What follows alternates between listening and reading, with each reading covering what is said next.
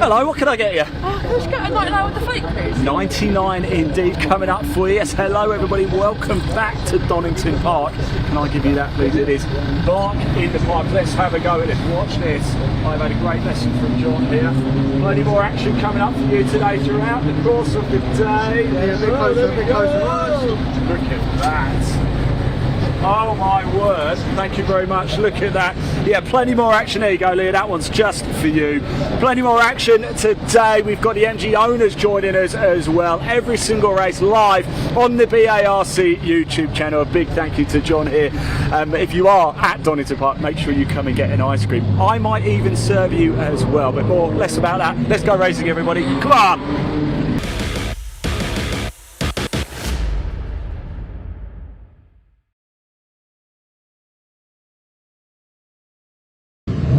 Good morning everybody, yes, day 2 for BARC in the park here at Donington Park, and we get things going with the classic touring car racing club Prix 66. Piers Grange took the win yesterday, Simon Gustafson was second, Ian Thompson in third. How are things going to shape up today? We haven't got long actually, we're a little bit ahead of the timetable as you can probably gather. So these cars are going to be released about 4 minutes ago. I was told they're going to be released in about 5 minutes, so they haven't got long. I just wanted to grab a quick word with Charles Norris down here, if that's possible. Charles, I just want to jump in. I absolutely love this car. Tell me the story behind it. It was the first thing my dad and I ever bought on eBay back in 2003.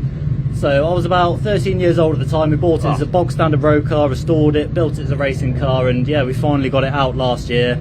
Had brake failure after 5 laps, so yeah, took it back to bits again, and touch wood this year, it seems to have hung together aside from the gear shift sort of braking yesterday.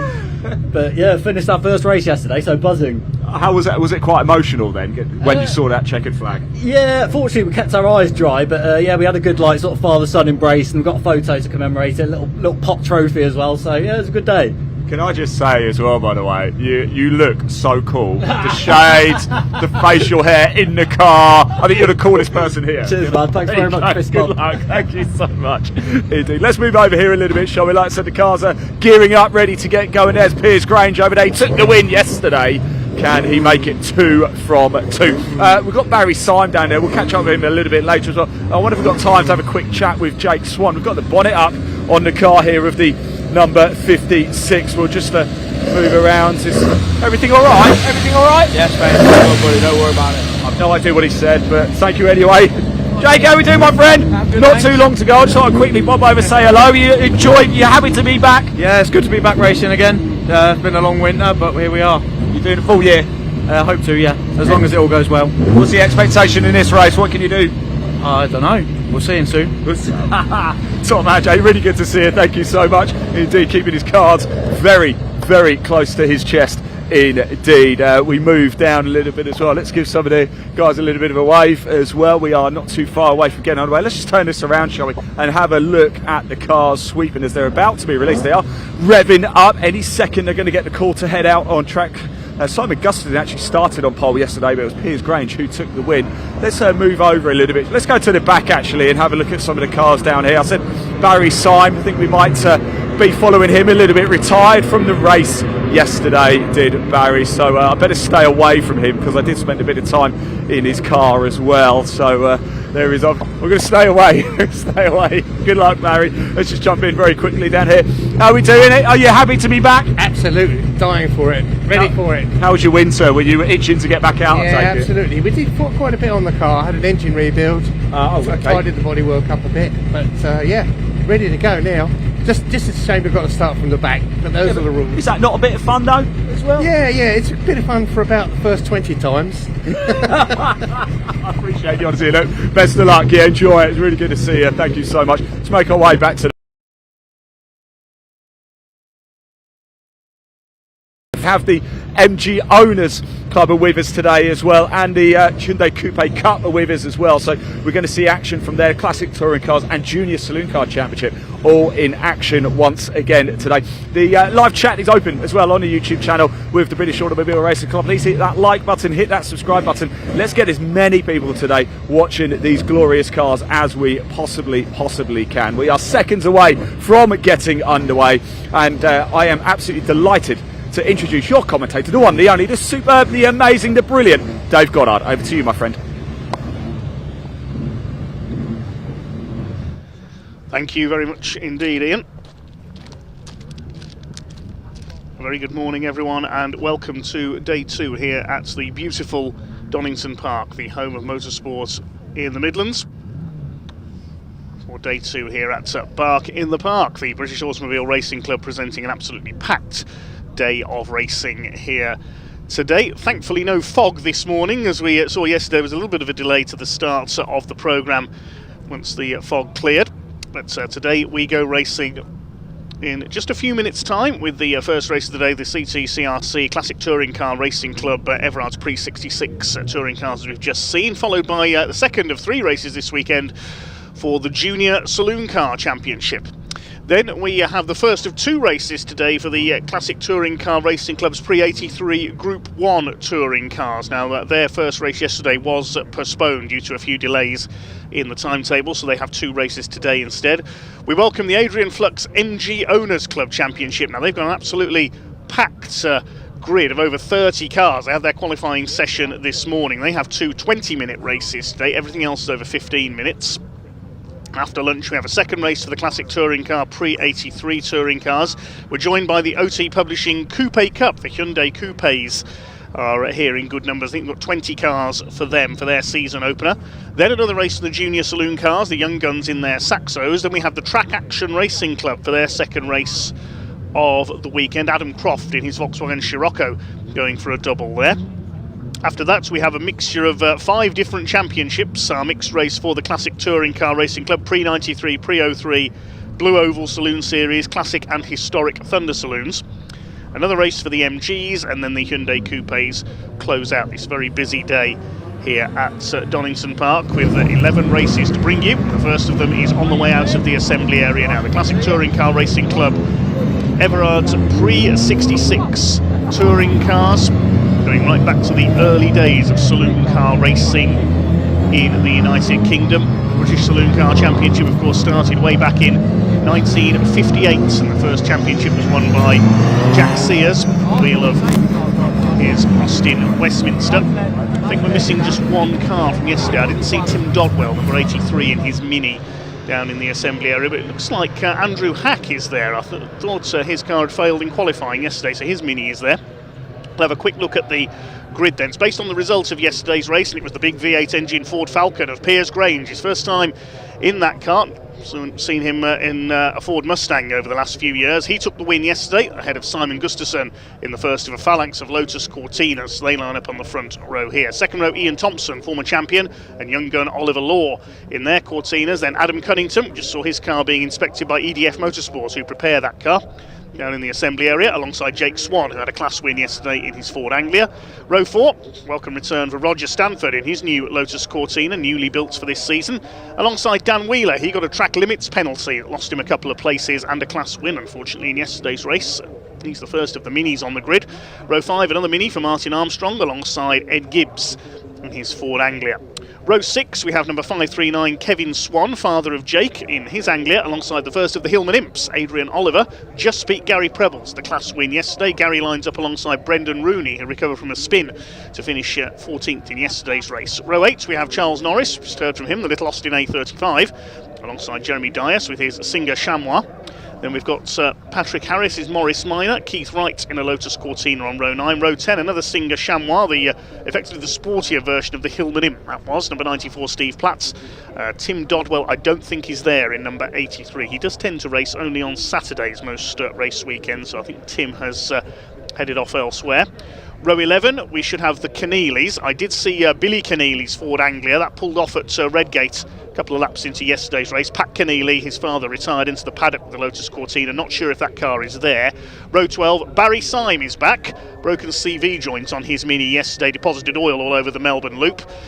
Andrew Hack, I think, is there alongside him. Had problems in qualifying and missed yesterday's race. And at the back, we've got two cars that were driven by other drivers yesterday, so they have to start from the back. John Davies has taken over from Mike Davies in the family Mini, and Brian Bedford in the Austin A40 that was raced by Steve Evans yesterday. So shared cars, changed drivers, so they have to start from the back of the grid.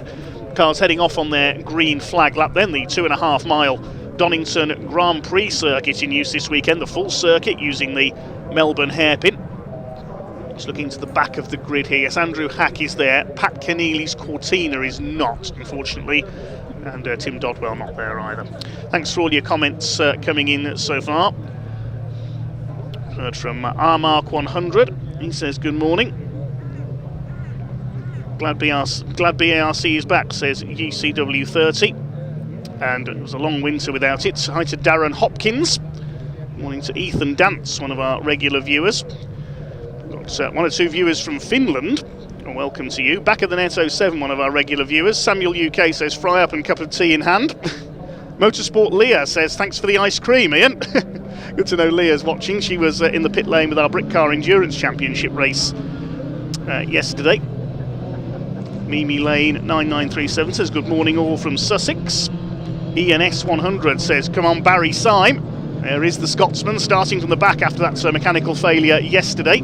He's sponsored by Miller's Oils, so he's used their product to top up his engine after that failure yesterday. There was oil all over the Melbourne hairpin, a couple of cars running wide as a result of that.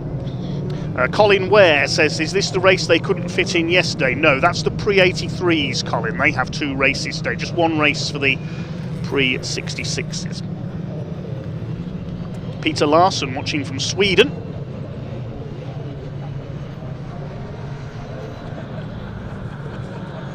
Start to settle in then. The cars head up through McLean's and up through Coppice Corner. Just warming their tyres. Much nicer weather, as we said, from what we experienced early yesterday here at Donington. The cars head down the exhibition straight, headed by that beautiful Ford Falcon, the big V8 engine beast of Piers Grange, a classic Ford collector. Piers, boss of PRG Trailers, his products will have brought lots of these cars to the circuit this weekend. Then a phalanx of Lotus Cortinas, we've got Anglias, Minis, lots of Hillman Imps, the little A35 of Charles Norris as well. Really harking back to the early days of the British Saloon Car Championship. The Australian Frank Gardner was a champion in Ford Falcons. The colours of the Alan Mann racing team, the red and gold. Lotus Cortinas, some of the all-time greats drove those, including the legendary Jim Clark, two-time Formula One world champion. John Fitzpatrick was king of the Anglias. In Minis, you have the likes of John Love, Sir John Whitmore, leading lady Christabel Carlisle as well.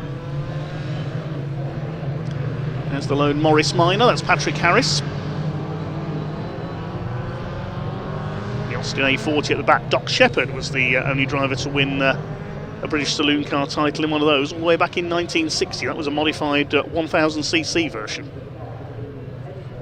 bit of tape on the front of Gary Preble's in there. It's his first time in that car this weekend. We've seen him win the Prix 03 touring car title with his Honda Civic 3 times.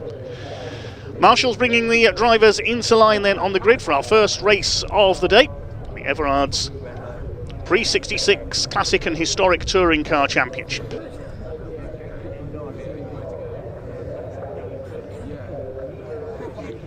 We'll get to more of your comments later on our stream. Thank you to everyone who's got in touch already. Last couple of cars into line then for our first race of the day. Who's going to win the dash down to Redgates? A contest between the V8 power of Piers Grange in the Falcon and the more nimble handling Cortinas and Minis and Anglias behind him. Waiting for the red lights to come on the gantry. This will be a 15-minute race around the 2.5 mile Donington Park Grand Prix circuit.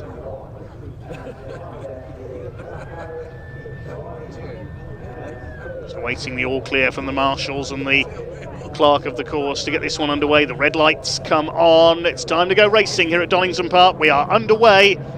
Already one car very slow away. That's Gary Preble's Imp, I think. A couple of cars have to take to the grass to avoid him. Piers Grange gets the advantage, gets the V8 power down onto the tarmac and leads into our first corner. Simon Gustafson's Cortina in second place. Not the best of starts to it for Ian Thompson in the grey Cortina. He runs out a little bit wide coming out of Redgate there. Everybody else away cleanly. Gary Preble dropped to the back. I think he stalled. It's only his second race in that car. It's Grange who leads as they plunge down a spectacular crane of curves and into the old hairpin. Look at the Falcon twitching there as they go into the hairpin. And look at the way Barry Symes coming through. He's past half the grid already from the back of the field. The Flying Scotsman, very much so, in the number 25 Mini. There's another Mini at the back. John Davies getting past Patrick Harris as they head out of the old hairpin, past Starkey's Bridge, and then up through the left-hand sweep of Schwantz curve. Gary Preble making up lost ground as well. Through the right at McLean's, then climb up to the double apex right-hander at Coppice. Piers Grange in the Falcon leads. Simon Gustafson, the ex-Golf GTI racer, in second place. And it's a battle between Adam Cunnington and Ollie Law for third place. Oliver Law, son of Justin Law, previously held the hill record at Goodwood in a Group C Jaguar at the Festival of Speed, prepared by Ollie's grandfather, Don Law.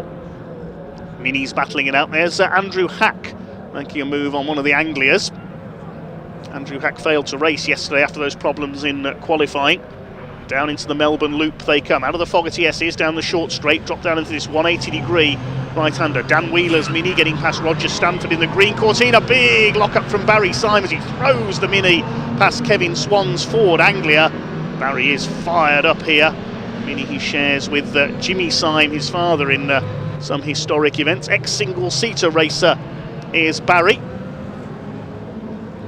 Made it to Formula Renault on the single-seater ladder, and he's certainly making up the lost ground here. The result of yesterday's race determining the grid for our first race of the day. So Piers Grange leads as they complete the first lap by 1.7 seconds ahead of Gustafson, Adam Cunnington in third, then it's Ollie Law, and Ian Thompson rounds out the top five. Kevin Swan, battle of the Anglias here with Billy Keneally in the blue Anglia. Failed to finish yesterday. He's making up for lost ground as well. Adam Cunnington just about holding off Ollie Law, or is he? Law going to the inside at the old hairpin. Cunnington slides his Cortina off the curb. There's Jake Swan, son of Kevin, under fire from Dan Wheeler, number 888 with his Mini. And great to see Roger Stanford back in the championship. That's a new build Lotus Cortina. His previous one that he raced for many years was written off in a big accident at Alton Park a couple of years ago. As they swing their way through Schwantz curve up towards the right-hander at McLean's. They climb up into Coppice. Stanford back to the inside on Jake Swan. Dan Wheeler's already gone through. Great fight all the way down the order. Side by side for third as well, the two Lotus Cortinas. There they are, Ollie Law and Adam Cunnington. And here comes Ian Thompson, champion in this category 2 years ago. Adam Cunnington snaking under braking there as Ollie Law moves up alongside him over the curve. He's going to get the inside and moves up into P3. Great stuff from the young gun. He's only a couple of years out of Junior Saloon Car Racing, is Ollie Law. Simon Gustafson, meanwhile, is not letting Piers Grange get away at the front of the field. Everybody else squabbling over third place. And down the inside, oh, that's a bit of a kamikaze move from Martin Armstrong in the Mini. I thought he was going to cannon into the side of Jake Swan's Anglia there. Andrew Hack is in there as well, the silvery coloured Mini just behind them. He's come up from the back of the grid. the number 123 car. Over the curve slightly on the inside, the left-hander at Goddard's. Ed Gibbs behind in the number 102 Ford Anglia. Fastest lap of the race to Simon Gustafson, 155.54, over a second quicker than Piers Grange on that last lap. So battle is joined at the front of the field. There's Martin Armstrong really throwing the number 230 Mini around. It's Hack behind him, Ed Gibbs sliding the Anglia, and Barry Symes up with them as well. He's come up to 12th from the back of the grid. Andrew Hack is in the top 10, so they're the two to watch at the moment, the two Minis. Simon Gustafson wants to lead this race, but that Ford Falcon is a big old barge to get past. There's young Ollie Law in the number 70 in the classic Lotus Cortina livery. It's pulled away a little bit from Adam Cunnington now in the battle for third position. There are the leaders, line astern up towards Coppice. Ian Thompson in the grey Cortina, used to race an Alan Mann replica Cortina, the red and gold colours. It's much closer than we saw in yesterday's race. They got spread out fairly quickly in race 1 yesterday. Out of Coppice into the exhibition straights, the old exhibition hall and auction rooms to the left-hand side of the circuit. Sadly, the Dunlop Bridge no longer there. Ed Gibbs trying to make a move in the Anglia on the back of the Minis. Andrew Hack up the inside, he won't get alongside Martin Armstrong into the Fogarty S's, named after motorcycle legend Carl Fogarty, the Blackburn Bullet. Just Stanford on the inside there, Barry Symes monstering up onto the back of this group of Minis and Anglias. Billy Keneally's dropped a little way back from them now. 24 cars took the start of this race, they're all still running, coming towards the end of lap 3, just over 9 minutes of this race to go. Andrew Hack up the inside on Martin Armstrong, takes 9th place away. Lifting a rear wheel there through the left-hander at Goddard's into the Wheatcroft straight. Here are the leaders, it's still Piers Grange ahead of Simon Gustafson, but only by half a second.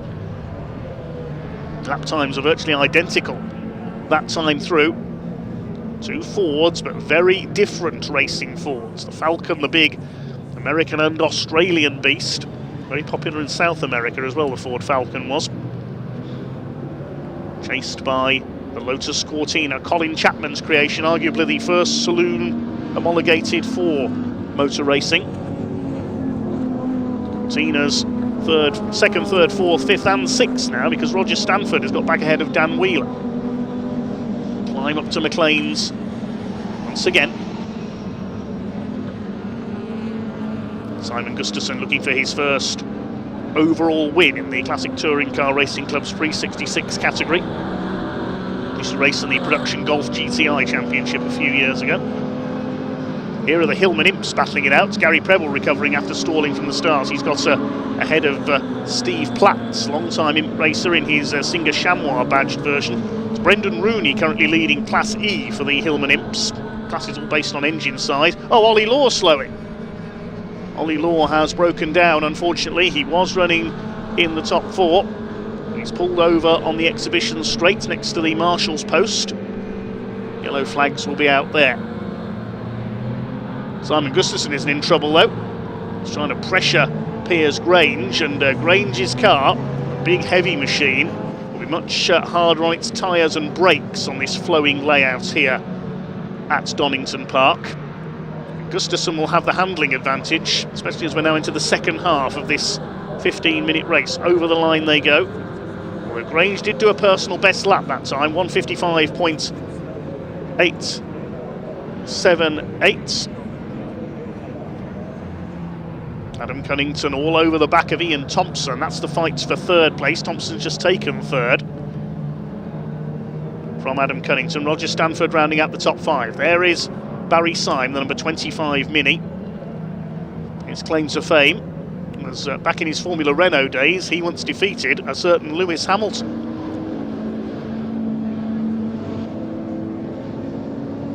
Barry moving to historic racing alongside his father, who's been successful in many different events in that Mini. He won the Class C Championship, that Class C being the Minis and Anglias, in this championship last season. Ian Thompson now in P3. Cunnington down to 4th. Stanford is 5th, but under fire from the leading Mini of Dan Wheeler.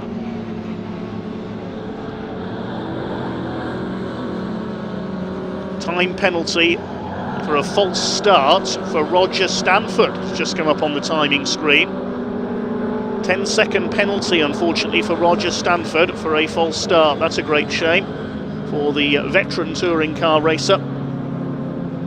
Further back in the order, this is the battle in Class D. It's for second in Class D between Patrick Harris in the Moggy Minor and the little Austin A35. The tiny machine of Charles Norris. Leading the class is Brian Bedford in the Austin A40, the reigning class champion.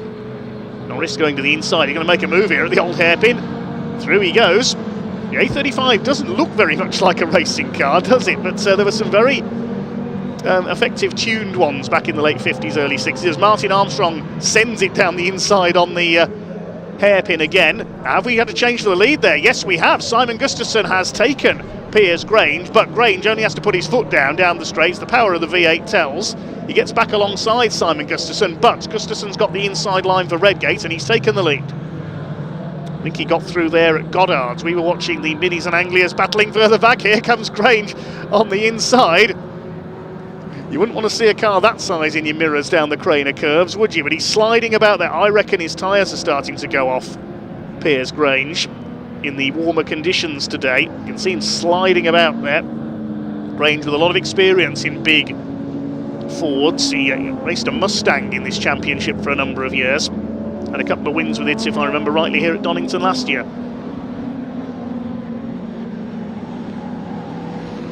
Towards McLean. Simon Gustafson now leads in the Lotus Cortina. Thompson and Cunnington still battling for third. We'll wait to see where that 10-second penalty drops Roger Stanford to, though, for, I assume he was either out of position at the start or he jumped the start. If you want to follow the live timing from today's events on your computer if you're at home or on your mobile device at trackside, TSL Timing, the place to do it, tsl-timing.com. As over the line there is Brian Bedford. He's ahead of one of the imps. That's Jeremy Dias, number 41. Sadly, we haven't got the reigning two-time champion, the reigning and former two-time champion out at this event, James Ibbotson. His engine not ready in his imp for Donington. He's hoping to be out at round 2 at Cadwell Park next month. Harry Syme continuing his charge up from the back. He's in 9th place overall, 4th in class. Class C being led by Dan Wheeler. Harry Syme in the Miller's Oils backed Mini.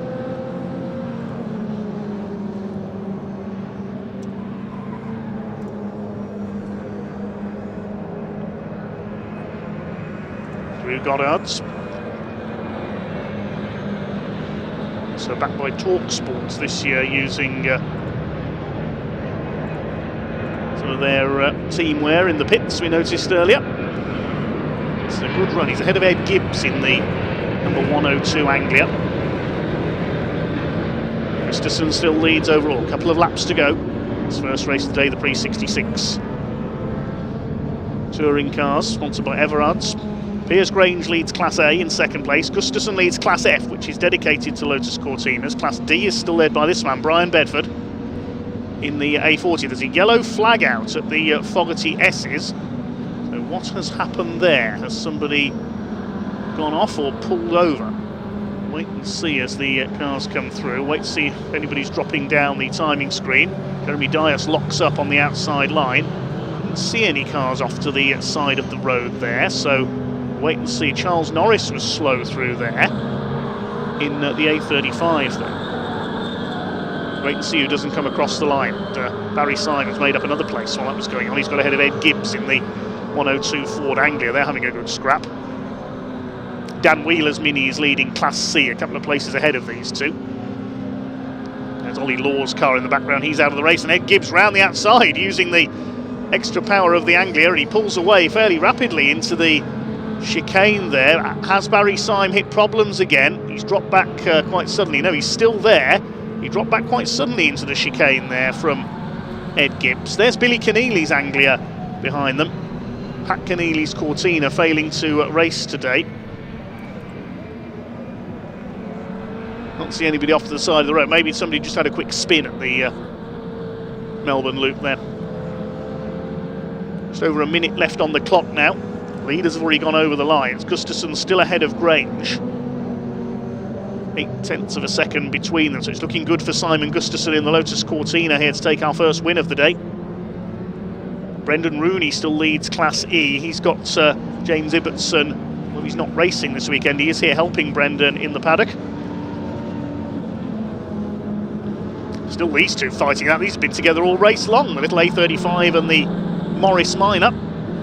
It was the late Tony Preston who was the king of Morris Minors in this championship. Won several titles back in the 2000s.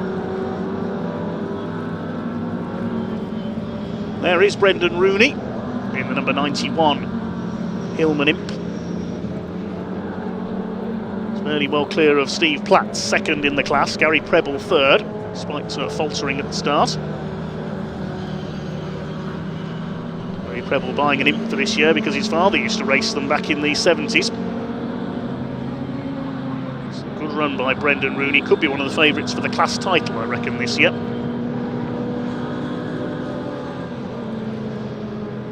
The overall leaders, the clock has counted down to 0, will soon be heading for the finish line. Here they are at the Melbourne hairpin now. Can Piers Grange mount a last bend lunge on Simon Gustafsson? I don't think he's going to be close enough to get alongside the Lotus Cortina. They come into the final corner. Oh, Gustafsson's locked up. He might have a small chance here. Piers Grange to get alongside. Here they come. I don't think he's going to do it. Grange gets crossed up on the exit and Simon Gustafsson comes across the line to take the win. Just ahead of Grange, and Grange got the fastest lap on the final lap, only 0.4 of a second in it as they cross the line. Ian Thompson comes over in third, Adam Cunnington will be fourth. Now Roger Stanford is going to drop back with that 10-second penalty, so Dan Wheeler will take fifth in his Mini. Who's going to be sixth? It will be Jake Swan, then it's Andrew Hack, Ed Gibbs and Barry Syme, a very good 9th place from the back of the grid. Billy Keneally coming through nicely from the back as well. Roger Stanford classified 8th with that penalty, so Gibbs is 9th, Syme in fact in 10th, and Keneally 11th. Here comes Brendan Rooney coming in to win his class. Keneally 11th, Martin Armstrong was 12th in his Mini, Kevin Swan's Anglia 13th, a quiet race for Kevin there. Brendan Rooney will be 14th overall. Brian Bedford, meanwhile back at Coppice, holding off Jeremy Dyers. They've been battling all race long. Brian is all set to win Class D. John Davies ahead of them and Steve Platts among others. In fact, Roger Stanford's been given a further penalty of 5 seconds for exceeding track limits, so Stanford in fact drops to 10th. Not a happy race for Roger Stanford, sadly. Across the line comes Steve Platts and Adrian Oliver in their Imps. Gary Preble should be next home in 18th place. Who's going to top this little scrap? I think further back Charles Norris has pulled clear of the Morris Minor of Patrick Harris now. It won't bother Brian Bedford too much if Jeremy Dyers does get through on the final corner. These two are in different classes. So Brian Bedford will still get the maximum points in Class D, the little Austin A40 hatchback. Out of the final corner, he will, I think, hold off Jeremy Dyers to the line. He does so. Behind them, Charles Norris. I said he pulled clear of Patrick Harris. Harris closing up again on the last bend. Across the line they come. There are final finishers. Keith Wright in 23rd place was a lap down. And the only retirement there, bad luck to Oliver Law, his Cortina. Sadly letting him down, he pulled up on the exhibition straight. So the provisional result then, Simon Gustafsson in the Cortina takes the win by 0.4 of a second over Piers Grange. They both win their classes. Ian Thompson in third, ahead of Adam Cunnington. The first Mini home, winner of Class C, Dan Wheeler in fifth, ahead of Jake Swan's Anglia. Andrew Hack in seventh, and then Ed Gibbs and Barry Syme coming through from the back for ninth. Roger Stanford picking up penalties, ends up in 10th place. Billy Keneally 11th, ahead of Martin Armstrong. Kevin Swan in 13th. Brendan Rooney, a class winner, in 14th position. The other class win going to Brian Bedford, who finished 19th overall. Fastest lap set by Piers Grange on the final lap there, 1:53.816. The race winner completing 8 laps in a time of 15 minutes 30.118 seconds.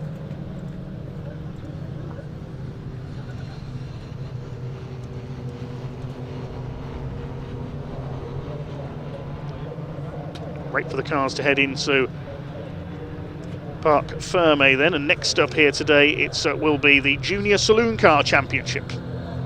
Their second of 3 races this weekend. Let's head down to Parc Fermé in the meantime with Ian Waterhouse.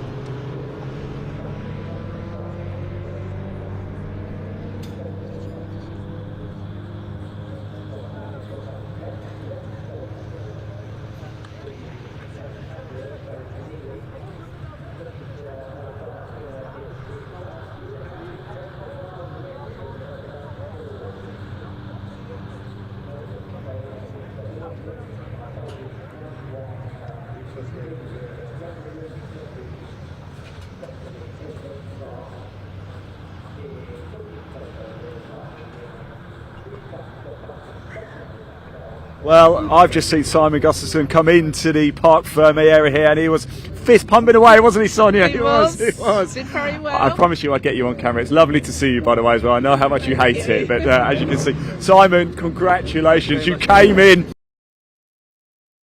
You can always have a hug, you know. And you had to a bit of a late charge from Piers there as well, wasn't it? Well, he came back at me, did he?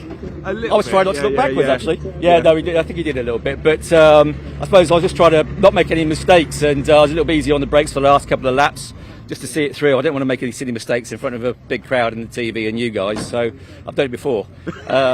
So it's just about bringing it home. But I'm just delighted. Alan Henderson's given me a cracking car and worked on it throughout the winter again. So we had one go last year and did other things to it, and had another go. So we've come out with a car which I think is really, truly, right up there. I think this could be quite interesting between you two this year. Could it be? We're becoming good friends, actually. Piers, you actually made a bit of a late braking attempt to get close to him. Yeah, I thought when he got past me, I had to let the tyres cool down a little bit, and then I thought, lap 14 to go, lap 14, I thought I better have a go this lap, so I caught him up, but not quite. I could have had a go down at the hairpin, but I thought it was a do or dare, and I didn't really want to risk that. So you did get P1 yesterday, P2 today. Not a bad way to start. No, that's it. Not a bad start to the year, is it? Yeah. Yes, thanks so much. Well done. Great to see you again as well. Ian, let me jump over. Well, how are you, more importantly? Another 6. I boxed on the outside, so I had to fight back, so battling back to third, but by then I couldn't do anything about the front two. But I was catching them, little bit by little, but they were too far ahead. Okay, so next time out, right? Another shout out for the band. Go ahead. Tonight. How was it last night? Last night was superb. Great sellout. So tonight, Edinburgh, the Voodoo Lounge. If you live in Edinburgh, you must go and see the Sons of Guns at the Voodoo Lounge tonight in Edinburgh. Superb band, blues, rock and roll, fantastic. Let me know when they come down south. Might have to go and watch it. I will do. In October, we're back. In October. Right. Remind me, Ian. I'll forget. Terrible memory. Right. I want to go I think we've got a little bit of time. Junior Saloon's up next. But before we do that, let's go have a quick chat with Barry Simon. Retired from the race yesterday. Worked his way up into the top 10 today. Top 10, Barry. Come on. That's better, isn't it? Yeah, that was the aim, coming from the back. Obviously, it was nice to start further up, but these things happen. That's motor racing. I was a little bit nervous about coming over. It was my fault yesterday for being. I was sat in your boot. I did say I did wind you up last night about it, Ian, but no offence taken. You come talk to me anytime. It was just one of these things. Brand new component failure yesterday. We'd spent a lot of time, money, and effort on the car over the winter, and brand new component failed on lap 1. So just like that, one of those things. Some of the part quality maybe isn't the best, but quite a lot to take away from this race, though. Encouraging signs going forward. Oh yeah, absolutely. I mean, I thought you were going to come and speak to me before, and I thought, what am I going to say? And I thought, top 10 was probably my aim. Got there, no damage to the car, which is nice. Yeah. And you were just doing some routine maintenance before we go to the next round. All good, and obviously great support from Miller's Oils and Swiftune and District Energy and the Glencairn Group and Scotech. So yeah, you know the best thing as well. You're actually done for the weekend now, so you can get back on the motorway back up north, can't you? There's a fair chance we might actually be home in time for dinner time. So which doesn't always happen. Most of the races obviously all over the UK, and we are a few hundred miles further north than everyone. So yeah, it'll be nice to get home. And, just another question actually, about my producer just asked a question. He wants to know if you're going to be racing at Goodwood at the members' meeting. Lord March hasn't come knocking yet, so unfortunately not. But if he's listening, then the car's available. we'll be there on a heartbeat. So, somebody of influence is listening in my ear, so you never know. Barry, thank you so much. Have a safe journey home as well. Right, that's it for the Prix 66s for the classic touring cars so far. Next up is the Junior Saloon Car Championship, their second race of the weekend. A little bit earlier, I caught up with a couple of the drivers in the assembly area, and let's hear from them now.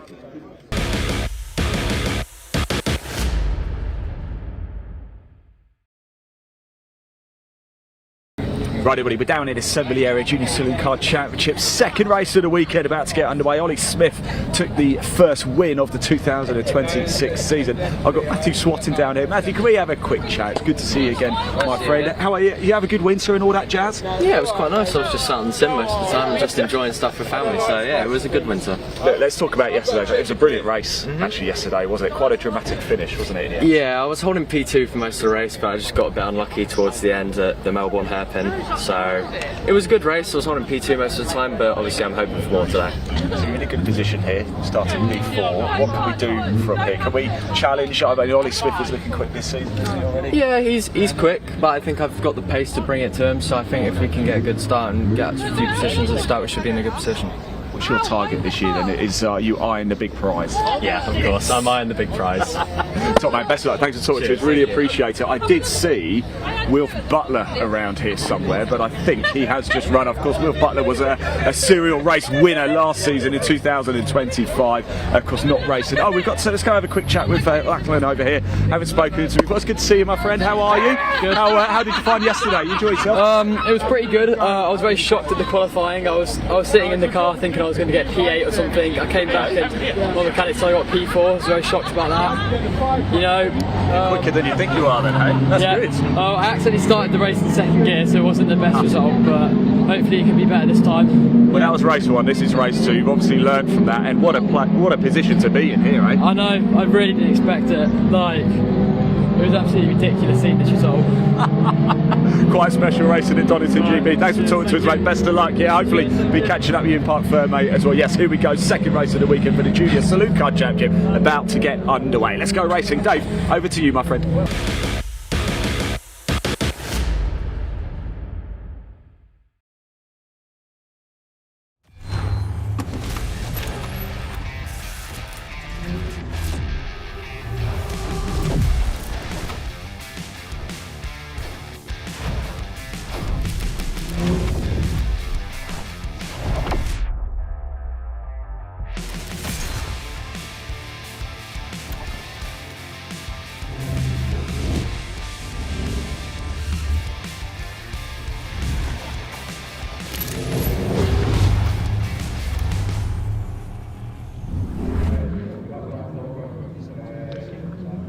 Thanks, Ian, and yes, do go along to Thruxton in mid-May. It's earlier in the year this year, the visit of the big rigs, the British Truck Racing Championship for Convoy at Thruxton. They're also on Easter weekend at Brands Hatch on the Indy circuit as well. We'll be covering both of those, but do attend if you can. If you can't make it, join us here on BARC TV. Junior Saloon Car Championship up next then, their second race of the weekend here at Donington Park, and the grid set by the second fastest time for each driver in qualifying. Yesterday's winner, Ollie Smith, is on the pole in the number 80. He was Rookie of the Year last year, the title favourite this year. 87 Leon Holly will start alongside him. Hopefully he's on the grid this time. Had to start from the pit lane. In yesterday's race, his car refused to fire up, leaving the assembly area. Lachlan Homer, we've just heard from, is on row 2, number 94, alongside 27 Matthew Swatton. Third row, number 3, Jake Wardle, and 14, Martin Wright, the 2025 scholarship winner. He got his first ever podium yesterday. Row 4, 29 of Tim Leonard and Zane Queckhart, number 44. Row 5, 41 William Omar, 35 Freddie Chandler. 3 of our newcomers there on rows 4 and 5. On row 6, number 17 George Allen starts alongside this year's scholarship winner, 96 Ralphie Branscombe. And on row 7, 64 Ben Ward and 23 Max Scharfegger. Max had all but one of his lap times disallowed in qualifying yesterday for exceeding track limits. I think Ben Ward suffered a similar fate as well, so they're going to start from the back for this race. So watch them coming through. Max took second on the line in a photo finish with Martin Wright yesterday. Matthew Swatton got shuffled back off the podium on the final lap, so those three had a great fight And we're going to see some of the same again. These 14 drivers out there in identical Citroën Saxo VTRs at 1600cc. We've even got a Citroën Saxo safety car for the JSCC this year as well. These are the saloon car stars of tomorrow. Drivers as young as 14 years of age appear in the Junior Saloon Cars, 14 to 17-year-olds. Ollie Smith on the pole. As we said, his last year's Rookie of the Year. His older brother Harry is a former champion in this formula, moved up onto the Mini Challenge last season. Last year it was Wilf Butler, Ollie Kerr and Josh Salvadori who did the race winning pretty much between them. It was Ollie Kerr who took the title by just a couple of points. He's moved on up for this year as well. Ollie Smith, number 80, on the pole in the Musketeer Motorsport machine. His teammate is lined up alongside him this time. Leon Holly, all the way from Collumpton in Devon. Ollie Smith from Maidenhead in Berkshire. Watch for the fireworks on the back of the grid. Watch for Max Scharfegger, number 23, Cheshire-based driver, the grey and yellow car there. Best of the newcomers, Lachlan Homer, number 94. Watch for Martin Wright, a new livery for him, the blue car this year. 29 Tim Leonard had a lively battle with the black and orange car of Zane Quecker, one of our newcomers in yesterday's race. I know he's got plenty of fans watching on the stream this weekend. Like to Rick, who's watching from Australia. Graham Kirkham says JSCC never disappoints. Nick Proudlock says, have they said where they're going to run the extra Prix 83 race? Yes, the Prix 83 is there up next, and also the first race after the lunch break, if you're waiting for the Prix 83 Group 1 touring cars. So we've got 2 races for them today. They had a race postponed from yesterday due to a few delays in the timetable. Jensen Pritchard says, go Zane Quecker. I know he's got a lot of fans watching this weekend. His first race weekend for Zane, number 44. Barry Syme getting plenty of support in that previous race as well in our comment thread on YouTube. One of our commenters says, come on, 96, that's Ralphie Branscombe, our scholarship winner. That's the black and green car there on the 6th row of the grid. Watch for Max Scharfegger coming through from the back. A few issues in qualifying yesterday. It's the Saxo safety car leads them round. The Saxo, quite a scarce sight on our roads these days. Lots of the Citroën Saxo VTRs got used in budget motorsports and relatively cheap to insure as well. As we said, well, a lot of them got boy racered on the roads in the modifying scene of the 2000s. But the boy racers lining up for their second race of the weekend here, with Ollie Smith and Leon Holly leading them up to the grid. 2 teammates. Ollie Smith, the green, white and blue car. Leon Holly, the grey and white car with blue flashes on the bonnet. Lachlan Homer in white and black on row 2. The red, white and blue of Kersley Motorsports for Matthew Swatton. We'll see their colours in the Hyundai Coupe Cup as well this weekend, with Harvey Kersley, who raced in this class a couple of years ago, competing. Jake Wardle on row 3, the black and green car, alongside the blue of Martin Wright. So we await the all clear from the marshals, and then the red lights will come on the gantry. They do now. 15 minutes of racing for the Junior Saloon Car Championship gets underway. Good start by the pole sitter Ollie Smith, moves across to take the line for Redgate. Decent start by Jake Wardle as well. Lachlan Homer bogs down, and he's dropped back a fair few places. Coming through on the inside is Matthew Swatton, the number 27. Matthew Swatton up into second place. Good start by the Kersley Motorsport man, and Max Scharfegger has already made up a few places. A little bit of contact there, possibly between Ben Ward and Lachlan Homer, and Lachlan finds himself in last place, coming out of Redgate for the first time. It's Ollie Smith who leads down the Craner curves from Matthew Swatton in second place. There comes Leon Holly on the inside. Very ebullient driver as he proved last season, and the Tool Zone sponsored car moves up into second place. Good move there by Leon Holly. Martin Wright in the blue car in fourth place. Max Scharfegger on the tail of the number 41 of William Omar, the red car. I'm wondering if that is Josh Salvadori's car from last season, because he raced in the Lightning McQueen lookalike Side by side for third place now. Matthew Swatton and Martin Wright together. Jake Wardle is on their tails, the black and green number 3 car. Swatton just about holding that third place, the Torque HSE car. Next in the order, Tim Leonard. Then it's William Omar, he's running well. Zane Quecker behind him, and then Max Scharfegger making his way up from the back of the grid. Then a gap back to Ben Ward and the 35 of Freddie Chandler, brother of Stephen Chandler, who raced in this series a few seasons ago. Up the inside, Max Scharfegger past Zane Quecker makes up the place. Into the Fogarty S's for the first time. Your leader is Ollie Smith. Switching to the inside, Matthew Swatton's going to have a go for second place down the inside on Leon Holly. Don't think he's quite going to get alongside. He might get him on the exit. Holly has to give him room.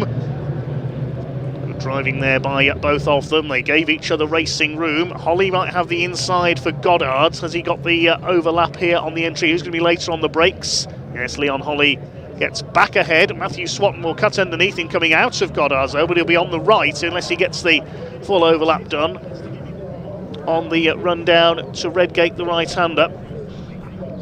Behind them, Martin Wright, then it's Jake Wardle as they sort themselves out at the completion of lap number 1. Smith leads by over 2 seconds, and I think we're seeing a similar pattern here to race 1. Everybody else fighting each other, and Ollie Smith able to pull away at the front. Side by side into the Craner curves. Matthew Swatton still side by side with Leon Holly, and he's got through. Matthew Swatton back up into P2. Martin Wright in 4th place, then it's Jake Wardle. Freddie Chandler has pulled into the pits. He did that at the end of the first lap in yesterday's race as well, so still possible issues with that car. Up towards Schwantz curve they go. Ollie Smith already pulling away. Martin Wright looking to have a go at Leon Holly here for P3 as they head up towards Coppice once again. Behind them, Jake Wardle staying with this lead group. And there's a gap back to Tim Leonard in the Oryx Motorsport car, the white and orange car. Just behind him, it's Max Scharfegger who's come up from the tail of the grid. Then it's William Omar, Zane Quecker and Ben Ward round out the first 10. George Allen is 11th, Ralphie Branscombe 12th. Stephen Chandler having pulled into the pits, and where's Martin Wright going? Completely misses the chicane there. This is not rallycross, Martin. You don't need to take a joker lap. Not sure what happened there. I thought he was heading for the barriers. Swatton holds off Leon Holly for second place. Martin Wright still in 4th. I don't think he gained any advantage there, so he won't face any penalty for missing out the chicane.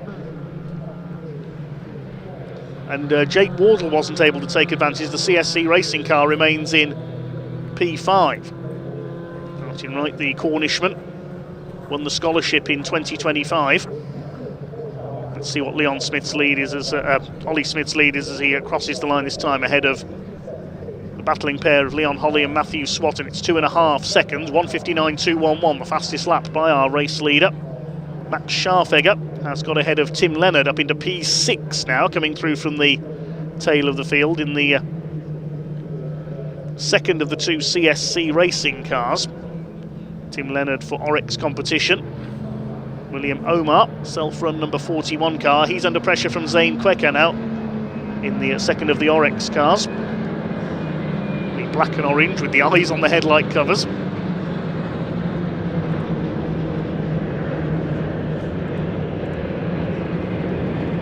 On the bottom of the course, past the old Starkey's Bridge, no longer spanning the circuit there. Zane Quecker moving up onto the rear bumper of William Omar now to try and have a go for what is P8. Fight between 2 of our newcomers. The hill under the flight path of East Midlands Airport.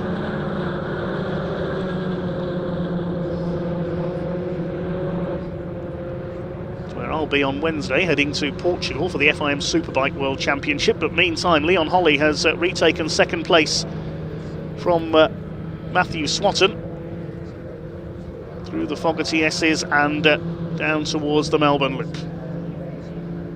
Good run by Leon Holly. Had to come through from the pit lane yesterday. Matthew Swatton having a go again. Is there room there? Not quite. Leon Holly defending. Try again on the exit. Holly keeps the line and keeps that P2. Martin Wright drawing up onto the back of them. Great battle developing here with still 9 minutes of this race to go. Into Goddard's. All this is allowing Ollie Smith to continue to pull away. The gap was 2.5 seconds, it's now 3.69 seconds. He's pulled out over a second, new fastest lap for the leader, 1:58.475. Jake Wardle's dropped away from these three a little now in 5th position. Scharfegger 6th, ahead of Leonard, Omar, Quecker and Ward. Martin Wright's a little wide over the curbs there as they headed through Hollywood. Should rename it Leon Hollywood in this race, so shouldn't we? Down the Craner curves, he's still in 2nd place, the Devonian, into the old hairpin. There's Scharfegger trying to catch this group up. Next group is Tim Leonard, William Omar, Zane Quecker at the back of this group. William Omar runs wide over the curves, nearly onto the gravel. Very easy to do there. You're carrying a lot of momentum coming into that old hairpin section. You have to be very judicious on your brakes. It's a roller coaster of a circuit here at Donington. Let's back up the other side through Schwantz, McLean's and Coppice. 2nd, 3rd and 4th still line astern. Oh, Lachlan Homer's off. And I think that is at the old hairpin. Just as I said that, he spun it into the gravel. If he can't get out of there, we could have a safety car. So Lachlan Homer, the West Midlands-based driver from Solihull, is stuck there facing the wrong way. He bogged down off the start, got sideways and a bit of rub with Ben Ward going into Redgate, and dropped to the back of the field, and now he's out of the race. Leon Holly still holding 2nd place. He's gone a little bit deep there into the hairpin. This is Matthew Swatton's opportunity. He's going through, but the safety car is being deployed, I can tell you. Leon Holly still had his nose in front there, so he should keep 2nd place, but the safety car is coming out because of that car of Lachlan Homer off at the old hairpin. And he gets the unfortunate reward of the first retirement of the year. As all 14 cars finish yesterday's race, you can see the marks on the door of Lachlan Homer's car. That's from the contact with Ben Ward on the first corner. He's stuck in the gravel trap, facing the wrong way at the old hairpin. That's a great shame for LH94, as it says on the door. He is out of the race.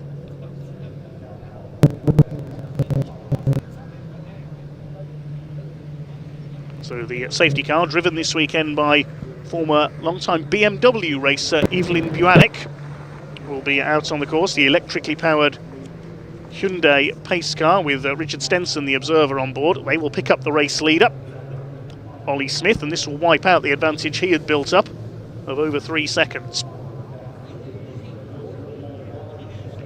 Marshall's just discussing what to do. In comes the telehandler. Big thanks to all our Orange family, as always. We couldn't go racing without our marshals. If you're interested in becoming a marshal, getting closer to the action, look on the BARC website, barc.net, or at the British Motorsport Marshals Club, marshals.co.uk online, to find out more info. You can attend a taster day as a marshal, find out if it's for you, and look at various roles at trackside in motorsport. JCB tows Lachlan Homer's car through the gravel trap.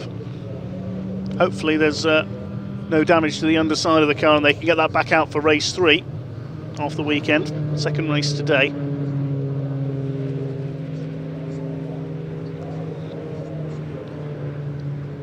Great shame for Lachlan Homer after he'd qualified so well.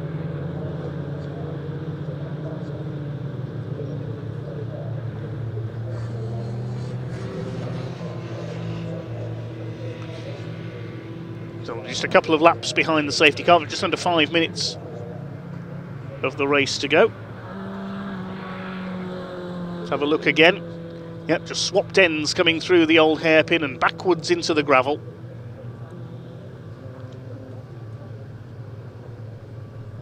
Easy mistake to make through the old hairpin, and the car just bogs down, and he's not going to get out of there. Lachlan Homer, unfortunately, and the Midlands-based driver is out.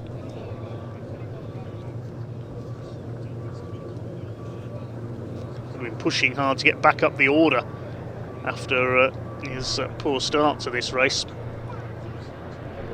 So the MRM team will have a bit of work to do just to check the car is okay. And the JSCC safety car leads them round. Ollie Smith, who's keeping a cool head in there. His lead that he'd built up has been wiped out, of course. There's Ralphie Branscombe, our scholarship winner, at the back of the field, along with Freddie Chandler. He's been able to catch up again. Of course, made a pit stop early on.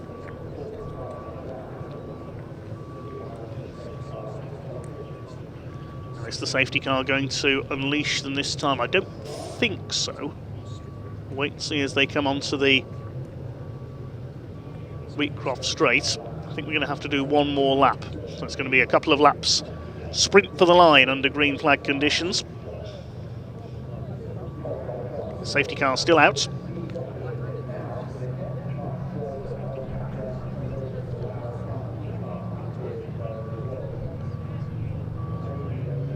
Drivers weaving to keep their tyres warm.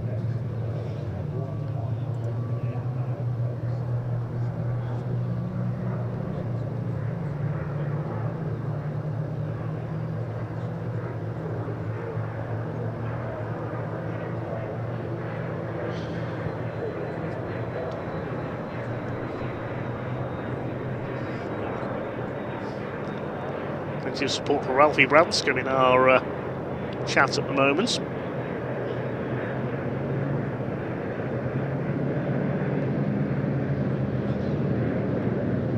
And for Zane Quecker as well. Lacey Stubbs says go Matthew Swatton in the 27. He's in third place.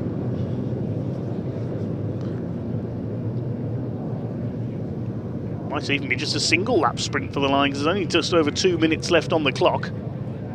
We're using the longer lap, of course, here at Donington this weekend.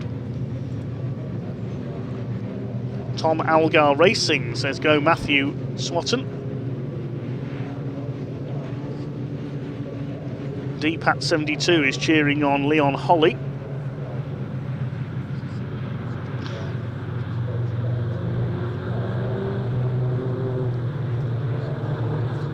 Tom Algar Racing. We saw him out last season in an orange Saxo. Algar family running a variety of saloon car series. Weaving almost in formation here, coming down the exhibition straights. Lights still on top of the safety car. When they go out, we will be going back to racing next time by. Looks like it's likely to be just a one-lap sprint for the line here in our second of 3 junior saloon car races this weekend. There's Duncan cheering on the Musketeer Motorsport team, who currently run 1-2. Charlie Woods supporting Matthew Swatton in third place. It's going to be an interesting fight between those three, and Martin Wright as well to the flag here.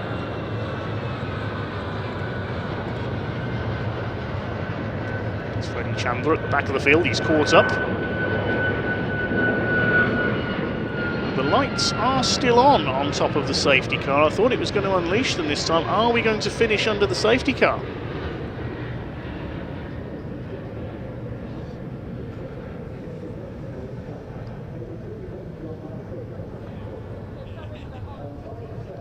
I was expecting it to unleash them this time, but it looks like it's not going to. Yes, the checkered flag is being displayed because there's only a few seconds left, so we do finish under safety car here at Donington Park. There wasn't quite time left for one last lap, so a little bit disappointing for the drivers, but it is a win for Ollie Smith. 2 wins out of 2 this weekend. Leon Holly takes second, and Matthew Swatton in third place. Martin Wright is fourth. Then we have number 3 of Jake Wardle, fifth. Good run by Max Scharfegger through from the back of the grid to 6th place. William Omar is 7th. Zane Quecker, Tim Leonard and Ben Ward round out to the top 10. For the provisional results of our second junior saloon car race then, which finishes behind the safety car, Ollie Smith the winner, ahead of Holly and Swatton. Good run by William Omar for 7th place there. Had Quaker, Leonard and Ward. George Allen 11th, Ralphie Branscombe 12th, and Freddie Chandler in 13th place. Lachlan Homer went off at the old hairpin to bring out the safety car. Ollie Smith gets the fastest lap of 1:58.475. The winner completing 6 laps in 15 minutes 1.625 seconds. So a short pause then while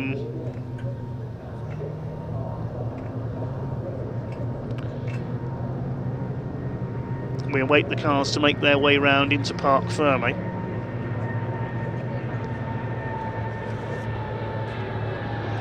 Next up we have the CTCRC Prix 83 Group 1 touring cars for their first race of the weekend, the race that was postponed from yesterday due to delays.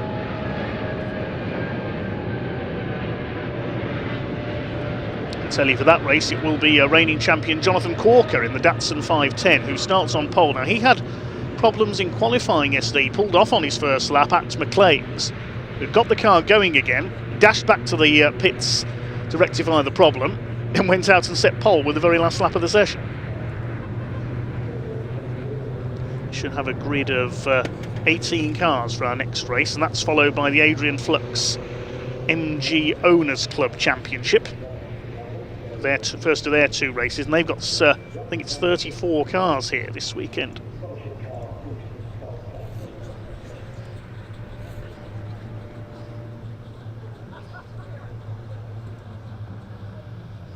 Busy weekend for our marshals. Big thanks to the Orange family.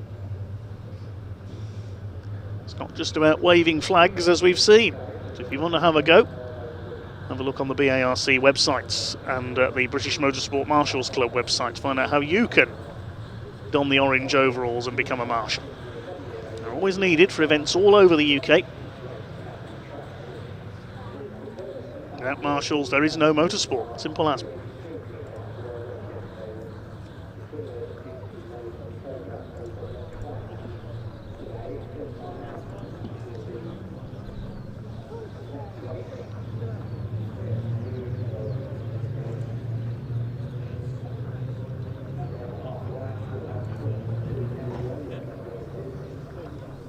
To see a few more spectators at trackside today as well.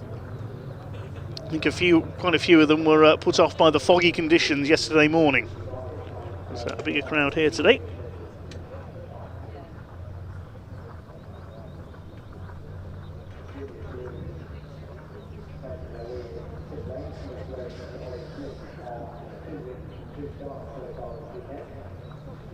Big thanks to everybody else here at Donington, the medical staff, the recovery crews, race control staff, and everyone else as well. Not to mention our camera team as well, bringing us the action.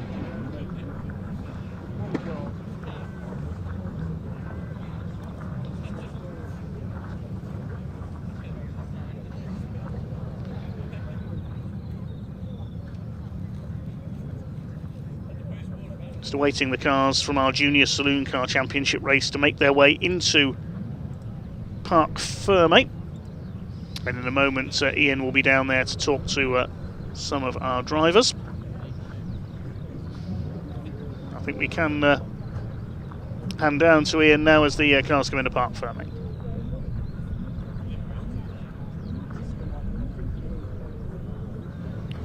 Well, a finish under the safety car, but it doesn't matter how you get them at the end of the season, they all count. And look at Leon Holly and Ollie Smith there. Just like great respect between the 2 drivers. Here comes Matthew Swatton as well. Ollie, come in you come, my friend. Again, I'll let you get your... you take your helmet off first. It's a glorious day here. Don't forget, the live chat is open on the YouTube channel. I know loads of you watching, and we do really appreciate it. If you're celebrating something today as well, let us know. Dave Goddard will give you a number of shout outs, I'm sure, as well. Hit that like button, hit that subscribe button too. Ollie, right, doesn't matter how you get them, they all count at the end of the season, don't they? Of course they do, yeah. Because you had to be in first place anyway, so, and you were. Yeah, we got a good start, got our head down, and again we went, and safety car unfortunately finished under that, but glad everyone's okay. Listen, you're seriously quick, aren't you? We saw last season in your rookie season, you've started this season with back-to-back wins. I don't want to jinx anything with commentator's curse, but can we make it the big 3 later? We hope so, don't we? Yeah. Ollie, well done. I'll let you crack on. Well done. Good stuff indeed. Matthew, over here, my friend. Unfortunately, the safety car meant you weren't able to have a go right at the end, but still a solid race. Yeah, well, it's my first podium, so I'm happy with that. But I still feel like if that safety car came in a lap earlier, I think I could have got shot a second. But at the end of the day, it is what it is, and I'm really happy. So I can't thank my team enough and my sponsors. This must give you a huge boost going into the last race later, yeah? Yeah, well, we're starting P2, so hopefully we can make up some good ground then. Excellent. Hopefully we'll be catching up a little bit later. Yeah, really good to see you as well. Let's grab Leon. Leon, can I borrow you, mate? Well done. Congratulations. Good race. Are you happy? It was a great race. Yeah, it was alright actually. I mean, it wasn't half a race because it was under safety car, but still the first half was amazing. And yeah, on to the next one. Were you just really hoping that the safety car lights were going to go off, so you're going to have one last lap? One last lap to battle it out, really, but kind of on to the next race, really. We can't change nothing now. Top mate, you got 15 minutes later. Thanks, Leo. Congratulations. Well done, my friend. Right, up next, the classic touring car race car Prix 83s. We didn't get to see them in track action yesterday because the light faded, so we couldn't get that race in. Now we're going to get to see them on track in anger for the first time in 2026. A little bit earlier, I caught up with some of the drivers over at the assembly area, so let's hear from them now.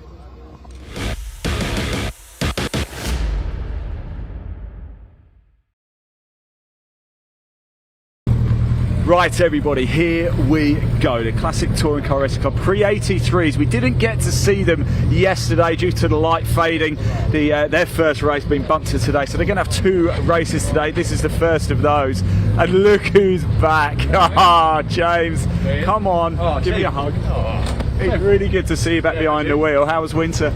Yeah, well, hopefully we're going to get much better this year. We're all ready. We've qualified, so let's see what we can do.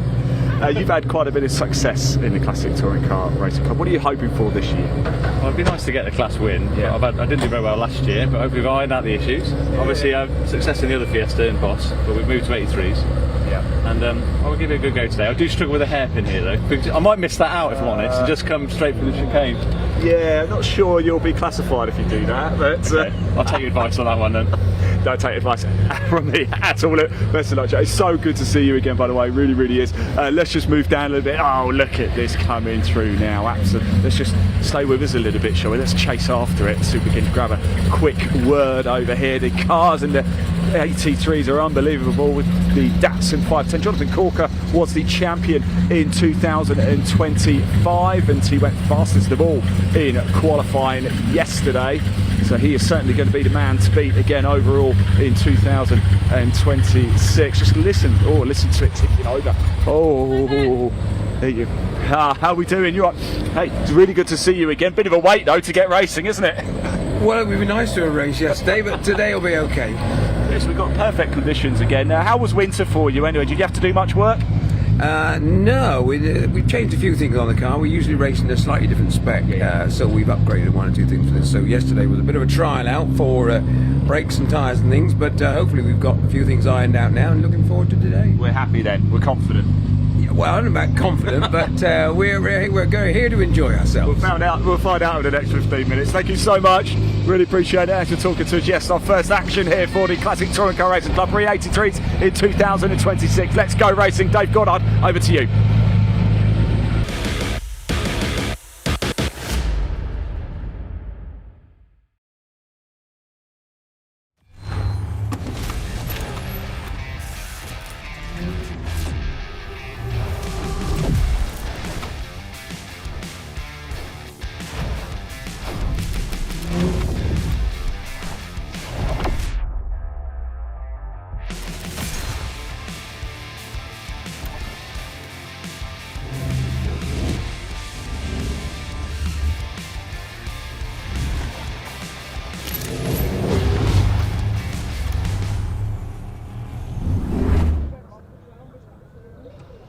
Yes, not long now until the big rigs are back in action. They go to Thruxton and also to Brands Hatch on Easter weekend, so do come along to those events if you can. Meanwhile, a very varied and very stunning indeed grid of Prix 83 Group 1 touring cars forming up on the grid here at Donington Park. We've got 18 cars for this one, their first of two races today.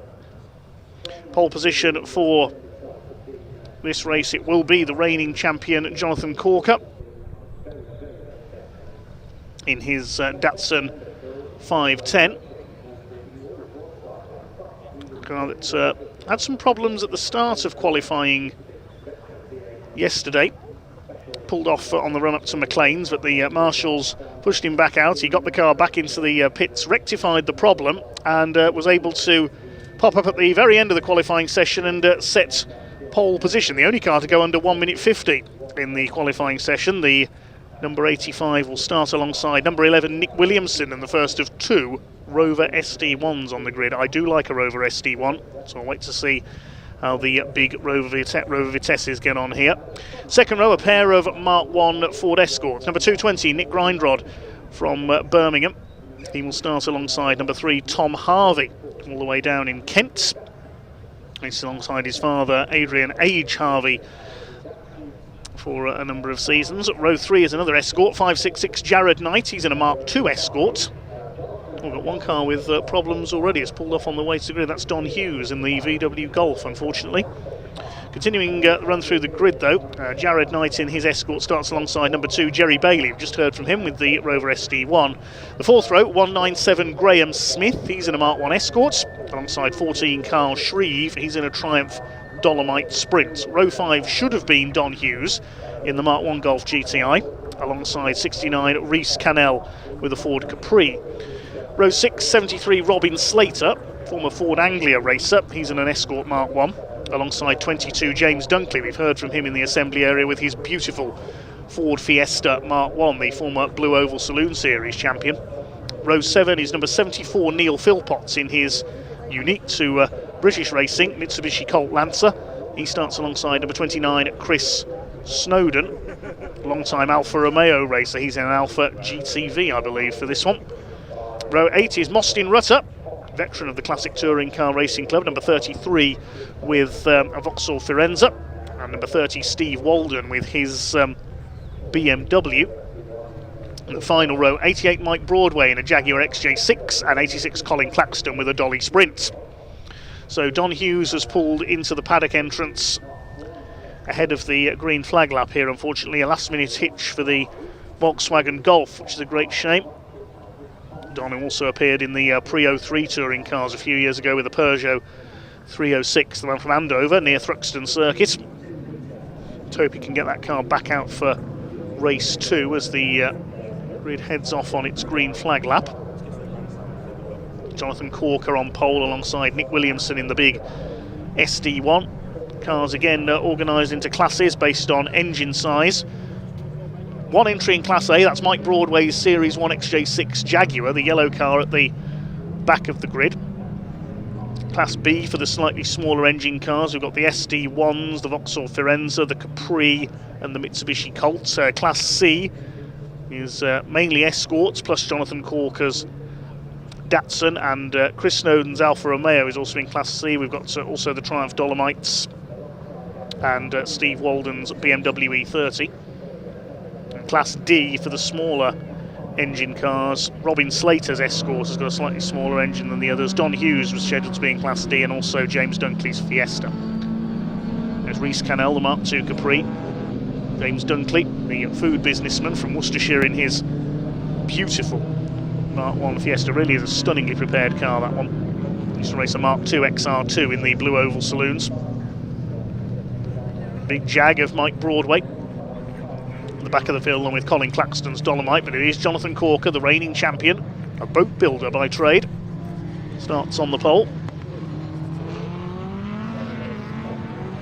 Graham Smith, the yellow Escort there, very experienced, historic racer, competed everything from Caterhams to Morgan Plus 4s over the years, if memory serves me correctly.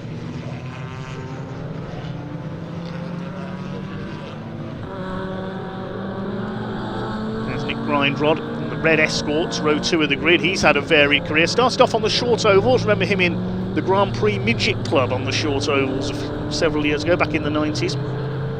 He's raced Caterhams, he's raced MX-5s. All manner of different cars Nick has raced, and in his second season with the Mark 1 Escort, alongside Tom Harvey, young gun from Kent in his Escort. Very quick driver indeed in the Shell Sport liveried car. Watch out for Chris Snowden as well, a long-time Alfa Romeo expert. Won several titles in the Alfa Romeo Championship over the years. There's the lovely GTV. just behind Neil Philpotts in the much more angular shaped Mitsubishi Colt Lancer, a very rare car indeed these days. Neil used to race a Mitsubishi Starion as well. Colin Claxton at the back in one of 2 Dolly Sprints on the grid. Very famous in British saloon car racing, the likes of Jerry Marshall, Tony Dron, and even a young Andy Rouse raced Dolly Sprints. Master of the Ford Capri, we see Reece Cannell's version there. The master of the Capri in the 70s was Gordon Spice. Jerry Marshall appeared in them as well, arguably Britain's greatest ever saloon car racer, although Andy Rouse would probably dispute that. And the late Dave Brodie as well. Always an outspoken character. He was one of the greats in the Mark I Escorts, his famous Escort, Run Baby Run as it was known. The black liveried car, he won hundreds of races in that car.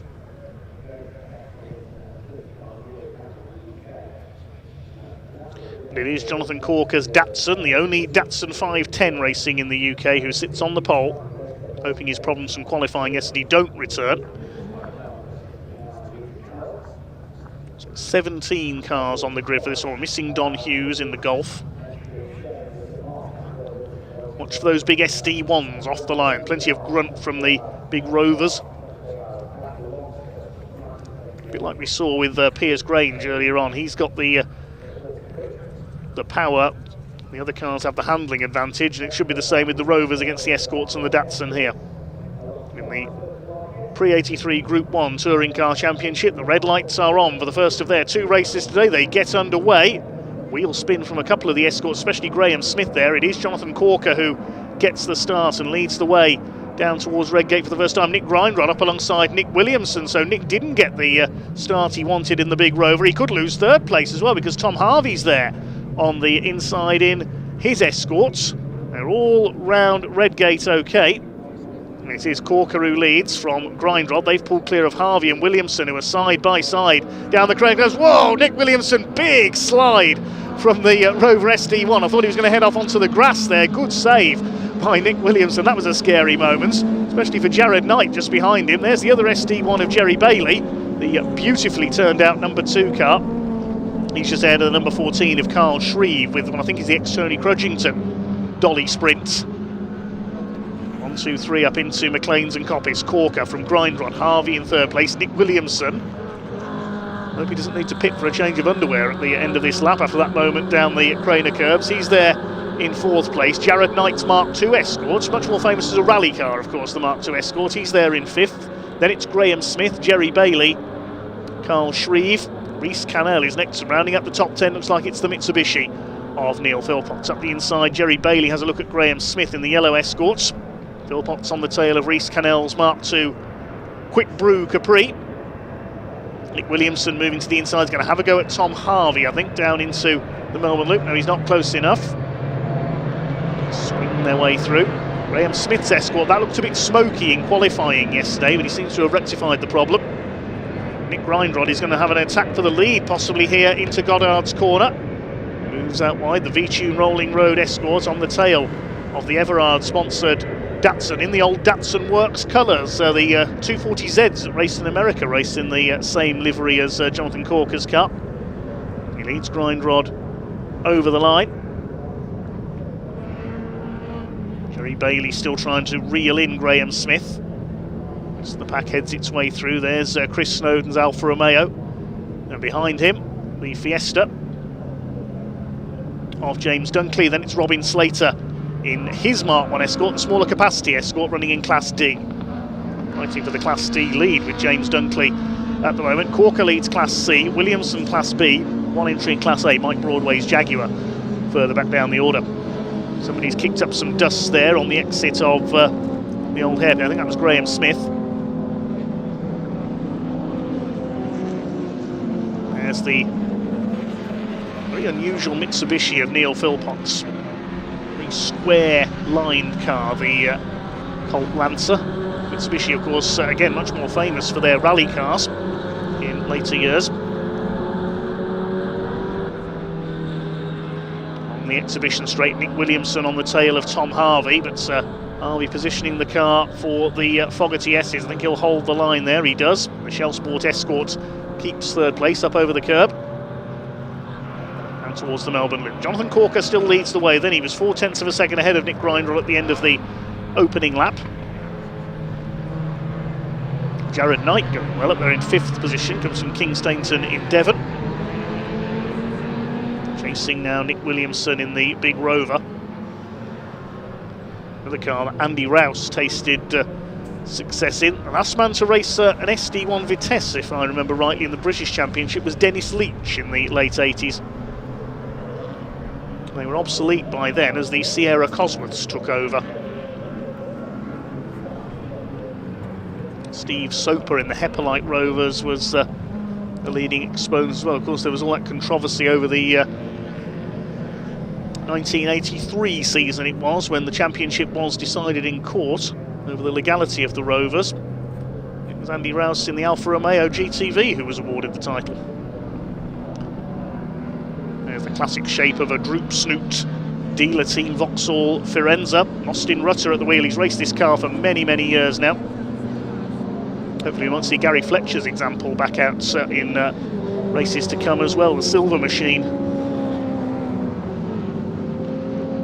Canal in the Quick Brew Super Brew Capri. Wonder what he's brewing here. Currently sitting in 10th place. He's lost a place to the Mitsubishi. There's somebody coming into the pits. It's a Dolly Sprint. I can tell you it's Colin Claxton who was running at the tail of the field. Some problems for the Triumph. Meantime, Nick Williamson all over the back of Tom Harvey again, but Tom has the handling advantage in the Escort over the big Rover. Jonathan Corker leads. He set the fastest lap of the race as Williamson trying everything he knows to try and get alongside Tom Harvey. Tom with racecraft belying his young years here. Very good drive by the second Mark 1 Escort behind Nick Grindrod. It's Corker who leads.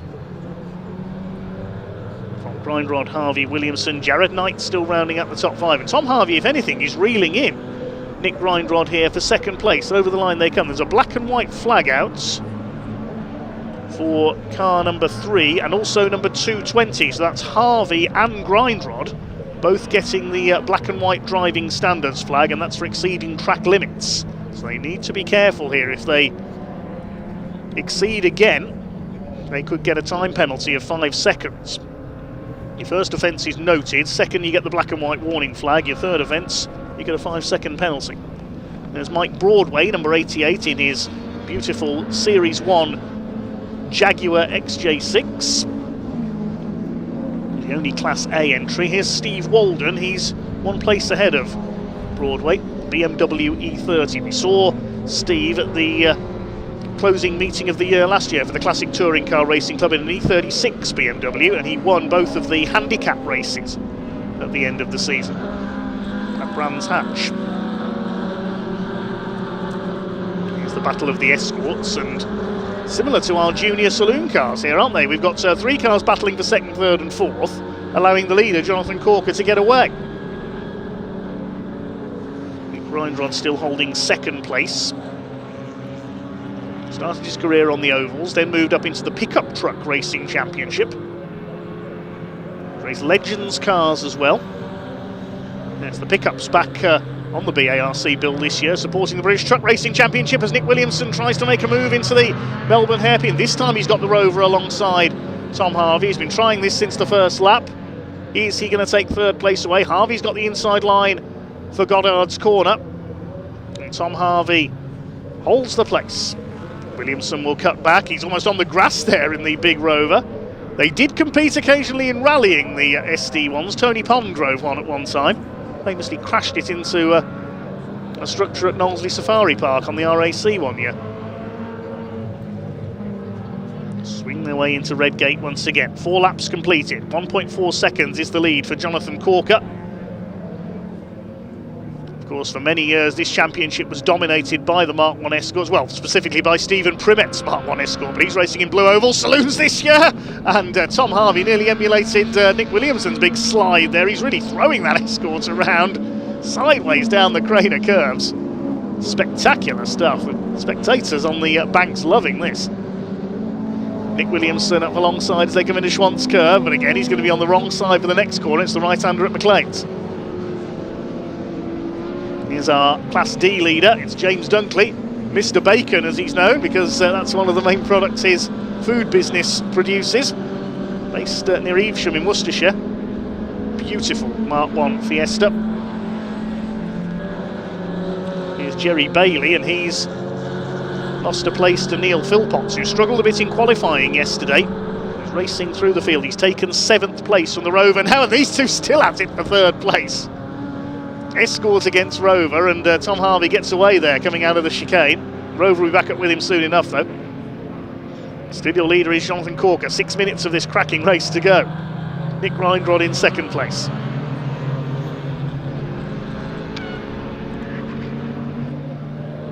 Tom Harvey somehow still holding 3rd, ahead of Nick Williamson, who's throwing everything but the kitchen sink at the Escort here. In the Good Times Racing Rover, and these are certainly very good times indeed for the Classic Touring Car Racing Club. The black and white flag has gone out again. 197 Graham Smith receives a warning for exceeding track limits. So these Escort pilots need to be careful. Squealing as they make their way out of Redgate, through Hollywood and down the Craner curves. Williamson is over 5 seconds clear of Jarrett Knight, the Mark II Escort. He's still 5th. Smith 6th. Philpotts up to 7th ahead of Jerry Bailey. Oh, and Chris Snowden bringing the Alfa Romeo into the pits. That's a great shame for Chris, who's been racing Alfas for many decades. Not sure what the problem is. Oh, it's just come up on my timing screen. Tom Harvey has been given a 5-second penalty. We saw him get the warning flag earlier on, but he's transgressed again, and Tom Harvey has been given a 5-second penalty for exceeding track limits. So that's going to drop him down to 4th place at the very least, behind Nick Williamson if things stay as they are. Won't know that just yet. He'll still be racing as hard as he can against Williamson, who gets the better exit from the chicane. This time surely he's going to go through at the Melbourne hairpin. This time up the inside, Harvey locks up and the Rover goes through. I wonder if Tom Harvey has perhaps pushed his tyres a bit too hard, but as I say that, the Rover slides wide. There's an oil flag out there as well, slippery surface flag I noticed coming out of the Melbourne loop, the red and yellow striped flag. I wonder if that's from I was going to say, I wonder if that's from the Alfa Romeo, but look in the background. Robin Slater's Escort has blown up. So I wonder if the oil down there might be from Chris Snowden's Alfa Romeo, but we see Robin Slater there on the grass down the exhibition straight. The engine has let go by the look of things in his Escorts. Meanwhile, the Mitsubishi's flying. Philpotts has now got ahead of Graham Smith and Jared Knight on that last lap. It's all happening in the Prix 83 Group 1 touring cars. Puff of smoke on the overrun there from the turbocharged Mitsubishi. Look at him rocketing away. There must have been issues with that car in qualifying yesterday.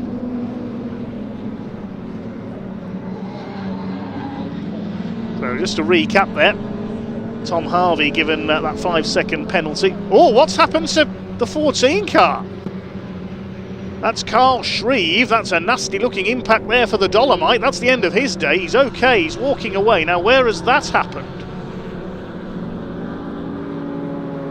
I think that might be down coming out of the old hairpin possibly. We'll check that in a moment. I couldn't quite work out where that was. So I wonder if he's gone off on oil, possibly from Robin Slater's Escort or Chris Snowden's Alfa Romeo.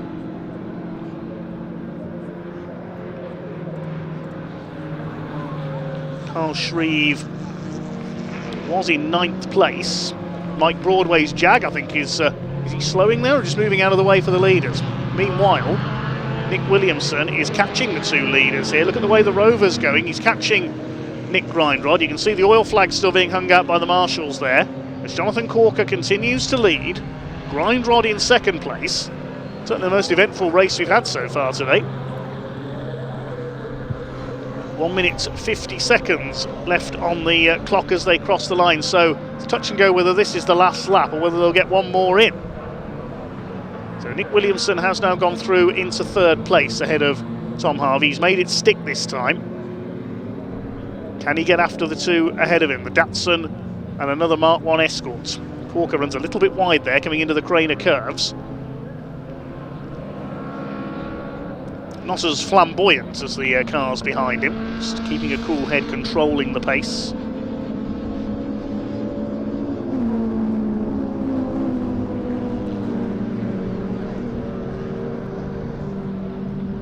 Towards McLean's once again.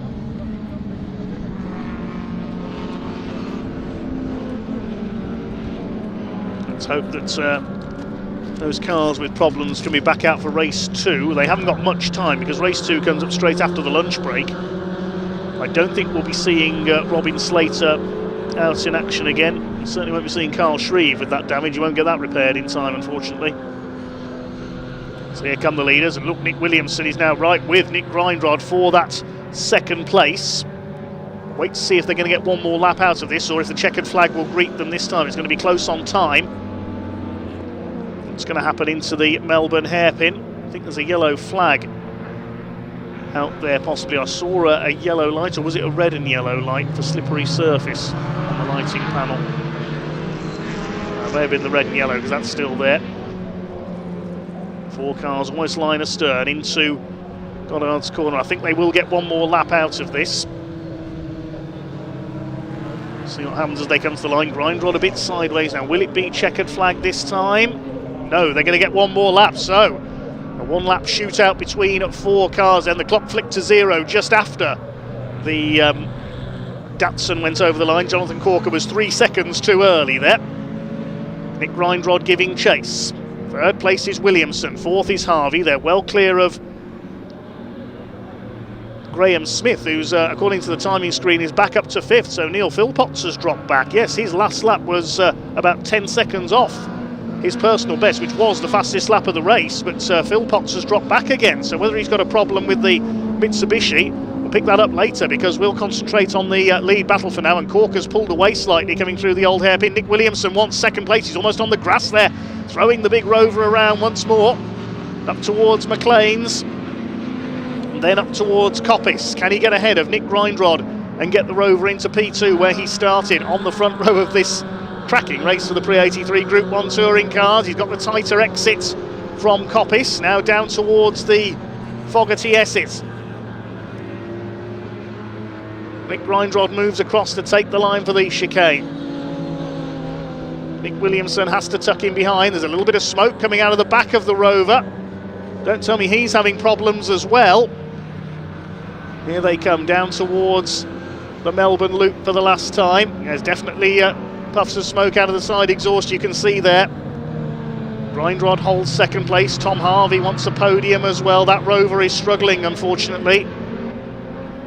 It's going to be a win for Jonathan Corker, surely, as they come into Goddard's for the final time. Great race on the Prix 83 touring cars, worth the wait from yesterday. Tom Harvey up the inside. What a lunge by the Escort. That came from nowhere. Williamson back up the inside. Corker wins, Grindrod second. Williamson gets third place back again. Well, right to the line, those two were at it tooth and nail there, and Williamson gets the third place back again. Graham Smith will come over in 5th with his Escort. Jared Knight in 6th position. Tom Harvey does keep 4th. He was sufficiently clear despite that 5-second penalty. Jerry Bailey is next home. Where is Neil Philpotts' Mitsubishi? Here he comes. Yeah. Problems on the last couple of laps. What a shame after he's run through from towards the back. I wonder if his turbo has let go possibly and he's lost boost. Reece Cannell's Capri therefore will take 8th place, and Philpotts an unhappy 9th. Mike Broadway gets a class win, he crosses the line a lap down. James Dunkley will win Class D in the Fiesta. Class C is won by Jonathan Corker and Class B by Nick Williamson. So waiting for the last couple of cars to come in. There's Mostyn Rutter, he comes in P11 in the Firenze. P12 will be Steve Walden, our final finisher, because Mike Broadway's crossed the line a lap down. We lost Carl Shreve into the wall, unfortunately. That's the end of his day. Chris Snowden pulled the Alfa Romeo into the pits. Robin Slater's escort expired in a cloud of smoke on the exhibition straight. Colin Claxton pulled into the pits, and Don Hughes sadly didn't get off the start line. Hopefully some of those cars can be repaired for later on. There's the damaged car of Carl Shreve. I don't think that's going to be out in race 2, unfortunately. The main thing is Carl is okay. Stood against the fence there.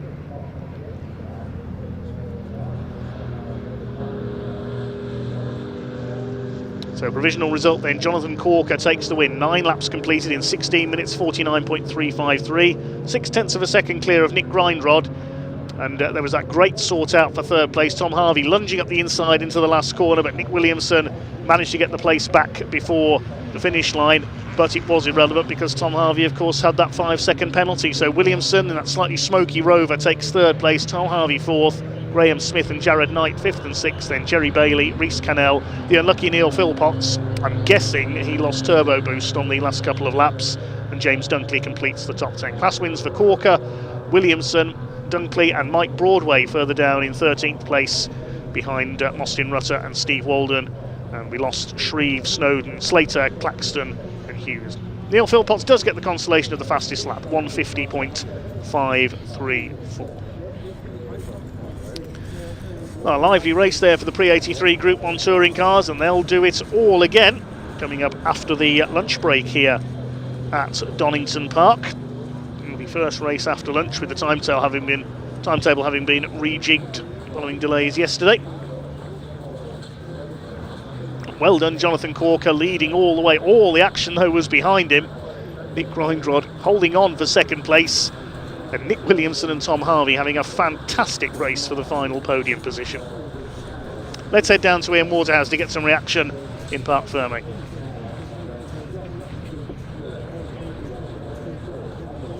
Well, here is Jonathan Corker. He wrapped up the title in 2025 and he started 2026 in perfect form. We'll have a quick chat with him in a minute. What a race we saw at the end there as well. Nick Grindrod there and Nick Williams. Wow, that was absolutely fantastic indeed. So let's grab a quick chat with Jonathan. As I know Gary James is going to want to talk to somebody. Thank you, Gary. I'll grab Jonathan if that's all right. We'll let him get out of the car.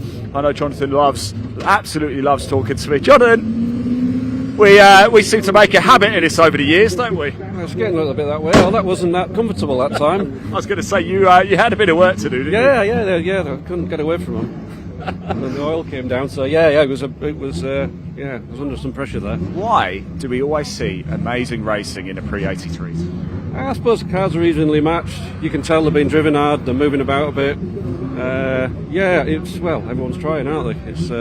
We just need a few more cars, don't we? That'll make a right spectacle then. Ready for Alton Park for the BTCC round. That'd be a good one, won't it? Yeah, absolutely. You're always so calm, Jonathan, but deep down, are you thinking, I want to win this in 26, just like you did? No, I've decided not to let that into my head. If it starts happening, it starts happening. But I'm really sorry I've just put that into your head because you've got another race to do. Yeah, no, if anything happens, it's not my fault. It's not my fault. Well done. Congratulations. Really good to see you. Indeed. Let's go. We'll jump over here with Nick Williamson. Oh, Nick, that was some race, wasn't it? That was, yeah. Where's Anton with the camera? There he is. Yeah, talk us through those final few laps. I was on the front and obviously getting off the line, a bit heavier car, so I got a bit mugged. I was down to fourth and it was sliding. And epic battle with Tom. It was. He's putting his car in the right place, wrong place all the time. It looks like on the last lap you were having a good go at Nick as well. I had a good run down back straight, but I was trying to get with him, but he's clever. He put his car where he needed to, so I didn't want to hit him. I was just chatting to Jonathan. The racing in the Prix 83s is always so entertaining, isn't it? Different cars, but they're so close. Actually, matched. It's really good and clean driving mainly. We're all right. So well, you got to do it all again a little bit later. Yeah, Thanks very much. Thank you so much. Let's go and grab Nick for a chat if we can. Nick, can we have a quick chat as well with you? Wow, that was and I know you were Oh no, I think a good tow rope and I'll be all right for the next one. And on the final lap or so, you had this whopping great Rover in your rearview mirror there. I did see that big thing and it was like, oh, where did that come from? But no, it was good. It was good. I feel sorry for the lads that have had problems, but they all made it interesting. Yeah. So bring it on. You've got a big smile on your face. Oh yeah, first one of the year. It's really good to see you again, by Cheers, the way, as thank well. you. Congratulations, good stuff indeed. Let's move around. I think we're going to have a little bit of time. Where did James Dunkley go? I saw him running off. Let's see if we can. Let's just jump in actually here with the Vauxhall. Well, welcome back to 2026. How was that? Yes, fine, thank you. It's just a lonely race, which is unfortunate. We like to have a hard race, don't we? Well, you've got another one later. It could well be. Hopefully. Look, I'll let you crack on, get some water. Good stuff indeed. Where is James Dunkley? I saw him. I want to go have a quick chat with him. Mr. Dunkley, can we have a quick chat, please, if that's all right with you? I know we spoke a little bit earlier before the race, but now it's over. How do you feel? Yeah, good. I went well. Finished. She's come in. I just need to get it to dance. It's not dancing yet. Okay, what do you have to do to make a dance? Do you want some help? Can I do anything? It's a Days of Thunder thing. It's that loose is fast thing, isn't it? And too loose and out of control. Yeah. I'm not loose enough yet. If you want me to come over and maybe give some encouraging words to the car, maybe I could do that. Grab a pair and get on with it. Yeah. Well, there is that as well. I didn't want to say it, but as you've said it. Look, thanks for talking to us, mate. Well done. Congratulations. Right, we have so much action coming up for you still today. We've got the MG owners coming up next. In fact, they've got a massive grid of cars. That's going to be an absolute cracker. They weren't with us yesterday, but they're here today. Then we go into the lunch break, and then afterwards we've got more classic touring car actions. We've got the Hyundai Coupe Cups in town as well. Very much looking forward to seeing those in 2026. Don't forget, hit that like button, hit that subscribe button as well, and the live chat with us. You can, if you just want to show a bit of support for a driver, please do. If you're celebrating an anniversary or if it's your birthday today, why not let us know? I'm sure Dave Goddard might even give you a shout out. Right, a little bit earlier I caught up with a couple of drivers from the MG owners, in fact a father-daughter combination, so let's hear from them now.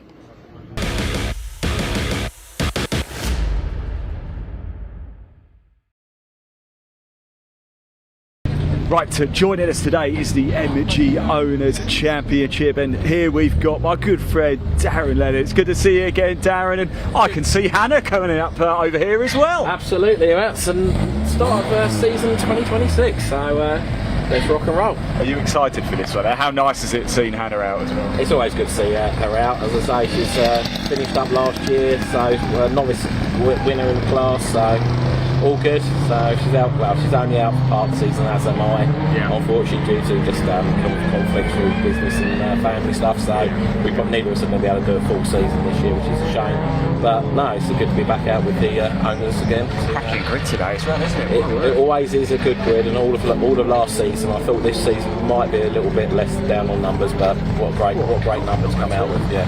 Darren, it's so good to see you again, mate. Enjoy it. Wait, let's very quickly just move over and say hello to Hannah whilst we've got the number 26 just coming past us. Let's just go over. Hannah, just want to jump in and say hello, if that's right. I've just been talking to Pop. Sorry, are you counting there? Have I just completely ruined that for you?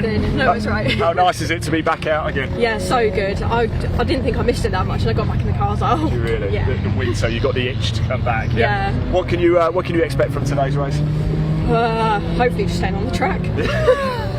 I've not done Donington before. I didn't test or anything, so I'm going in blind. You've got a little bit extra to do as well with the Melbourne. Yeah, it's all right. It's quite a good track actually, so I'm not too worried. But yeah, main goal is get the car back in one piece as per, and then anything else is bonus. Excellent. I better let you crack on anyway. Time to go racing for the MG Owners Championship. A huge grid of cars, and to call it for you, the superb Dave Goddard. Over to you.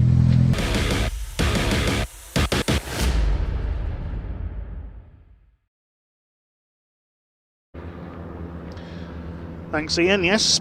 And getting ready for a grid of no fewer than 34 cars for the for the Adrian Flux Insurance MG Owners Club Championship. Lancaster, the former sponsor.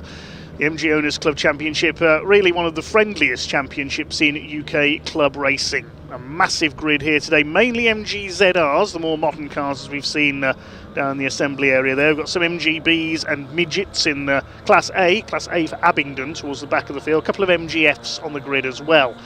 ZR's locking out the first few rows. It's Jack Woodcock returning to the championship today, number 24, who's set pole position alongside James Cole. in 188. Scott Bugner making a return after a year away on the second row, alongside the reigning ZR class champion Jake McDermott in car number 77. We normally see him racing with his father Steve, but Steve busy preparing cars for this season. They run several cars in this championship. Row 3 is Rob Addison, 88, and 234 Lee Pierce, who's doubling up this weekend, racing with the Track Action Race Club as well. Row 4 is Chris Lawson, 431, and 20 Matt Harvey. More of the Lawson family on row 5. Connor in number 100, and 215 is Reese Lawson. On row 6, we've got Archie Stein, number 80, who I believe is a newcomer this year, alongside another returnee, 68 Lee Sullivan. Row 7 is Martin Wills, number 44. None the worse for his tailgate coming open towards the end of qualifying. Didn't seem to slow him down, though, alongside James Wade, not of darts fame, in car number 22. Row 8 is Jack Marr, number 95, and 117 Josh Byrne. Row 9 is Darren Leonard, not in a ZS, as the timing screen says. He's in a ZR, I've just seen him. And number 70, Greg Thomas. On row 10, we've got Adrian Olsen, who began racing in the days of the MG Maestros, now in a ZR, alongside number 64, Lance Treadle. The Treadle family are sharing that car. Lloyd Treadle will drive it in race 2. The 11th row, we've got the first of the MGFs, that's James Kendrick. Simon Kendrick will take over that car for race 2. And former champion Will Sharp, good to see him back in his familiar MG Midget. Row 12 is the first of the MGBs, John Copeland, alongside David Amphlett, who was beaten to the title by just a couple of points by Jim Bainham last year. Row 13, Alex Forster with his new MGB GT alongside Chris Millard in his MGB Roadster. Ashley Barnes, the second of the midgets, on row 14 alongside Hannah Leonard. She's the only runner in Class B this weekend. No MG Maestros, sadly, this weekend. Row 15 is Tim Rides with his MGB alongside the second of the MGF, that's Michael Grigsby. On row 16 of the grid, we'll have number 26, Malk Best. Just seen his very smart white MGB GT in the assembly area alongside number 7, Simon Jackson. And number 1, Mark Rihorski, the Canadian driver, at the back of the grid in the number 1. That's Jim Bainham's car, and yes, you cannot keep Jim Bainham out of this championship. He's going to be driving that car in race 2. Number 4, Simon Byrne, meanwhile, failed scrutineering checks after qualifying and will start at the back in his ZR with a 10-second penalty. Massive grid of cars out there then for the start of the new MG Owners Club season. Just awaiting recovery of Carl Shreve's car. It was down at the Melbourne Loop where he went off. Looking back at the points chart from the 2025 season, it was Jim Bainham who took the title. He tells us that he's not going to contest the full season this year, Jim, in his famous MGB, the car that's he claims to have completed more races than any other MGB in the world.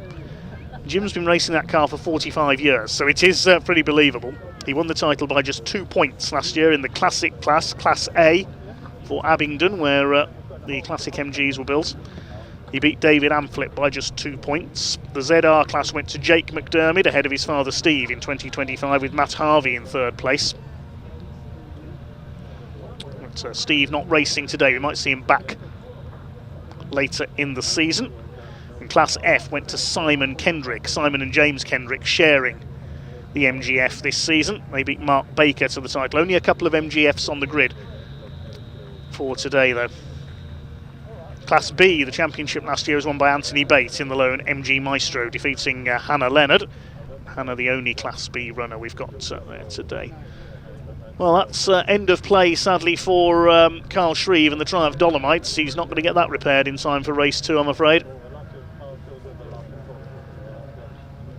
And the recovery crew in operation getting it onto the flatbed.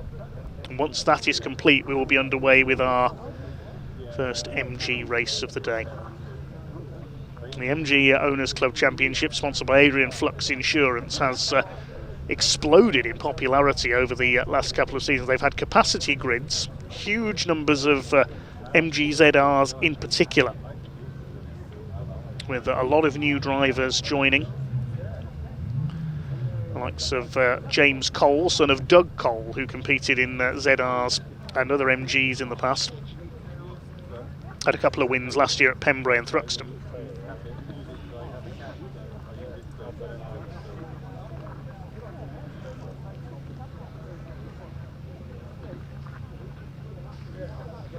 Plenty of comments coming in. We'll get to those in a moment. So take a look forward at our schedule after the lunch break. We resume with the classic touring car Prix 83s Then we have our first of 2 races today for the OT Publishing Hyundai Coupe Cup. Then our third Junior Saloon Car race of the weekend. Can Ollie Smith make it a hat-trick? The Track Action Racing Club were in action yesterday. Their mix of saloons and sports cars will be out a little later on. And then a mixed grid of 5 championships for the Classic Touring Car Racing Club. Prix 93, 03, Blue Oval Saloon Series, Classic and Historic Thunder. And then we finish with more MGs and more from the Coupe Cup. Lando for Life says, I was honoured to see these in action last year, one of the best races of the day. Hi to Lacey Stubbs, who is supporting Lee Sullivan, former ZR class champion, back in action after a couple of seasons away in the number 68 car. He returned at the beginning of last season and just made a couple of appearances last year. Hi to Will 223344. Hi to Dan Hughes. Delgod56 says, good luck to the Lawson brothers in their second season with the MG Owners Club. They were right at the forefront of the action last year. Graham Kirkham says, great to see so many cars on the grid. Karen Woolley says, can we have a shout out for everybody on the ticket booths at Donington Park? Consider it done, Karen. Thanks for your services today.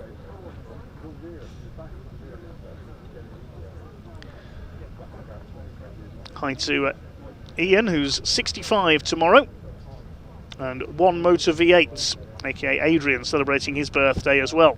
Many happy returns to both of you.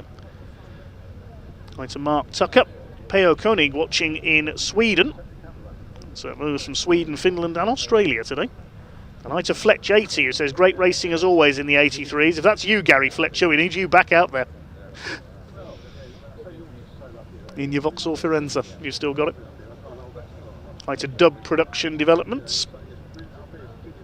And thanks to Mick Avery and his recovery team, recovering the battered and bruised dolly sprints of Carl Shree. That's a great shame. Looks like he went off coming out of the chicane there. Possibly spun on a bit of oil. Didn't see the incident happen, unfortunately. Lots of positive comments on our Pre-83 touring cars. They have another race to come this afternoon.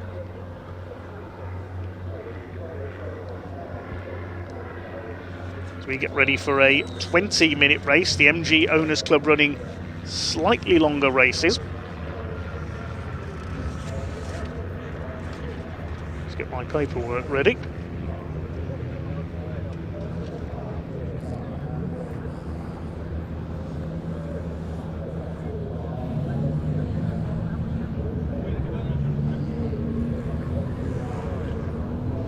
Out they come then. This is going to be a very busy race indeed, and I'll try not to mix up my ZRs too much in this one because there's so many of them.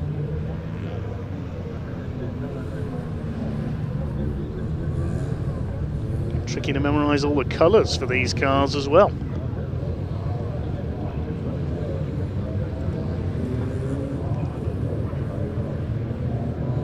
It is Jack Woodcock who will start on the pole position, the blue number 24 car, back after a couple of years away, with Doug Cole in the green machine alongside.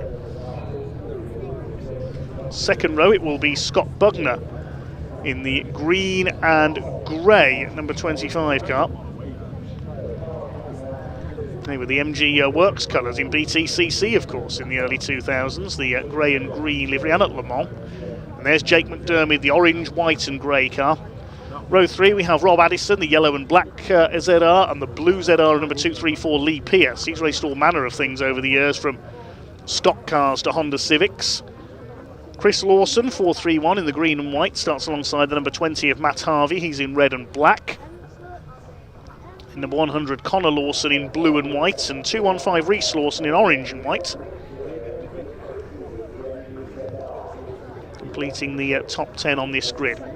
Archie Stience, the number 80 car, he's in black with yellow stripes. This is as much a guide for me, so I remember who's who during the race. Lee Sullivan in orange, the number 68. Then we've got the older cars coming in behind, a couple of MGFs. They're both in orange as well, so I'll probably mix them up as the race goes on. The lone Class B runner is Hannah Leonard, the yellow and pink ZR. We've got our various classics as well, the MGBs and midgets. Great to have Will Sharp, the former champion, back in action with his beloved MG midgets. Number 1, it's not Jim Bainham in this race. I believe he's out in race 2 in that car. It's Mark Rehorski driving in this race. And number 4, Simon Byrne, and we'll start with that 10-second penalty, his car failing post-qualifying checks.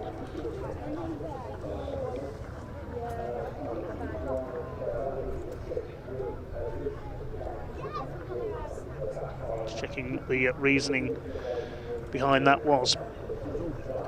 Yes, under the minimum weight limits, the number 4 car. So he's been able to rectify that and can start the race, but with that penalty. Green flag is shown at the back of the grid. Signal all clear to the clerk of the course, and then the cars will be unleashed onto their green flag warming up lap. Look at the size of that grid. Staggered grids, so lined up in 4 rows effectively.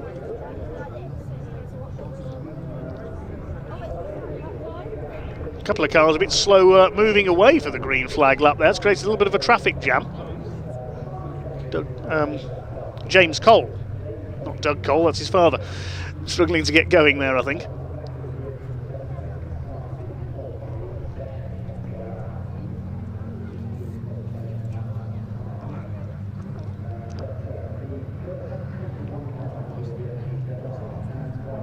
Darren Leonard, not in his usual ZS saloon, now in a ZR. We heard from the Leonards, father and daughter pairing.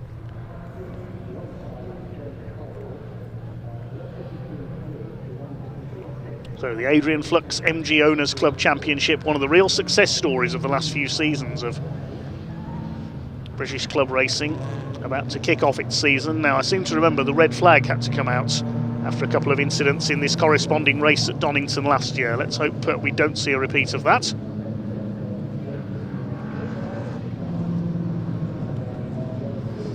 I am really looking forward to this race. There's one of the Lawsons, that's Reese in 215. The Lawson brothers, former grass track racers at the front of the field. They need to keep it on the black stuff today though.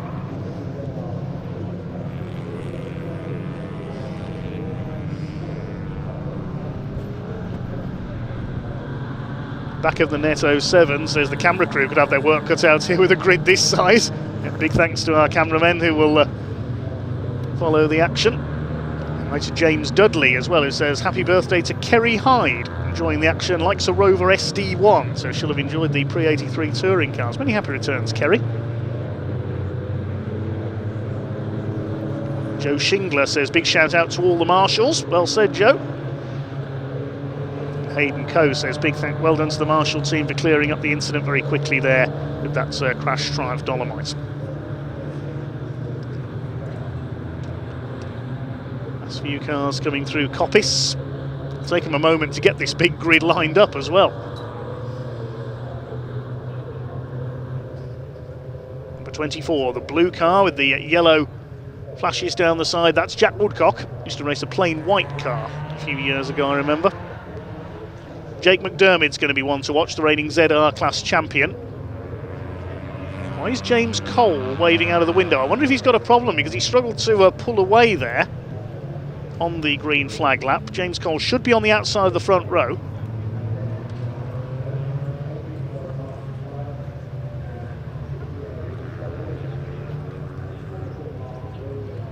There's Will Sharp in the silver MG midget, racing that car for many years now. He appeared in a ZR as well while the midget was out of action, but he does prefer the classic cars. His brother Henry's raced with him as well. 36, Michael Grigsby, newcomer in his MGF, and there's Simon Byrne who will start at the back. Yes, James Cole has got a problem. He's pulled into the pits, so it'll be an empty space on the front row. I wondered what was happening there when he was slow to pull away. There is a problem with the 188 ZR. That's a great shame. We've lost one of our potential victory contenders there. So alone on the front row it is, the number 24 of Jack Woodcock. Scott Bugner and Jake McDermott behind him, and Rob Addison and Lee Pearce on row 3. Will Sharp heads up the classic class. James Kendrick, the first of the MGFs. Hannah Leonard, the lone Class B runner. This is going to be not for the faint of heart, certainly going into Redgate Corner for the first time as the Adrian Flux MG Owners Club Championship about to get their season underway. 33 cars on the grid heading down into Redgate. We await the all clear to put the red lights on from the marshals. The tension mounts, the red lights come on, the revs are up, and here we go. Away down towards Redgate for the first time. Woodcock gets away well, so does Scott Bugner in the 25. McDermott tries to move across. Lee Pearce has got away well in the number 234, the blue MGZR. Looks like James Cole is going to start at the back from the pit lane. We've all made it round Redgate so far. Who's going to emerge with the lead? It's going to be Scott Bugner, I think, up the inside in the 25, side by side with Jack Woodcock, and Bugner, the former Ford racer, takes the lead. Looking for a winning comeback after a year out of racing. A bit of contact there between Lee Pearce and Jake McDermott. Pearce takes third place. Matt Harvey moves down the inside into fourth. There's a lock up further back. I think that might have been Darren Leonard involved there, the green number 76. Behind him, the 95 of Jack Marr. As the back markers move their way through the old hairpin, it is Scott Bugner who leads from Jack Woodcock in second place. Just hoping they all make it round the first lap A-OK. Lee Pearce in third place, then Harvey. McDermott down to fifth. Rob Addison is in sixth position in the yellow and black number 88 car. Then the first of the Lawsons, which is Chris in 431. He's ahead of the behind the 88 car of Rob Addison. As they start to sort themselves out. They come down into the chicane for the first time. Next to the order, Archie Stiant, the black car with the yellow stripes. What a frantic first lap, as expected, but everybody round okay so far by the look of things. There was that little bit of rubbing for third and fourth places into the old hairpin, but other than that, there's only been a fair bit of place swapping, no major contact. The 44 car running a bit wide there, that's Martin Wills. He's raced in this championship for a number of years, especially in MGFs over the years. There were times when he'd bring an F and a ZR and race one car in each race. Charging up the inside there. Oh, one of the Lawsons nearly losing it. That was the 100 of Connor Lawson. That was grass track style, sideways, as the leaders cross the line, with Scott Bugner out in front ahead of Woodcock, Pearce, Harvey, McDermott, Addison, Lawson, Chris Lawson, that is, Stiant, Wills and Reese Lawson as quickly as that over the line. 100 of Connor Lawson with the wipers going there briefly, having caught that half spin. 117 there on the inside is Josh Byrne in the turquoise livery car. Will Sharp's leading the classic class. James Kendrick leads class MGF. He's side by side with number 14 David Amphlett, last year's runner-up, and Simon Byrne moving through from the back of the grid in the number 4 ZR. So things settling down around these first couple of laps of the season. Remember, it's a slightly longer race, this one, 20 minutes as opposed to 15 for all the others. Somebody's kicked up some gravel there coming out of the old hairpin. That might have been the number 3 of Adrian Olsen. Simon Byrne making his way through in the Derwent Roofing Services car, fairly local to Donington Park, based in Derby. And James Cole, unfortunately, is back in the pit lane. Well, he started from the pit lane, has done a lap, but all is not well with that car. That could be race over, unfortunately, for the 188s. Another Lawson run car there. Number 70, that's Greg Thomas from Dartford. Losing a bit of ground there to Darren Leonard and a couple of others. Josh Byrne, yes, it's a problem for the number 70. Unfortunately, Greg Thomas is pulling over. So his race is run. But up at the front, it is still Scott Bugner. Used to share a Ford Focus in various events with his brother Sean. Leads the way ahead of Jack Woodcock. Jake McDermott having a go at Lee Pearce. That's for 4th place, because Matt Harvey has gone through into P3 in the red and black car, and Jake McDermott round the outside into Goddard. That's a rare move. Side by side, Pearce back on the inside, Rob Addison behind them. Then it's Chris Lawson in the 431, the green car. Here's a battle further back. The classic cars are catching the slowing car of Thomas there. Very smartly turned out number 28. That's John Copeland, one of the newcomers this season to the championship. He's got Alex Forster behind him, raced an MGF last season, son of Alan Forster, who's competed in this championship in, among other things, a Montego in the past. Specifically, a Montego estate. Yes, really. A few years ago, Montego estate was a regular winner in this championship. Andy Campbell was the man behind the wheel on that occasion. 42, James Kendrick. Pulls past number 14 of David Amphlett. Chris Millard behind them, both veterans of this championship in their MGBs. And there's Malc Best. Many years raced Ford Capris. Getting past the second of the MG Midgets there. That's the orange machine. Just behind him, that's Ashley Barnes. There are the leaders. All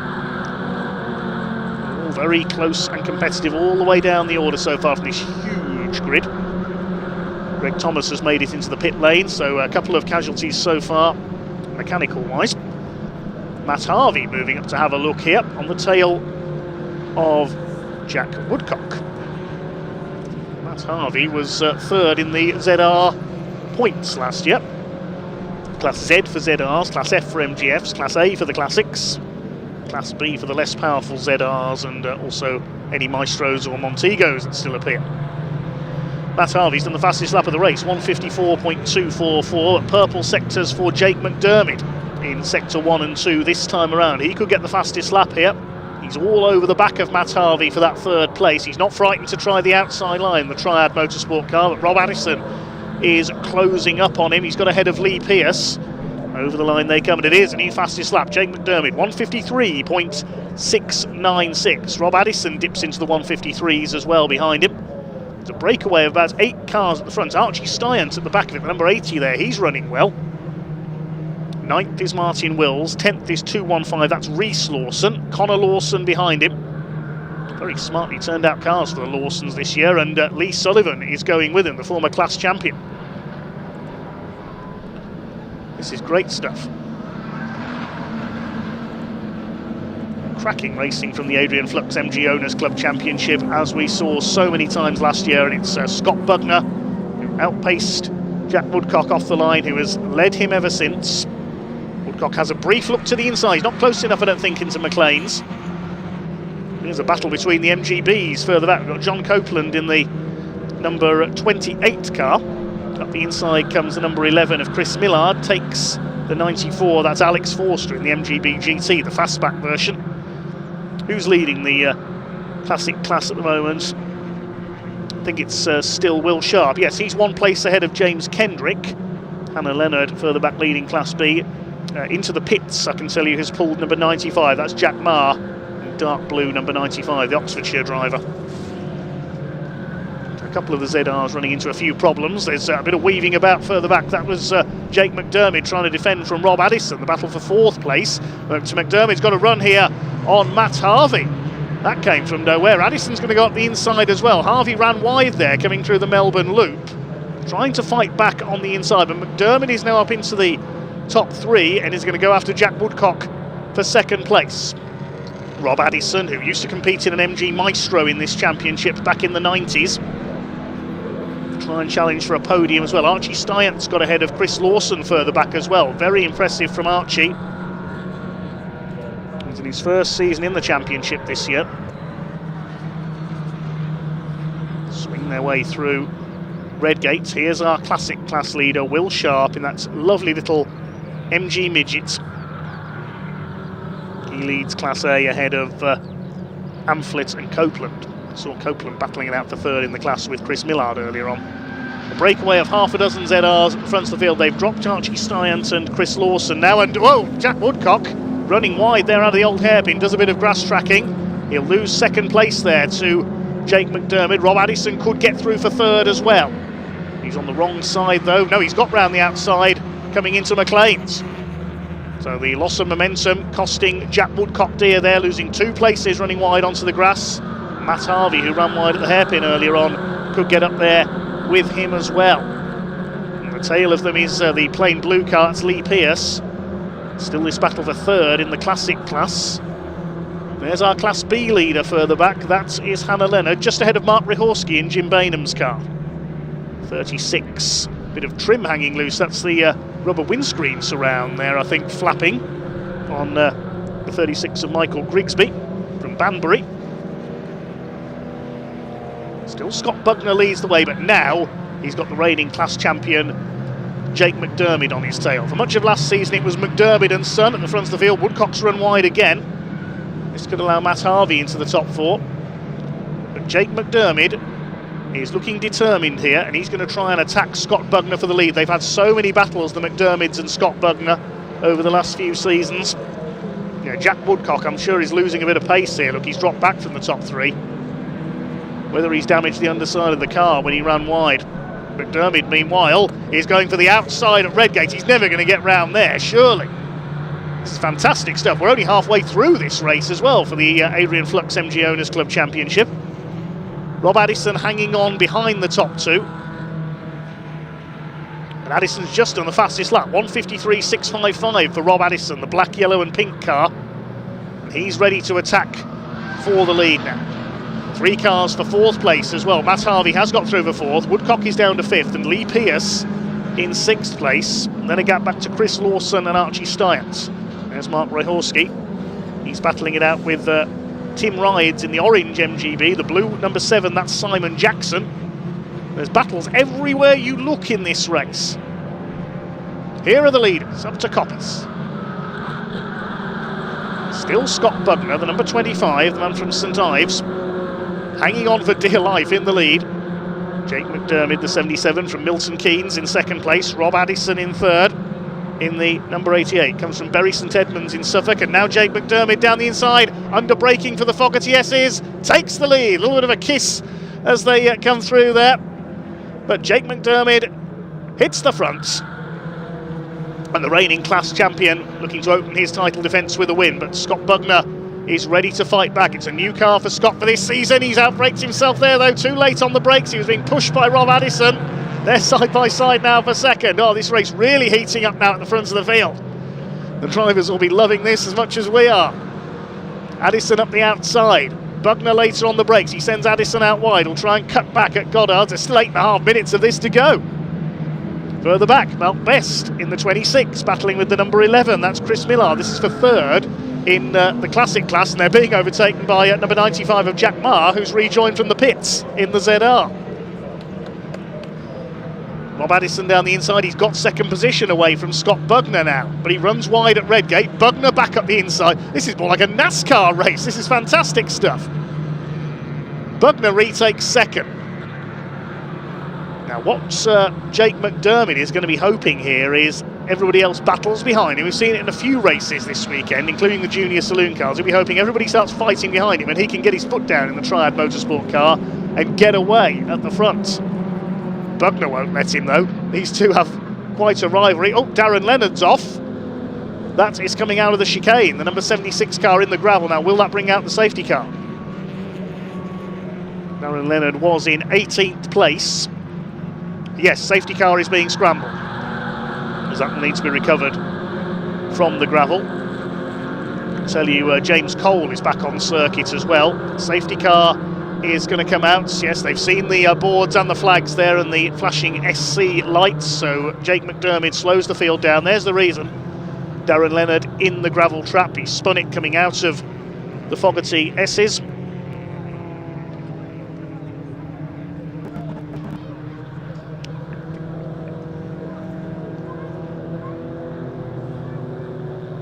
So with just under 7 minutes on the clock, we go safety car.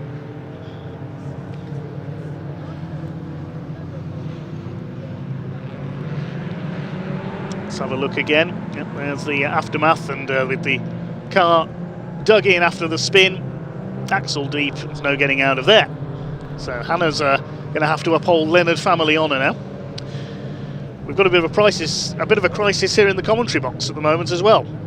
I've run out of tea. Good job, it's the last race before the lunch break.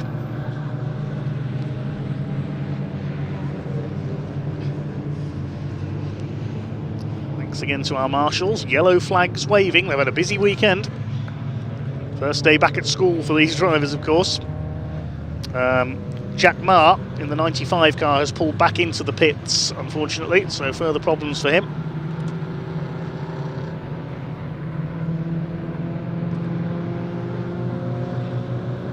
Let's hope the marshals can get that car cleared quickly, the number 76. And racing can resume. Safety car driven by Evelyn Buanik has picked up Jake McDermid.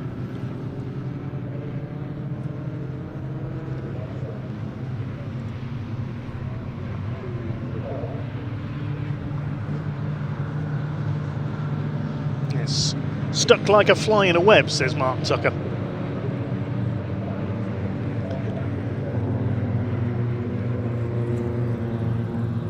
No tea is a red flag situation, surely, says Doc Taff. Well, I wish it was. At least the lunch break is coming up.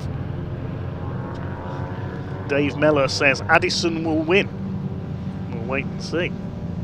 Hayden Coe is watching from the old hairpin. Said one of the Lawsons went sideways there a couple of laps ago.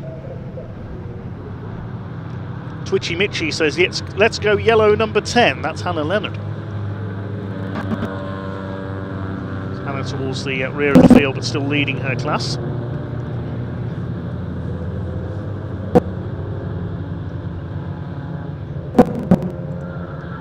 There is the Class B leader, 27th place. Class A leader is Will Sharp in 18th, and James Kendrick leads Class F in 19th. A few cars being given the black and white driving standards flag for track limits. As the telehandler makes its way onto the circuit. There's a lot of cars have been flagged for track limits as the race has gone on. Many of our leaders. Yes, I think they have. Yeah, McDermott's got one, among many others. There is a disgruntled Darren Leonard. He'll have to go again in race 2 towards the end of the programme. Telehandler will now fish his car out of the gravel.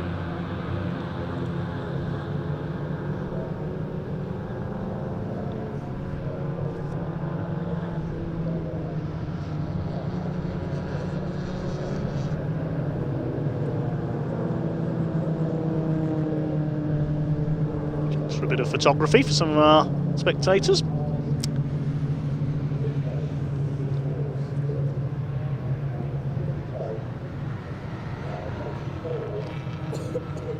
Work going on in the paddock as well. You can see beyond the fencing, that's Reece Cannell's Capri being worked on. There was a dent in his front wing, I noticed there. Didn't pick that up during the race.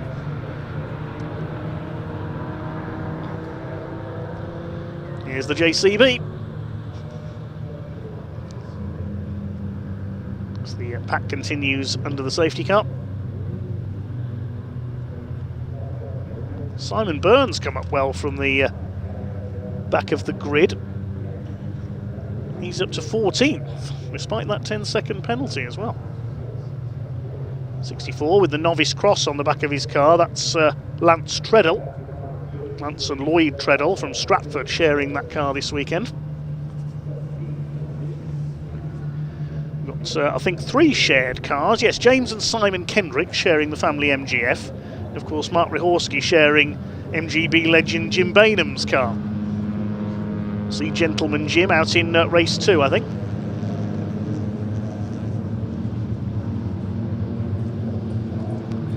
"45 years a racing driver. He's appeared in a couple of other cars, most notably a TVR back in the 90s. But he's always had his old faithful MGB. Even competed back in the 80s in the Will Hire 24-hour race at Silverstone. Mark Rihorski from Canada driving it in this race. Darren Leonard's car has been removed. I think we might get a one-lap sprint here. Pack is up at Coppice at the moment. So as long as they get back round to the start line in time, I think we will see a one-lap shootout for the victory.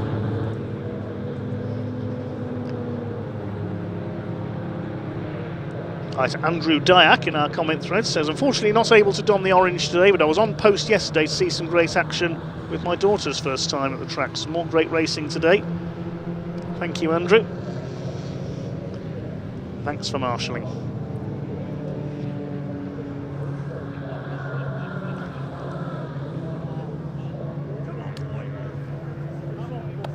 Lights are out atop the safety car, so we are going to get a restart. It's going to be a one-lap shootout. Who's going to take the first win of the season in the Adrian Flux MG Owners Club Championship? Is Jake McDermott going to hang on? Will it be Scott Bugner? Will it be Rob Addison? Will Matt Harvey be able to get through? Martin Wills, number 44 there, his boot lid stayed down this time. came open at the end of qualifying. He's in 9th place. So it's closed everything back up. MGZR's holding the first 17 places as we get ready for a restart. Just a few seconds left on the clock. Here we go with a one-lap shootout for the MG Owners Club. Down towards Redgate they come. Jake McDermott makes a good restart, so does Lee Pearce further back up alongside Woodcock. Rob Addison to the inside into Redgate. Scott Bugner tries to lean on him. They're side by side for second. That's allowed McDermott to make his escape at the front of the field. That's exactly what Jake McDermott wanted there. Matt Harvey, he's not going to make it 3 wide down the Craner curve, surely. He's having a go at Addison, had to cede to Scott Bugner there. Harvey, I think, is going to try and go through for third at the old hairpin. No, Addison's got the inside line. Woodcock is next. One of the Lawsons has split the 2 blue cars there. The green car of Chris Lawson has got ahead of Lee Pearce on the restarts. One of them kicked up some gravel there as they head up towards McLean's. There's number 3 of Adrian Olsen a little bit further back. He's 16th. The leaders are up at McLean's and Coppice. Who's going to come out on McLean's with the lead? It's still McDermott ahead of Bugner. Addison in 3rd, then Harvey. Woodcock is 5th. All sideways there, Chris Lawson. The Lawsons do like to drive sideways. It's their grass track experience. Oh, he's bounced off Archie Stiant. Oh, what a shame for Archie. Into the gravel and out of the race. That's such a disappointment for Archie Stiant. He's gone so well in what I think is his first race in the championship. Meantime, here come the leaders down to the Melbourne Loop for the last time. Here's Scott Bugner going to launch an attack in the last couple of corners to try and take the win. Jake McDermott positions his car to the inside. Back across comes Bugner. He's locked up big time. He clips the back of McDermott. They both go out wide. Rob Addison up the inside of both of them. He slots into 2nd place. I thought he was going to get the lead there. Coming out of the hairpin, McDermott has gathered it up and is just about going to hold it. Addison into 2nd place, and Scott Bugner a bit over enthusiastic there into the Melbourne hairpin for the last time, and it's going to be a win for Jake McDermott. What a fantastic race. The checkered flag goes out. McDermott wins it. Addison 2nd, Bugner 3rd, and Jack Woodcock recovers for 4th. A photo finish for 5th. Martin Wills coming up into 5th position. Where did he come from? But I think he's got a penalty actually, so we'll check that in a moment. 2 of our class winners come home nose to tail. James Kendrick wins the MGF class. Will Sharp on his return with the MG Midget wins Class A, and it's going to be Hannah Leonard who wins Class B a bit further back. Yes, Martin Wills got a 5-second penalty for exceeding track limits, so he drops to 12th in the final classification. Chris Lawson got a penalty as well, and there was somebody else as well got 5 seconds. The number 100 of Connor Lawson has been given a penalty as well. So we'll confirm the provisional results in a moment, so I get my breath back after that one-lap shootout. Here's Hannah Leonard. She comes in to win Class B, just ahead of Michael Grigsby's MGF.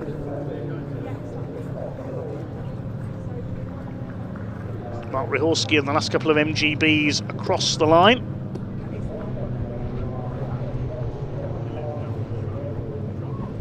Something happened to Matt Harvey on that last lap as well. The number 20 hasn't come through. We lost Archie Stiant into the gravel, but where is Matt Harvey? I didn't see him cross the line. We've lost him somewhere. Unless his transponder failed, and I just didn't see him come across the line there. But the provisional results reads like this. Jake McDermott, the winner, completing 10 laps in a time of 21 minutes 45.423. Half a second ahead of Rob Addison, and surviving that sort out with Scott Bugner, who missed his braking point completely into the hairpin. He ends up with 3rd place. Jack Woodcock in 4th, the pole sitter. Lee Pearce in 5th. Good result for Lee Sullivan in 6th. Then Reese Lawson. Simon Byrne, having started from the back after those problems in qualifying, finishes 8th ahead of James Wade. Martin Wills with the penalty gets 10th ahead of Connor Lawson. They both got 5-second penalties, as did Chris Lawson. Josh Byrne in 12th and Adrian Olsen in 14th. ZRs took the first 15 places. It was Lance Treadell next in the order. James Kendrick, number 42, wins the MGF category. Will Sharp wins Class A ahead of David Amflett and John Copeland. And Class B won by Hannah Leonard. Only a couple of retirements there. We lost Darren Leonard into the gravel. James Cole made a couple of pit stops. The other pit callers, Greg Thomas and Jack Marr, managed to rejoin. lost Archie Stiant, as we saw with this incident. 431 of Chris Lawson got sideways, and as he tried to come back on, didn't see Archie Stiant was there. There was contact, and Archie into the gravel. Lucky he didn't roll over there as well. Such a shame for Archie. He'd been running in the top 10 all race long.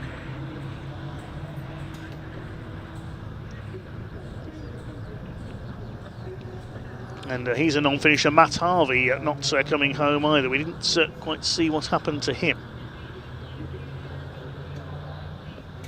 We await the cars to make their way into Parc Ferme and have a chat to Ian Waterhouse. I think he is just about ready down there now. We'll hear from our first race winner of the season in the MG Owners Club, Jake McDermott.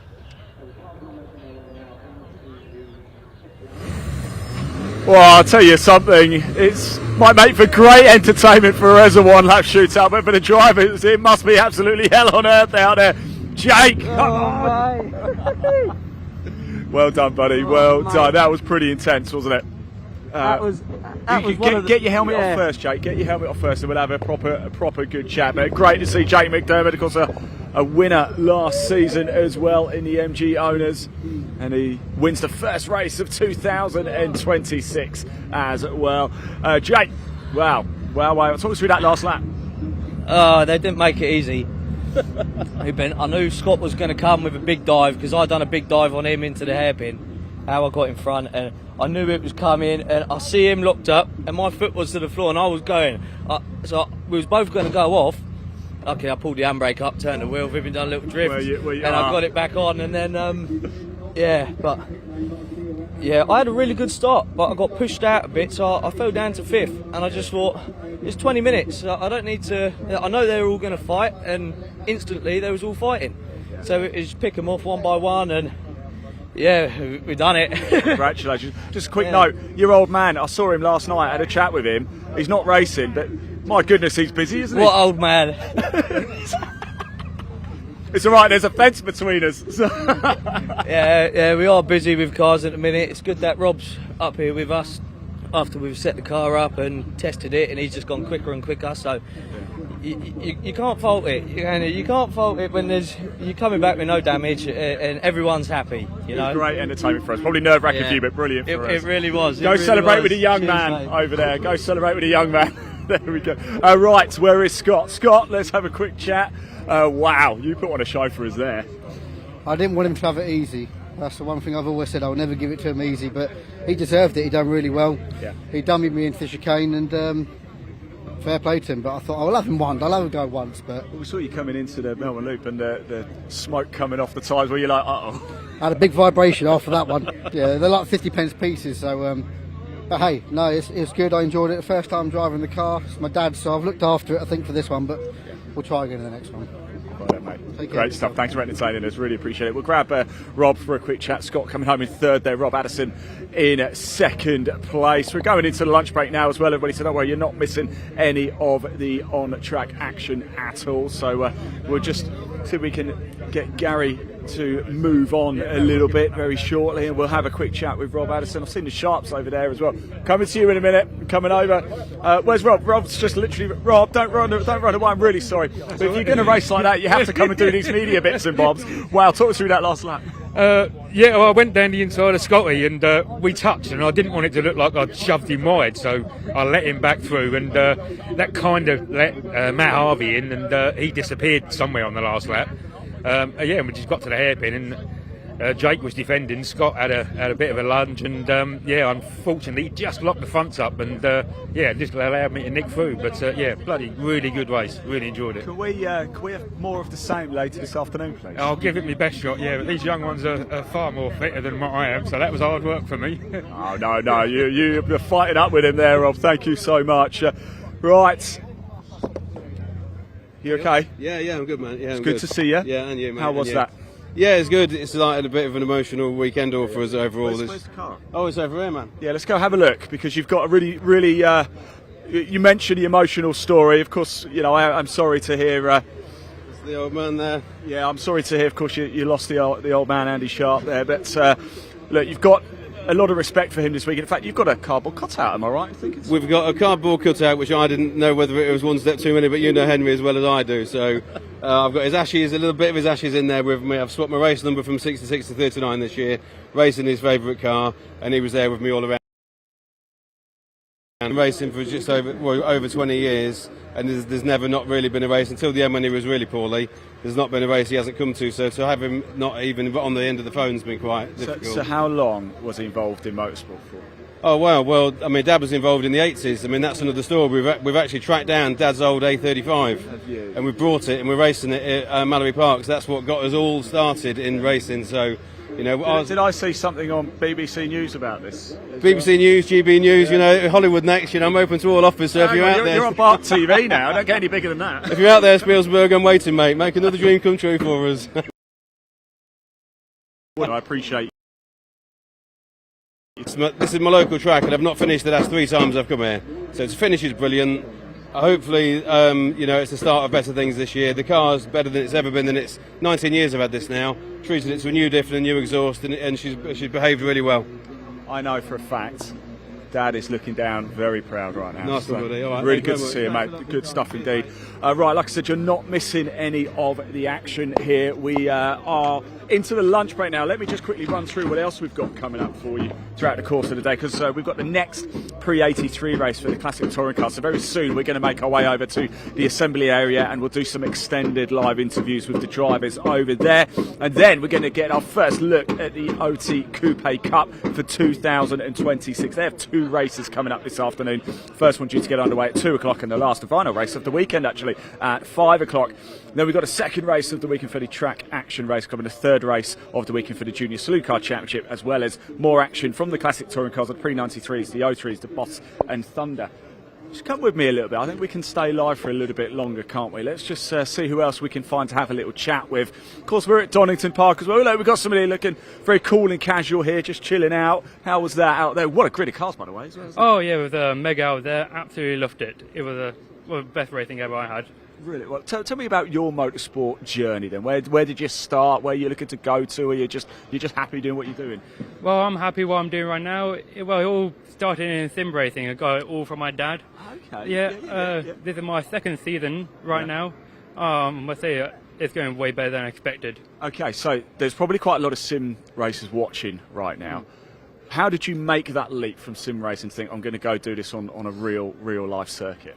Well, I mean, it's just lots of practicing. If you already have a car, practice at the tracks you want to race at. Yeah. And join championships. Championships are a really good way into sim racing. Lots of fair people, fair racing. That's how I got quite a bit of my skill from. Excellent. Look, thank you so much for sharing that. Really appreciate it. Great to see you as well, by the way. Congratulations, and good luck later as well, yeah? Thank you very much. Right, let's keep going down a bit. Let's have a little look behind the scenes. We're obviously in the scrutineering bay as well. This is where they come along and weigh the cars, but let's just move back. How was that? All right. You look quite red-faced there. That was the most fun I've had in that car so far. Is it really? So it's my first race, completely. Right, okay. First race in... Ever. Yeah. Okay, right. I've just been talking about a sim racer who's now doing real-life racing. What was your journey? Is it just track days? Have you done sim racing? I've done one track day last week and did my yards, and now I've done one race. Okay, so one track day last week, now straight into the racing action. Have you always been a motorsport fan, or is this... Yeah, well, my dad's been doing it since I was born. Okay. So I've been meaning to do this ever since I can remember. You've got the biggest smile on your face. I know. Right, so you're amazing. back for the year, yeah? Yeah, for sure. Is this... This is mine, This yeah. is yours? Okay, brilliant. Oh, well, that's just part of it. Yeah, it's lost an airspeed, but that's all right. What's it like to drive them around here on a G? I mean, what a track to do your first ever race on a Donington GP. Well, I'm really getting used to it and having a lot more fun, going faster and faster, hopefully. I'll have to check that, but yeah, it's brilliant. Okay, right.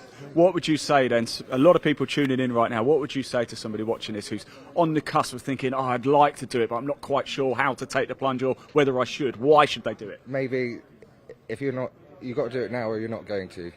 Just get it done. Get into done. it. It's amazing. As a famous brand says, just do it. Really hope there's no copyright now, because we're in big trouble. Just come with us a little bit longer, shall we? Let's have a look down the pit lane, shall we? And yes, here we are, Donington Park. What a weekend. I've got a little quiz actually for everybody whilst we're here. Look at this safety car, by the way. How cool is this? Look at the JSCC safety car. First, I didn't actually notice that before. Don't forget, of course, we're live on the BARC YouTube channel. You know that because that's where you're watching it right now. Please hit that like button, hit that subscribe button as well, because as I say, we've got so much coming up throughout the course of the season. Hopefully you can still hear me there. Right, stay with us. I've just got to try and find the quiz questions for you. Okay, don't forget to follow on the all across social media. We're on Instagram, we're on Facebook, XYZ, well, you know, wherever.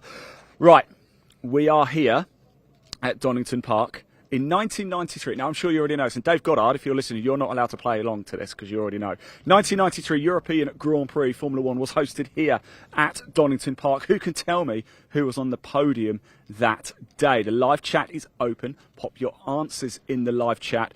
Go, go, go. So the 1993 European Grand Prix was hosted here at Donington Park.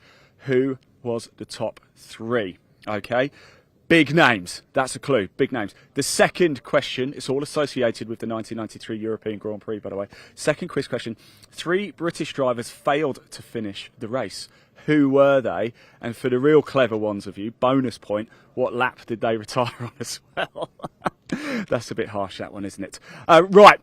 And the third quiz question, only Dave Goddard will probably know that off the top of his head as well. No Googling, by the way. Other search engines are available. Quiz question number 3. Can you name the 5 other venues that have hosted the European Grand Prix as well? Obviously, Donington Park is one. There is another British circuit as well that has hosted the European Grand Prix. Can you name any of them? Pop them in the live chat. It's open right now. Hit that subscribe button as well, because guess what? In a couple of weeks of time, we're back with the British Truck Racing Championship as well. How cool is that? TCR kicks off as well. We've got the new Audi Cup coming in too. So much action there as well. Right, we're at Donington Park. The Marshals, what a great job, by the way, they are doing. Big shout out for the Orange Army. They've been fairly busy so far, haven't they, this weekend? We are going to go get ourselves into position because we're going to head off over to Assembly Area. It's not too far to go before the Classic Touring Car Racing Club Prix 83s get back out for their second and final race of the weekend. We're going to head into position. We'll be back live with the drivers from the Prix 83s very, very soon. Don't go far, and don't worry, you're not missing anything. We're in the lunch break.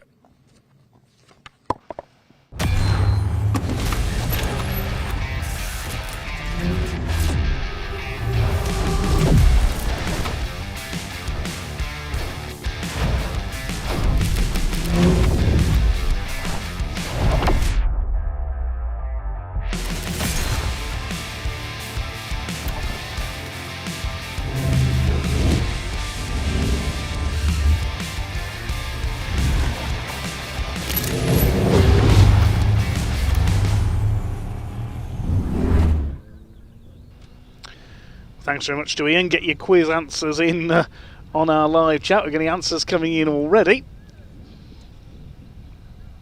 But in the meantime, we are restarting in about half an hour with our next race. The lunch break has been shortened a little. And we restart at 1:10 about 15 minutes early with our next race, the Prix 83 Classic Touring Cars. That will be followed by the Coupe Cup, Junior Saloon Cars and Track Action Racing Club. 3 more races to come after that, but gives our marshals and our camera crews chances to have a quick lunch break.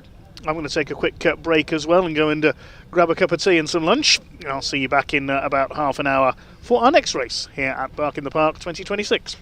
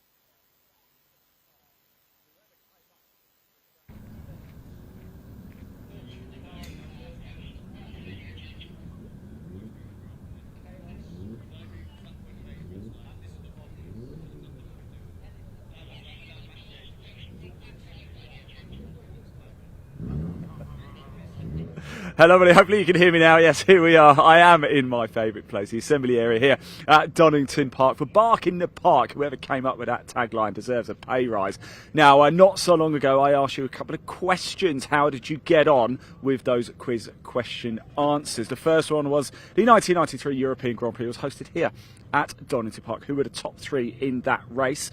Well, I can tell you it was Ayrton Senna, of course, in first place, Damien Hill in second, and Alain Prost in third. Three British drivers, this was the second question, three British drivers failed to finish the race. Who were they?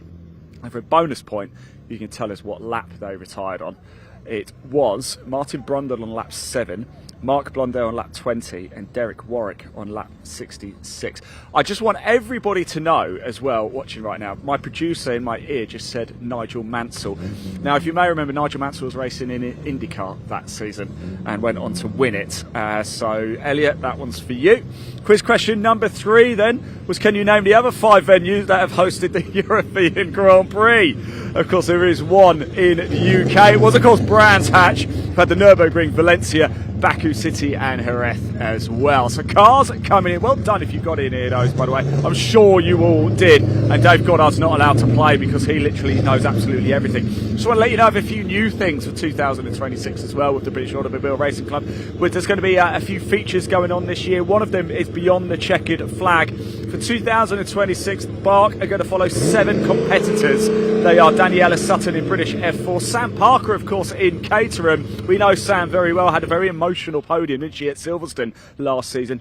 We're going to be following Project 29-7 Racing Team, of course, racing in the Brit Car Endurance Championship. They were here yesterday, run, of course, by Paul O'Neill. In the British Hill Climb Championship, we're going to be following Richard Andrews and Kathy James, and also Ralphie Branscombe, who's in the Junior Saloon Car Championship. He's just parked actually just down there. So let's go for a little chat, shall we? Because we have our second and final race of the weekend for the Classic Touring Car Racing Club Prix 83s here. Now, you may remember yesterday, if you were watching, they were due to have a race yesterday, but we had to push it to today because it just got a little bit too dark. We've got Mike over here as well. Let's have a quick chat if we can. How are we? Are you well? It's good to see you. Right, how did you enjoy race 1? Not particularly good. Car's running like a pig, handling like a pig. Brakes aren't very good. So yeah, that was all good. Yeah, great. There's a famous broadcaster who once said, "If it looks like a duck, it sounds like a duck, and it moves like a duck, it's a duck." This car is a bit of a duck. Yeah. But you know, cheap racing. So. How long have you been racing? Tell us your story. Started when I was 18. Okay. Not that long ago then. No, which was about 40 years ago. I did about... You said that, not me. 4 races. Yeah. Thought, I like this. I'll come back to this when I got some more money. And then 35 years later, I came back to it. What has been the biggest change you've seen then in 35 years of racing? You can say the amazing live streaming and things like that. Well, there is that, the amazing live streaming, yeah. Really putting words in your mouth. And just how much more expensive it is now as well. Well, yeah, there is that, unfortunately. Look, what can you do in this race? What are you hoping for? Just to finish, really. Yeah. The car's really on its last legs at the minute. It needs quite a bit of work, so yeah, no, get through it. Bring it home, get through it, get it home, and come out next time. Yeah. Thanks for talking to us. Well. Really appreciate it. Really appreciate the honesty as well there. Oh, let's go have a chat with Don. Don Hughes is over here. Let's go have a talk with him. Don, how are you? I don't know why I always insist on talking to people about 2 foot taller than me. How's your weekend been going? Not so great at the moment, mate. Unfortunately, we didn't make the first race because the gear linkage broke. So we've got it back together now. So hopefully we'll do some damage. Okay, so I suppose maybe the extra time has sort of helped for race 2 then.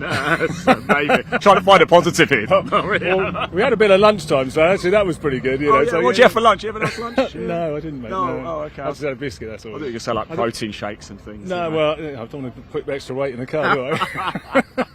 Look, what are you hoping in from it? Is this just a case of let's just take it out, a bit of a glorified test session? Yeah. I mean, you know, we're starting the back of the grid. I mean, what could not be more enjoyable, starting from the back of the grid and see if we can get through as many cars as possible. Does that mean you're going to put a show on for us? Is that what it, yeah? Can I get you to commit to that? That'd be good, yeah, why not?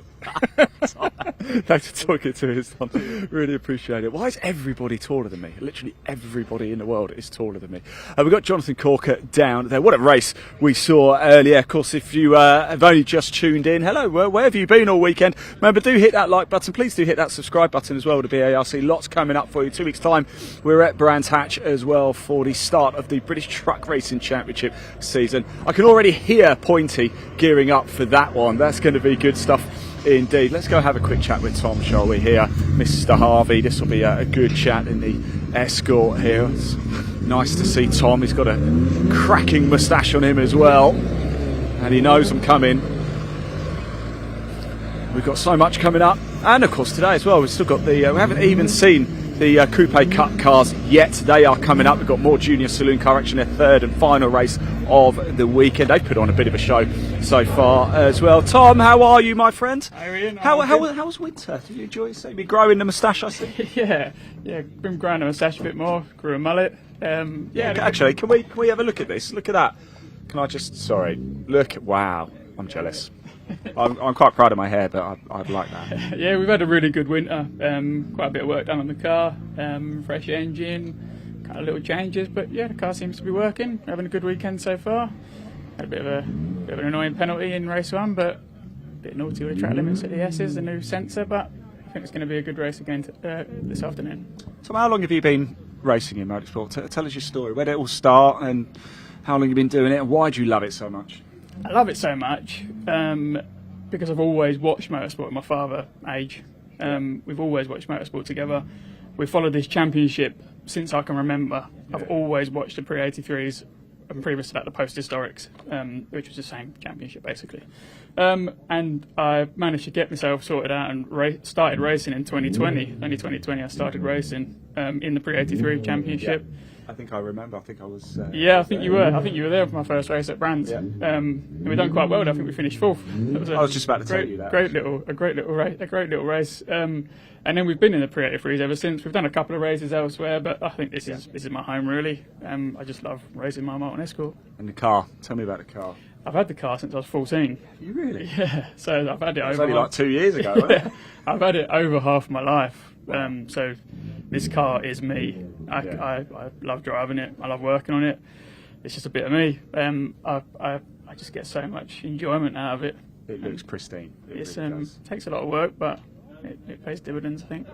Tom, thank you so much for the eagle-eared of you. Tom's just giving his age away there as well. Thank you, mate. Oh, do you want a door left open? Yeah, top man indeed. Oh, be careful, Anton. We've got to Nick Grindod coming in here. Look, there he goes. What a race he put on for us as well in race 1. It was an absolute cracker. Let's go chat to some more drivers, shall we? I haven't spoken to Reese Cannell before. Let's go have a quick chat with him up here. And look at this in the Capri, absolutely beautiful. Hello, Reese, how are you? Hello, mate, how are you? I'm very pleased to come and talk to you, actually. Tell me about the car. It's a thing of absolute exquisite beauty. But yeah, it was until I had a bit of an accident with Prix in the Rover. Thanks, mate, thanks. Yeah, no, it's going well today. I'm having a bit of an issue with the brakes. I'm having to pump them up with the other foot, which makes it a bit exciting. But other than that, it's going all right. I'm happy. Tell me your motorsport journey. We've never had a real good chat. No. This is, I think, my 7th race overall. I'm still very new to it. I built the car. I went to a Goodwood members meeting about 3 years ago, and I just fell in love with it. And I thought I'd have a go at building one myself, so I did. And now I'm here. The interior. This all original, I take it. Can we get the camera? You can have a look at it at the other side as well. I love the fact that you've kept it in. Yeah. It just really adds something to it. It still smells of fags. It's pretty. Does it? Yeah, it's proper, mate. Oh, yeah.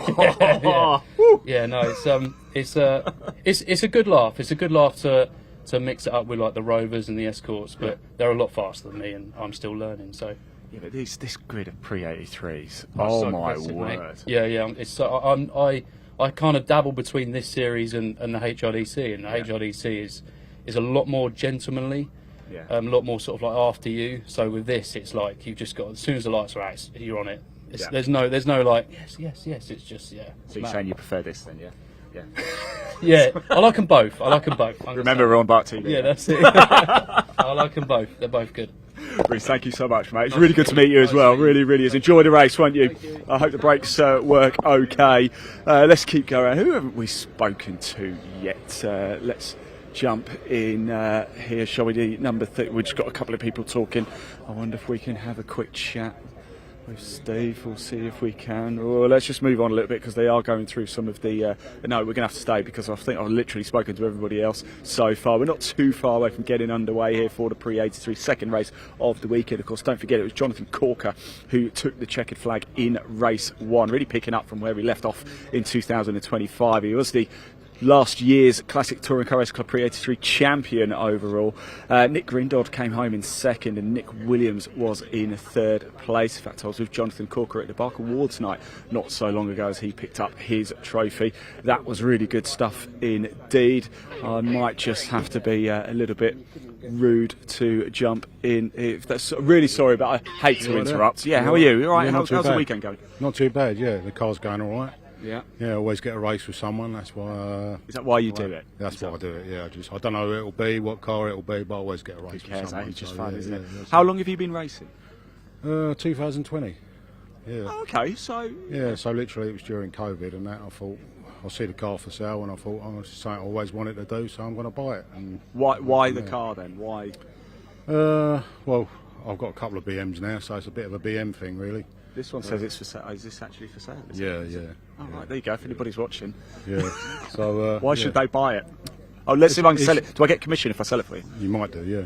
Yeah. It's it's a great starter car. That's why I bought it. It's very driver friendly. So I don't really want to sell it, but I've got a couple of, as I say, I've got a couple of BMs now. Yeah. And I've just bought a Sierra Sapphire, so it's kind of in storage a lot of the time. So I don't really want to sell it, but like I say, it needs muscle. How many coins do I need to find down the back of the sofa then? 8.5. 8.5. Yeah. Okay. Right. I might have to come back to you on that. Yeah, not 8.5p. Yeah. Has anybody got 8.5 grand here?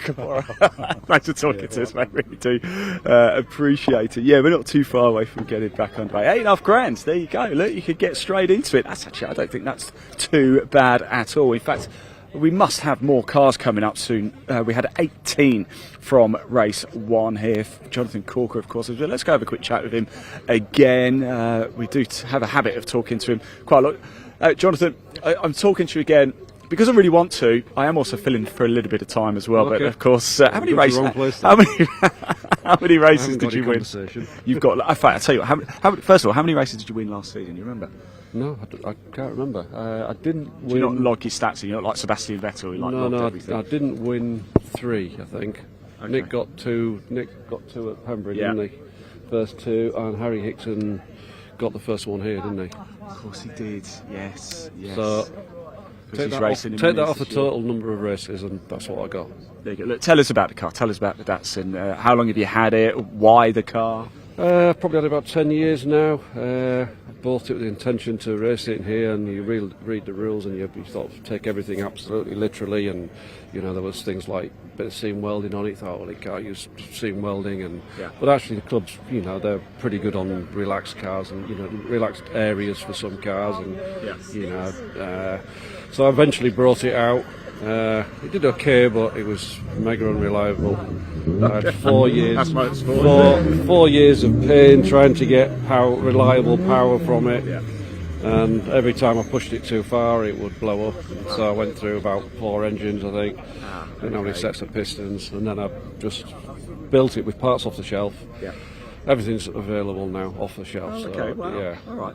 And it seems to be paying dividends now, doesn't it? Yeah, it just means you've got to think outside the box a bit. It's got Ford rods in it, and Japanese pistons from a shop in Japan that you can put in a post and they're there 3 days later. So you've got to learn where the reliable supplies are when you run something like this. And not what sometimes who you know. Yeah, you're getting stuff specially made bespoke parts is a bit of a fool's game really. And so why do you keep coming back to the Classic Touring Car Racing Club? We're talking about this earlier. It's just a really good club, isn't it? Good atmosphere. Everyone gets on, it's friendly.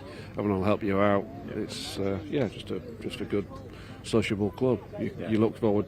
People when they've not got a car working, they come for the weekend.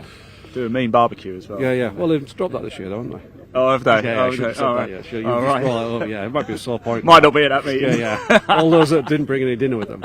Yeah, I never bring any dinner with me, so I'm going to go hungry this year. Yeah. Jordan, best of luck. Really appreciate you talking to us. Take care. Thank you so much. Let's have a quick chat with Nick as well, shall we, as he's right next to him. Sorry, Nick, I'm going to pick on you again, but it is always good to have a quick chat with you. Can you tell us about your motorsport journey?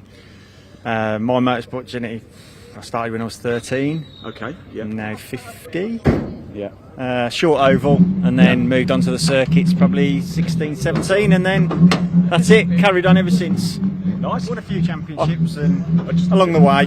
So, well, I'm really sorry, Nick. We've literally, just as we started to talk, we'll have a proper catch up another time. Yeah, good luck, guys. Thank you for talking to us. Yeah, there you go. The whistle's literally just gone. The drivers are getting inside the car. The engines are going to fire up and they're going to make their way out on to the track. Time to get going. The afternoon session. Our lunch break is over, and we are going for the second race of the weekend for the Classic Touring Car Racing Club Prix 83s. Moments to go before they get called on to the grid. So I'm going to hand over to your commentator, Dave Goddard, who will take you through the action. Thank you.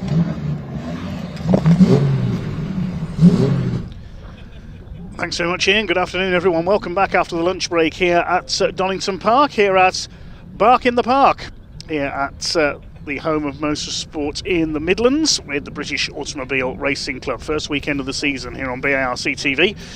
And we are ready for the second race for the Prix 83 Group 1 touring cars. It'll be a slightly reduced grid because of not a lot of repair time. A few cars had problems in the earlier race, but it is Jonathan Corker in the Datsun who will start on pole alongside Nick Grindrod in the Escort. Second row, Nick Williamson in the Rover SD1, and Graham Smith with his Escort will be alongside. Tom Harvey got a track limits penalty in the earlier race, dropping into 5th position. Had an epic battle with Nick Williamson on track for the final podium place, but he lines up on row 3 alongside Jared Knight in the Mark II Escort. Row 4, Jerry Bailey's Rover SD1, Rhys Cannell in the Ford Capri. Row 5, we hope Neil Philpotts is there. His car slowed on the last couple of laps and dropped to 9th of the first race. Starts alongside James Dunkley, he's there with the Ford Fiesta. Row 6, Mostyn Rutter is there with the Vauxhall Firenze and Steve Walden's BMW. Car, as we heard, currently up for sale, so if you want to have a go at classic touring car racing for yourself, that could be the car to buy.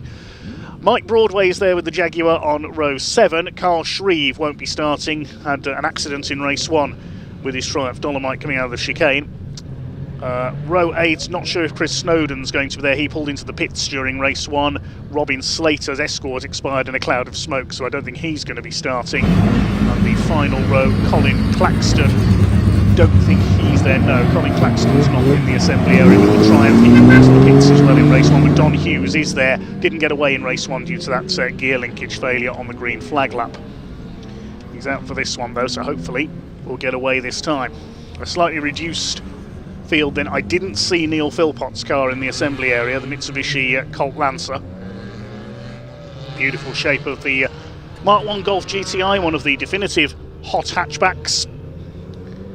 Richard Lloyd, who was the leading exponent to those, along with John Morris in the days of the British Saloon Car Championship. So let's see if we do have any further gaps on the grid. Graham Smith is there. Jared Knight is not. The Mark II Escort isn't there. He's got a long journey home to Devon though, Jared Knight. So he could be down to about a dozen cars, unfortunately, for this second race. But the leading runners put on a cracking show earlier on. Tom Harvey will be fired up after that penalty earlier on. Watch for that Shell Sport Escort on row 3.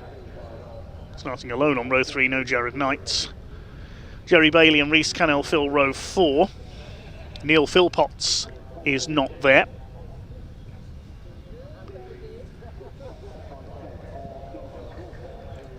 Well done to all those who got the quiz questions right. We had an answer from somebody who was marshalling on that occasion, Joe Shingler. And yes, I was marshalling and I was wet right down to my underpants. It was one of the wettest days in Donington's history, the day of that race. Jimmy, hello to you from Canada. And yes, Hayden Coe, I did get my tea. Thank you very much. Refueled with tea and lunch. and ready to go racing once again. Jonathan Corker then in the blue and white Datsun on pole position. The red and gold escort of Nick Grindrod from Birmingham alongside him. In the blue Rover SD1, that of Nick Williamson, the yellow escort of Graham Smith. Front, the winner likely to come from those first three on the grid. The dark horse here is Tom Harvey in the blue and white Mark 1 escort on row 3, I would think. Move away for the green flag lap.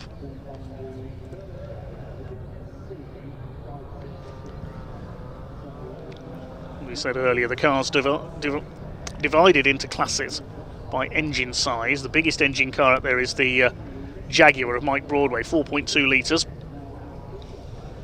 It's the over 3 litre class, Class A. Class B has got the Rover SD ones, 3.5 litre V8s for them. Neil Philpott's Mitsubishi, being a turbocharged car, would have been in Class B as well, but he's not there. 2.3 litre Vauxhall Firenze is as well, and the 3 litre Capri of Reese Canal. Find the Escorts, the Triumphs and the Datsuns in Class C, but no Triumphs on the grid. They both went out in race 1.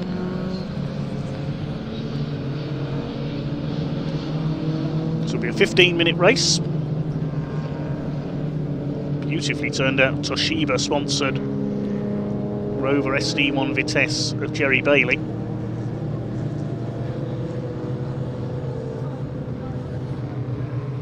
Andy Rouse, Dennis Leach, Steve Soper, Tim Harvey, some of the all-time greats of British touring car racing competed in SD1s in the 80s.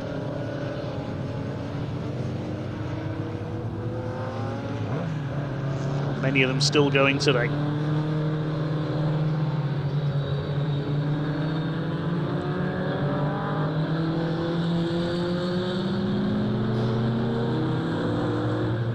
Keep an eye on Don Hughes from the back in his Golf. I believe he used to run that car in the old Slick 50 Road Saloon series.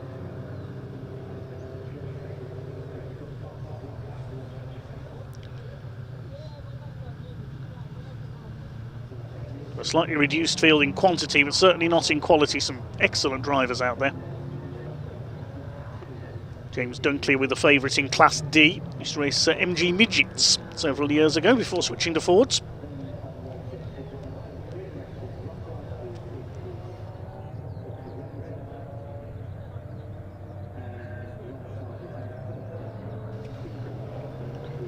Won the Blue Oval Saloon Series a couple of times with his old Mark II XR2, now in the Mark 1 version.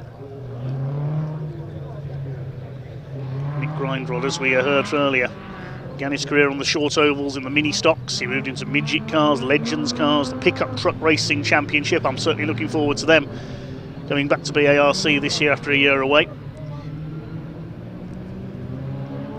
Went on into Caterhams and MX-5s as well.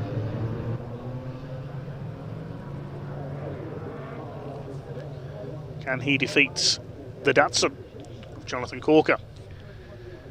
Perennial dominator of this series was Stephen Primet, of course. He's now in the Blue Oval Saloons with his familiar Escort. Mark Osborne, the Welshman, was champion a couple of times as well in his Triumph Dolomite. We've not seen him out for a few years.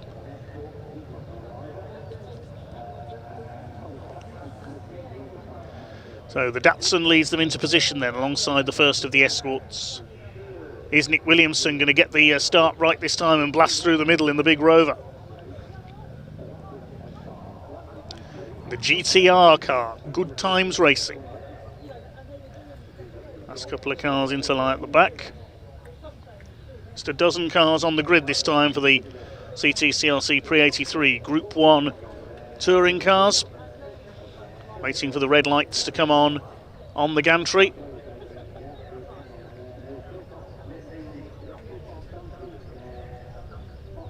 Once the marshals are satisfied that everybody is in position, is Jonathan Corker going to make it a double then? We're about to find out over the next 15 minutes. We get underway. Wheel spinning start for Nick Grindrod in the Escort. He could lose out here to Nick Williamson. Corker moves across in the Datsun to take the line for Redgate. Williamson trying to get through on the inside. There was a little bit of contact there. Something flew off the, I think it was from the back of the Escort there of Grindrod as he takes second place. Tom Harvey up into fourth place. Not the best of starts for Graham Smith in the yellow Escort. Reese Canal got a flyer in the Capri. Looks like he's up into fifth position. side by side with Smith, who retakes the place down the hill. Looks like Mike Broadway is slowing up in the Jaguar. We could be losing the lone Class A runner.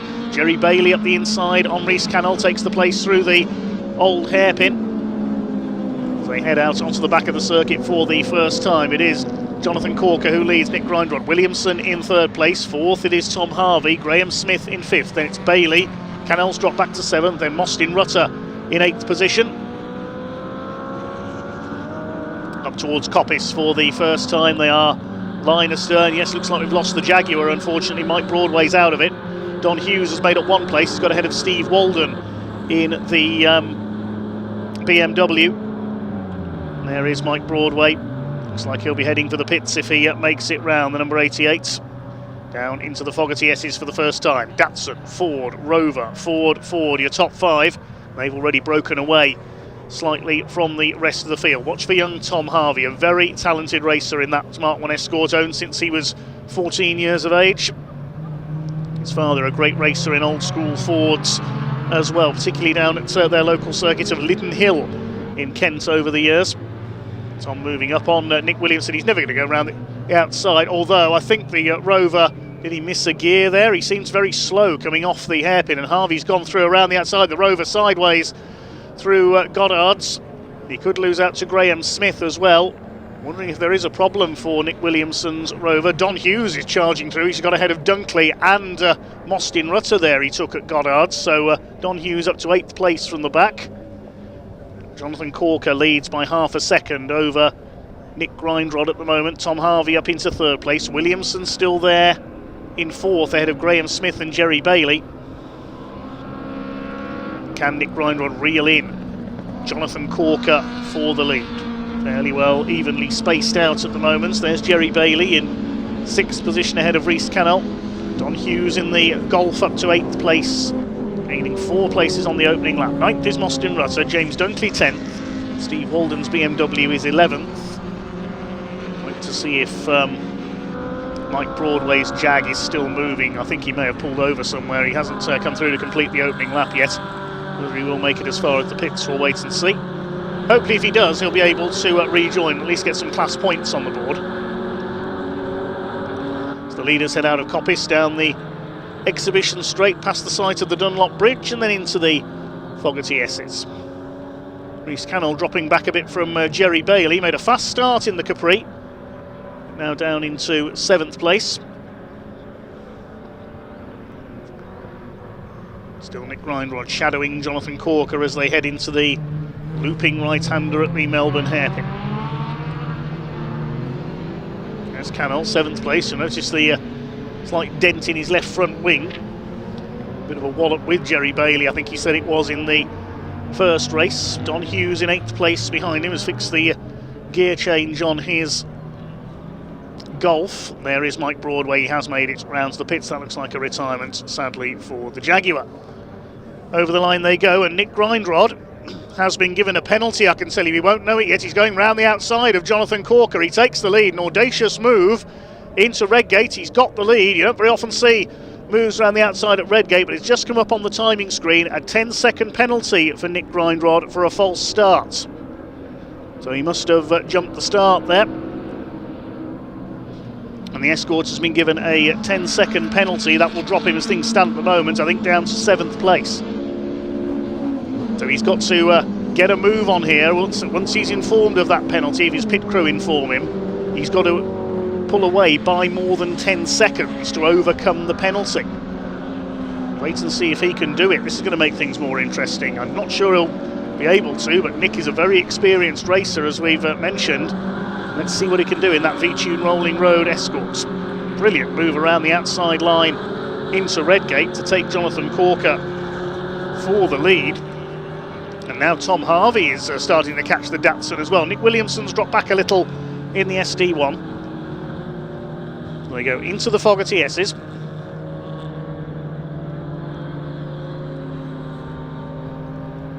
Williamson 4th. Graham Smith is in 5th position. He's a former Caterham champion back in the 90s and early 2000s. Tom Harvey is definitely on the tail and putting Jonathan Corker under pressure here. That Datsun doesn't look as if it's handling as well as it was in race 1. He was sliding about a bit coming through the Melbourne hairpin. And Tom Harvey having a look on the outside. I think there's something amiss with Jonathan Corker's Datsun here. Let's have a look at his lap times. Grindrod does the fastest lap of the race. Over the line they go, and Harvey goes through into second. Yes, Corker, his lap time was a couple of seconds slower that time through. Is something wrong with the Datsun? 4th place Williamson, there's Smith, Bailey in the second of the Rovers. Behind him, Reese Cannell in the Ford Capri. Corker still there in third, but look at the way Harvey's pulled away. Compare their lap times on lap 2 and 3. You can see Harvey 1.5 seconds quicker on the last lap and was able to take second place. There's Jerry Bailey, P6. Well, it's not a P6, it's an SD1, but you get what I mean.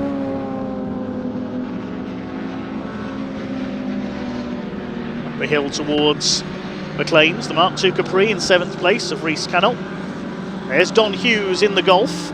He leads Class D ahead of James Dunkley now, having taken the Fiesta early on. Mike Broadway has rejoined from the pits, so the Jaguar just looking for some Class A points here. He's the only Class A entrant after all.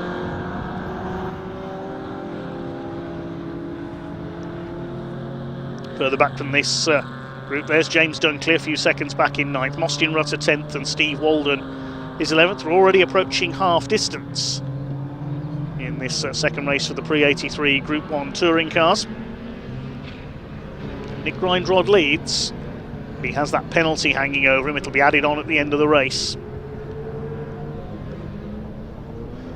Could we see Tom Harvey take a win here? There he is in second, but Corker's closing back up on him now.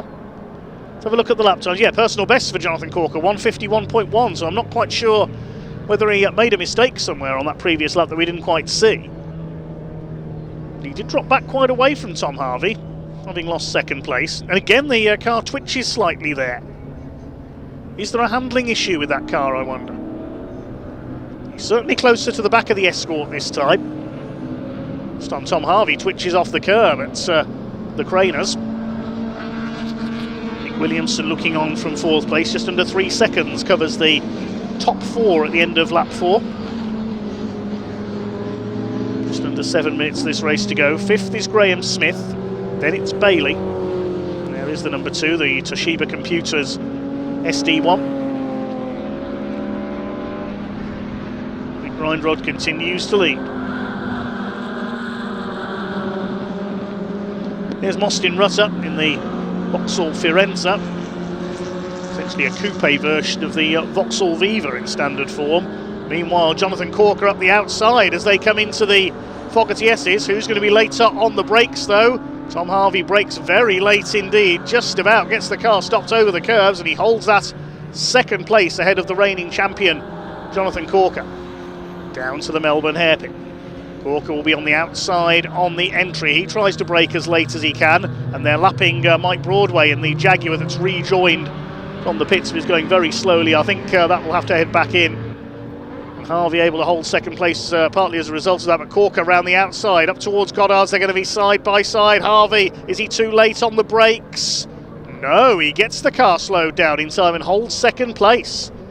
This is impressive. 1.2 seconds, the gap to our leader now, Nick Grindrod. He's got to win by more than 10 seconds because of that penalty for a false start.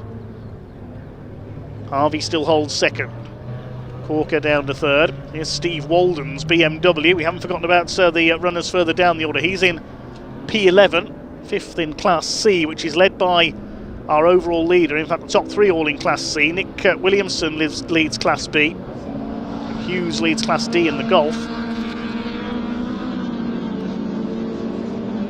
Out of the old hairpin. Corker closes up again. Got the better run out of the old hairpin there. You saw Tom Harvey run wide onto the curbs, and he'll want to be careful because he got penalised down to 5th place for exceeding track limits in race 1. And he's holding off the reigning champion here, Jonathan Corker, in the Datsun 510.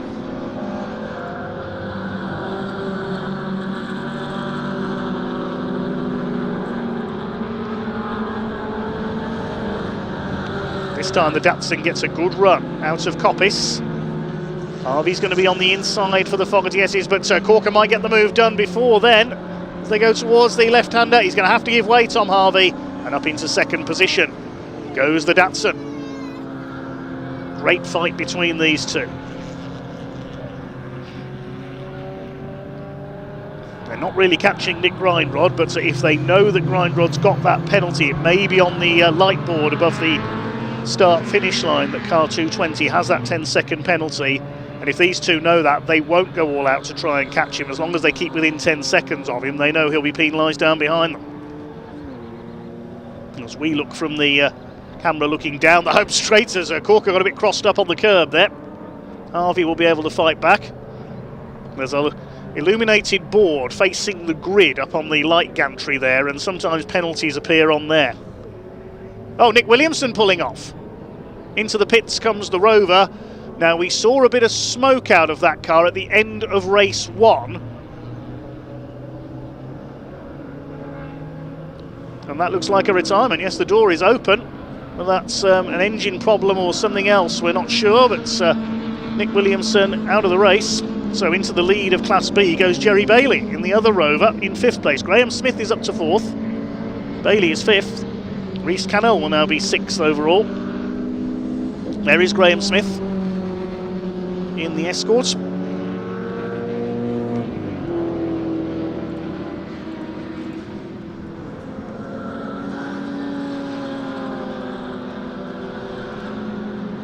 Steve Walden continues, he's up to 10th overall now. James Dunkley up to 8th. Now, how far behind? He's 8 seconds behind Don Hughes in the Golf for the lead of Class D, smaller capacity cars. Now, the lead gap was just under 1.5 seconds at the conclusion of the last lap, but Jonathan Corker, purple sectors in sectors 1 and 2. He's turning up the pressure on Nick Grindrod now. Said with that penalty for the Escort, he only needs to sit behind him and he will inherit the win. There's just over 2 minutes left. But Jonathan Corker wants to take the flag in first place. He's going for Nick Grindrod here. Was beaten a couple of times by the Escort at Pembrey last year. Over the line they go. Does he get a new fastest lap? He does a personal best of 150.38, but the fastest lap is with Grindrod, 150.123. Average speed of 81.4 miles an hour around the 2.5 mile Donington Grand Prix circuit. 0.8 of a second in it as they cross the line. Exactly 2 minutes left on the clock as they cross the line. Grindrod getting crossed up down the Craner curves there. He's under pressure here from Jonathan Corker. There'll be this lap and one more. And there's Tom Harvey in 3rd place. Graham Smith has been given the black and white driving standards flag for exceeding track limits. He's in 4th place. He's 8.5 seconds off Tom Harvey. 6 seconds ahead of Jerry Bailey, so Graham Smith all on his own in 4th place. Bailey's 7 seconds ahead of Reece Cannell for the lead of Class B, with the slightly higher capacity machines. Smaller capacity Escorts than the Datsun, the better handling. And now Jonathan Corker, has he got a run here down the exhibition straight into the Fogarty S's? Not quite. Over the curb goes the Escort.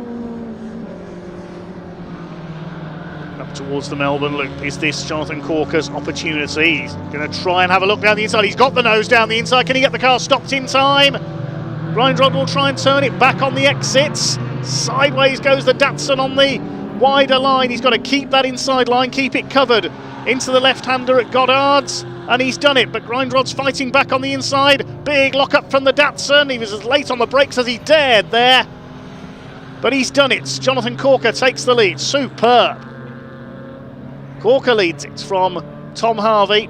Grindrod's ready to fight back. Remember, he went round the outside at Redgate earlier on. The clock has just counted down to 0, so we are on the last lap now. They lap Mike Broadway's slowing Jaguar. So is it going to be the Datsun or the Ford that takes the win here? Down the crane as the Datsun sideways. Jonathan Corker throwing that car around. The escort goes sideways as well. This is classic saloon car race action. And two very talented drivers indeed. They've dropped Tom Harvey, who's about 1.5 seconds down. There he is. With the penalty applied to Grindrod, he will get second place here as long as he keeps within range. Up to Coppice for the final time, then down towards the Fogarty S's, and it looks as though Jonathan Corker is starting to pull away slightly. Going to take something audacious here from Nick Grindrod if he's going to snatch the win on the road. Up towards the S's, right on the limit of adhesion. I thought the Datsun was dropping back in the early stages, but Jonathan Corker fought back first past Tom Harvey and then past Nick Grindrod. Grindrod's not finished yet. Into the Melbourne Loop for the last time. It's only up the rise and into Goddard's now. I think Jonathan Corker has done enough. Grindrod will lose second place with that 10-second penalty, but a brilliant battle all the same with Jonathan Corker. It certainly has been a corker of a race, hasn't it? Out of the final corner, Jonathan Corker takes his second win of the weekend. Second on the line for Nick Grindrod. Tom Harvey slides home behind him. We'll wait to see what happens with the penalty applied. I don't think Jonathan Corker's transponder worked over the line there, because Tom Harvey's showing as the winner. Yes, it's been reinstated at the top now. He got fastest lap on the last lap as well. So Harvey will be classified second, Grindrod third, Graham Smith is fourth, Jerry Bailey gets a class win in fifth. Nick Williamson has rejoined out of the pits, but he's a couple of laps down. Reece Cannell comes over in sixth behind Jerry Bailey. Bailey wins Class B. Don Hughes in the Golf in seventh wins Class D. Mike Broadway a few laps down in his struggling Jaguar. James Dunkley comes over in 8th place. It will be Mostyn Rutter in 9th and Steve Walden 10th. Nick Williamson 11th, having rejoined from the pits. And likewise Mike Broadway, he completes the finishes. Just waiting for Rutter and Walden to come home. There's Mostyn Rutter in the Vauxhall. 9th place and 3rd in class. And Steve Walden completing our 12 finishers.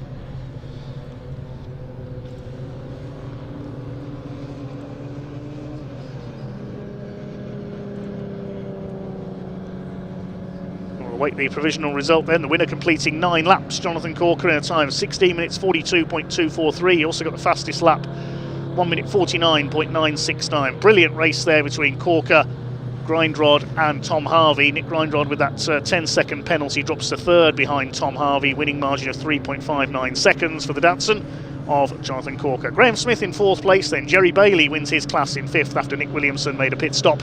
6th for Reece Cannell in the Capri. Don Hughes from the back of the grid wins Class D in 7th ahead of James Dunkley. The margin between them nearly 10 seconds. Mostyn Rutter and Steve Walden next turn, then Williamson and Broadway after their pit calls. We'll wait the cars to make their way into Parc Fermé then. And next up on track will be the first of 2 races today for the OT Publishing Coupe Cup with Toyo tyres. 20 Hyundai Coupes we should see on the grid shortly. A series aimed at the newcomer to motorsports.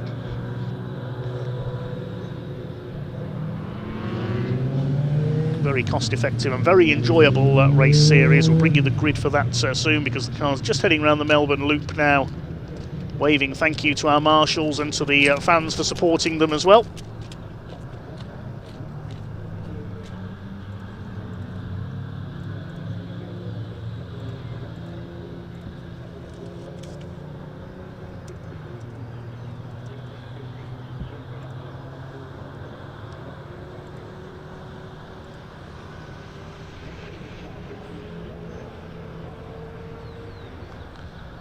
Looks like we have got the capacity 20 cars for the Hyundais. There was one car that didn't make it out in qualifying, but he will be able to start from the back of the grid.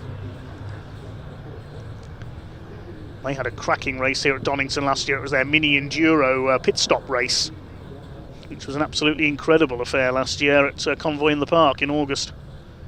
They'll be out on track shortly for the first of their 2 15-minute races, but I think we can head down to Ian Waterhouse in Parc Fermé with the Prix 83 touring cars.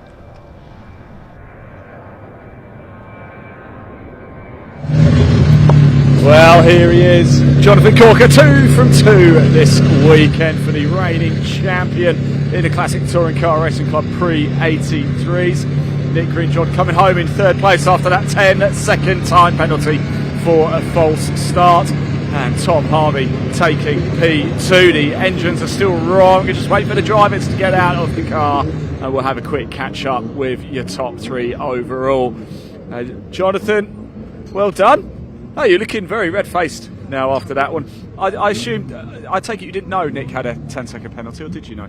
No, I didn't know, no. There you go. No. I mean, all that effort, I didn't need to. well, I didn't want to say. Well, yes, I did want to say. Actually, yeah. You didn't know that, so that makes it even more impressive. No, and you got to get him as well, haven't you? Exactly. Well done, 2 for 2 this weekend. Perfect day for you. Yeah, absolutely. Great. Nice one. Thank you so much. Tom's over there as well. He's just doing tire pressures about to do. Tom, congratulations, my friend. That was good, wasn't it? You enjoyed that? Yeah, it was a good race. Missed a couple of gears, but it was a good race. Can't grumble. Missed a couple of gears, you still got second. It's good, isn't it? You know, happy with that. Imagine what you do if you did it with second. I know. I'm really happy. The car's fantastic. Excellent. I'll let you go. It looks like you've got to do tyre pressure, so I'll let you crack on. Great stuff in DP2 there for Tom Harvey. Of course, it was Nick Williams on the podium earlier in the Prix 83s. We'll grab a quick chat with Nick again. Of course, he did get that 10-second time penalty for a false start. He's just having a quick chat with Gary at the minute. Nick. 10-second time penalty, false start. It's just one of those things, isn't it? It did, yeah. It just rolled and I dabbed my foot on the brake and then, but it is what it is. And it's not a good battle. Of course, Jonathan didn't even know, so couldn't have let me win then, couldn't he? Look, pair of podiums though. Good way to start the season. Very good way. Yeah, you can't. Yeah, as I just said, the only way's up, innit? When you're at the top, the only way's down. Exactly. Top man. Nick, thanks. Really good to see you again as well. There you go. The Prix 83s are done and dusted here this weekend. It's Jonathan Corker who's had a corking weekend with back-to-back wins. Right, up next we have the Hyundai Coupe Cup. The first time we're going to see these cars in action. It's a surprise name on pole position, and a little bit earlier I caught up with him, so let's hear right now over in assembly area.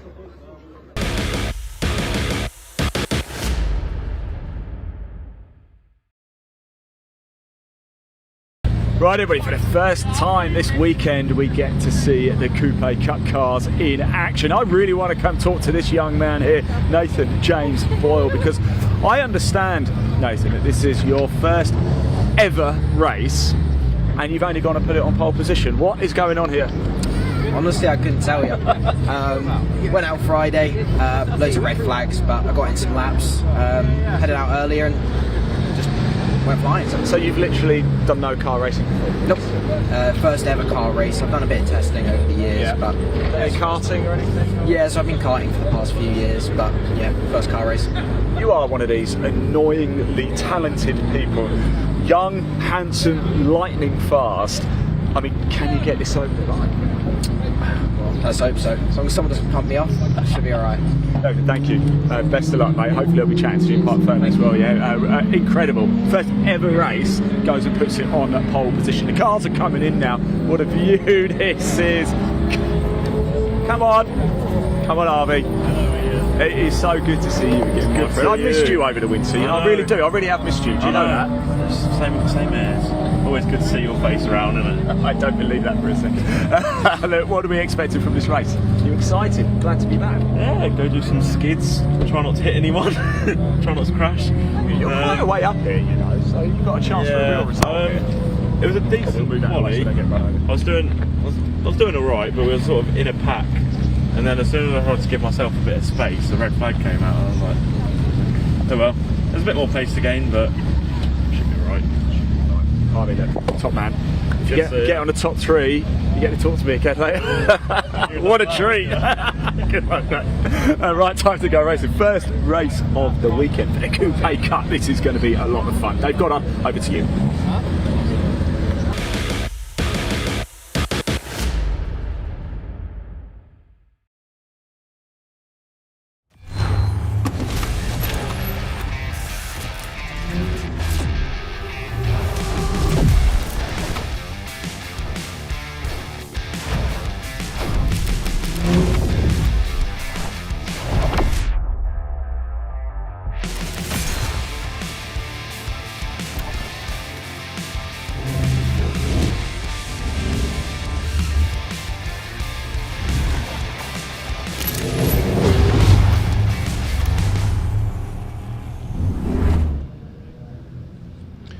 Thanks very much, Ian. Getting ready then for the first race of the season, the OT Publishing Coupe Cup with Toyo tyres. A few years ago, this series, not a championship, it is a series, started by John Winter, a racer and magazine editor over the years, now runs Exit 13 Vehicle Graphics, so named because they're based next to Junction 13 of the M1. John, the championship boss and coordinator, busy in the paddock, and his drivers had their qualifying session this morning, and it is Nathan James Boyle on pole for his debut in the car that Nathan Williams, the former sim racer, had a number of race wins in last year. And alongside him is a car number 43 with the surname Jones. Now, it was Adam Jones who had a few wins in that car last year. It's his father Sean at the wheel today. So we've got the two cars that were pretty dominant in last year's series on the front row, but with different drivers. Second row, number 19, Hazim Zaki, all the way from Egypt, moving up from sim racing last year. Alongside him is number 10, Ben Wilkinson, who took his first ever win at Donington in that pit stop race. What an epic that was last August. Row 3, number 87, Neil Hurren, and 88 of Harvey Kersley, the Junior Saloon Car graduate. His father Alex prepares the cars. Number 12, Matthew Watson on row 4, alongside 51 of Paul Lorry. I think Paul is debuting a new car here today as well. His old car got rather smashed up last season. Declan Marsden, 337, and 33 Michael Evans on row 5. Row 6, Kevin Middleton, number 7, and 52 Stephen Slawson. Roger Owens, number 26, lines up on row 7 alongside Jason Jesse in the 37. Jason, like Kevin Middleton, a former competitor in the Nippon Challenge run by the Track Action Race Club. Row 8, treble 6 Mark Eels, and 38 Darren Ford in the Lightning McQueen lookalike. Row 9, 46 of Mark Worsley and 44 Tim Prince. Number 1, Paul Callaway on row 10 alongside 65 Spencer Hirons, who failed to set a time in qualifying, but we're told will be starting from the back of the grid.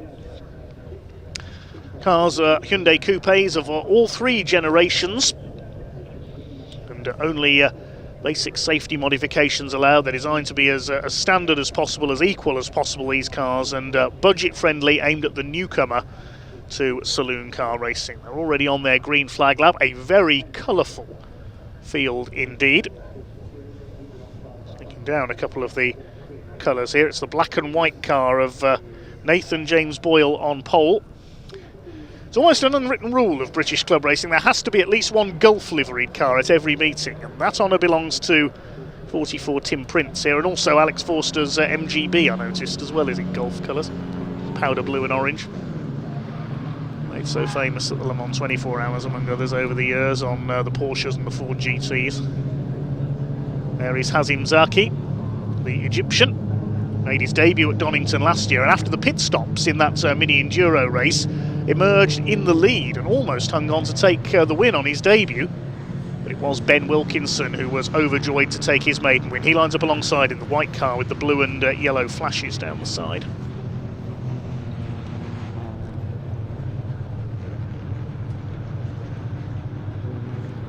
There's our poleman, Nathan Boyle.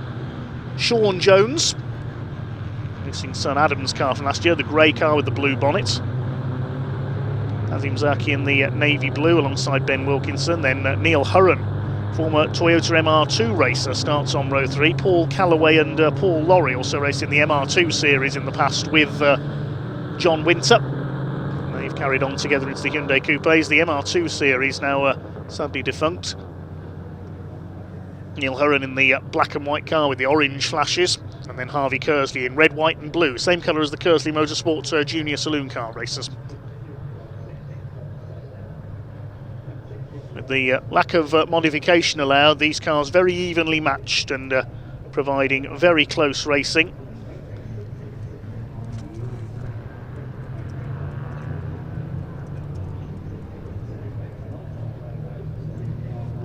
There's Michael Evans with his familiar yellow and purple paint job, the Cadbury's Caramel as I call it.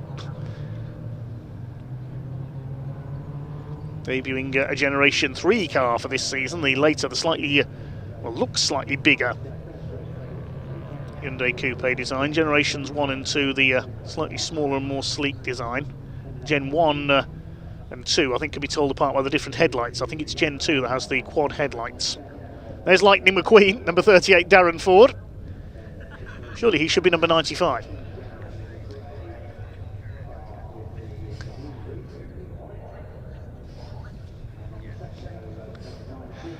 So Nathan Boyle in the white and black car on pole. Sean Jones in grey and blue. Hazim Zaki in navy blue. Ben Wilkinson in the white number 10. You can also recognise Matthew Watson, the purple coloured car, number 12, because it's got googly eyes on the headlights.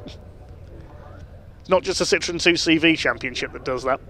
We need more cars with googly eyes on the headlights. 51 Paul Lorry in the red livery on the outside of him. So in position then for the first OT Publishing Coupe Cup race in association with Toyo Tyres this season, and we're underway, and Sean Jones doesn't move at all. He's stalled it, he's got it going now, and he'll lose a lot of places. Lightning McQueen, aka Darren Ford, gets forced out onto the grass, and it's Ben Wilkinson who's come from the second row of the grid into the lead. A poor start by our pole sitter Nathan Boyle, and Sean Jones didn't move at all. The front row were caught out there. So that's going to make for some interesting opening laps, I think. Ben Wilkinson looking for his second Hyundai Coupe Cup win leads. Neil Hurren up into second place with his new car. Nathan Boyle side by side with Hazim Zaki. Then it's Harvey Kersley, Matthew Watson. And who's that in behind them? It's the number 52 of Stephen Slawson, I think. He's made a decent getaway. The grey and white car. Harvey Kersley trying to make a move on Hazim Zaki as they make their way up to McLean's corner. Up towards McLean's then. The sun's disappeared into the clouds here at Donington Park, but the track action just as hot from the Hyundai Coupes, right on the edge of adhesion as they slide into Coppis. Up the inside there, the number 37, that's Jason Jesse, very experienced saloon car racer. I remember him racing successfully in Toyota Celica GT4 in the old Nippon Challenge series. Had a few wins with that at Rockingham, I remember. Ben Wilkinson just about holding the lead ahead of Neil Hurren then, and we've got somebody in the gravel. That's Paul Calloway, the number 1 in the gravel at Coppis. Marshals will try and dig him out and keep him going without the need of a safety car. Nathan Boyle, the pole sitter's back up into third place, making his graduation from karting today, side by side for fourth, as Paul Calloway, thumbs up to the Marshals. They've got him out of the gravel, and the man from Rugby in Warwickshire is on his way. Sadly, too late to stop the safety car being called. The field slows down, and we do have a safety car. Now, the reason Paul's gone onto the grass there, that was intentional, to get the gravel out from under his car without spraying it all over the tarmac. So that's why Paul Calloway went down the grass there. Safety car being called, it should be just one lap, I would think. Oh, we've got somebody else off, so maybe not. That's Roger Owens, number 26.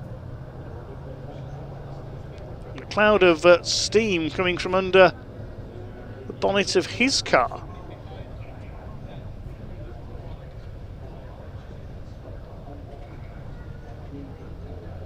So that's the reason for the safety car, not Paul Calloway's car.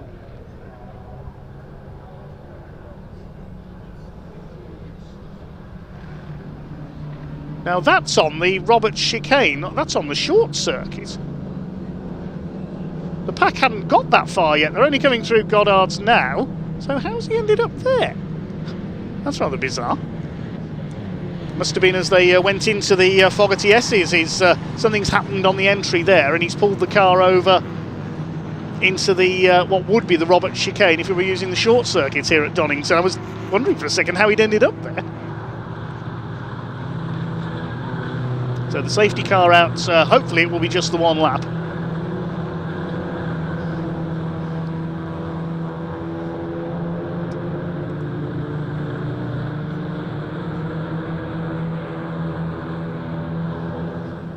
It's getting cold at the old hairpin, says Hayden Coe. Watching from trackside and watching the stream today. So Ben Wilkinson, number 10, is your race leader. Ahead of Neil Hurren. Boyle and Zaki up to third and fourth places. Sean Jones, who stalled on the line, is down to 16th place. There's Mark Eels, number 666.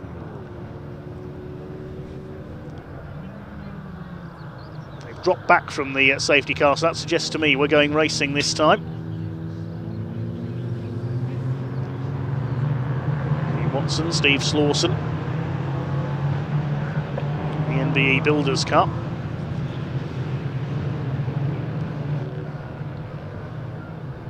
smoke start to rise. There's Lightning McQueen, just ahead of Mark Worsley, number 46 in the black car. And the pack is unleashed once again. Away they go. So Roger Owen's car is safely out of harm's way. We've lost him, but Paul Callaway is going again at the tail of the field. Ben Wilkinson defending from Neil Hurren into Redgate for the first time. All the way cleanly. One car coming into the pits at the back there. That is Spencer Hirons, so maybe his problems from qualifying have returned. Well, he didn't make it out in qualifying, unfortunately. Mark Worsley side by side with Darren Ford. Down the Craner curves. The first three have broken away slightly. It's Wilkinson from Hurren, then it's Nathan Boyle in third place. Hazim Zaki is in fourth. We know that's a proven car that Nathan James Boyle is driving. Nathan Williams won several races with it last year. Cars are designed to be as equal as possible. Nathan has a look up the inside there. Then it's Zaki, Kersley, Matthew Watson, Stephen Slawson, Jason Jesse in the green car is 8th. Paul Lorry in the number 51 is 9th. Running up the top 10 is Mark Eels. Throw it through Coppice once again. A little bit of gravel on the road there from Paul Callaway's off. So leaders head down the exhibition straights towards the left-right at the Fogarty S's on this first event of the season for the OT Publishing Hyundai Coupe Cup, and Neil Hurren has a look there. He's not close enough to challenge for the lead. Oh, the leader's lost it! Off goes Ben Wilkinson. What happened there? Spins it into the tyre stack, and the leader has gone. So Neil Hurren does take the lead. I wonder if Neil was watching his mirror to try and see where, if Ben was watching his mirror to try and see where Neil Hurren was there. He just missed his braking point. So Neil has now got the lead in the 87 car, with Boyle up into second place, and Hazim Zaki will be in third. Up towards Goddard's they come. Zaki under fire from Harvey Kersley in the red, white and blue number 88. Now, has Ben Wilkinson got going in? I don't think he has. He's limping the car away as up the inside on the exit of Goddard. Nathan Boyle takes the lead. Well done indeed to the young gun in the 77, but Neil Hurren, experienced sports car racer from London, is fighting back. Battle is joined at the front of the field. Zaki is third. Kersley under fire from Matthew Watson for fourth place. But Nathan Boyle has now got the lead. 8 minutes of this race still to run. Well, we saw an epic from the Hyundais at Donington in their longer feature race of the season last year. It's clearly first day back at school for these drivers. Down the hill comes Neil Hurren. Out of the old head. Nathan Boyle, number 77, the man from Buckingham, leads the way. There's Jason Jesse over the curbs, chasing Stephen Slawson. That's for what is now 6th position with the demise of Ben Wilkinson from the race lead. Now, has he got going again? Saw his car moving slowly as he tried to get away from the scene. Jason Jesse runs out very wide into the gravel. Don't spin it. Just about saves it there. Dropped him a few lengths back from Stephen Slawson. Mark Eels behind him, then the number 51 of Paul Lorry. They've swapped positions. Behind them, Michael Evans in the 33. Here come your leaders. Neil Hurren lining up for another go at Nathan Boyle. I don't think there's any yellow flags out there at the S's. Which means that Ben Wilkinson, I think, he's pulled over to the right-hand side of the road. So maybe there were yellows out there. I didn't see any. So Ben Wilkinson's out of the race.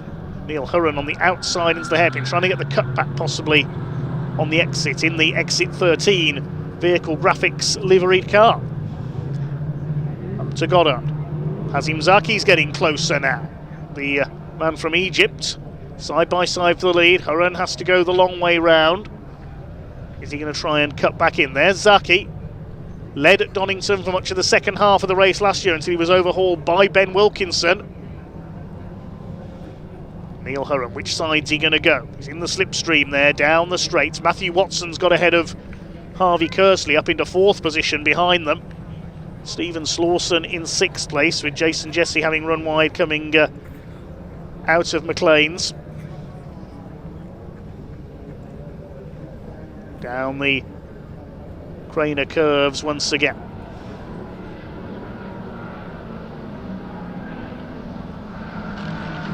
With a lock up there on the entry to the old hairpin from the 2nd place car. Mark Eels has now caught Jason Jesse in that almost camouflage green liveried car. Looks like something out of Minecraft, doesn't it? 33 Michael Evans in these familiar purple and yellow. He's been with the Coupes virtually since they started.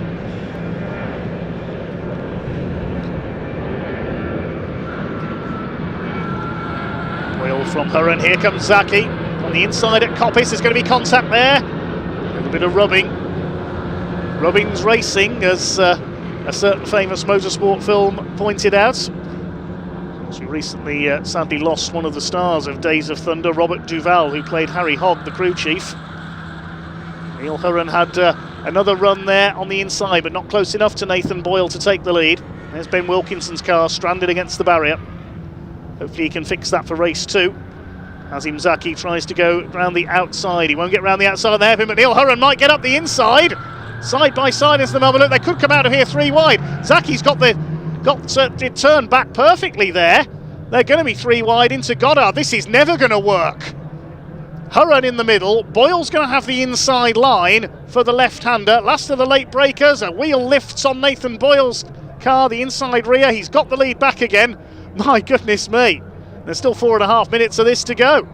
Matthew Watson's been able to catch them as a result of them squabbling, and Harvey Kersley's trying to go with them as well. This is brilliant stuff.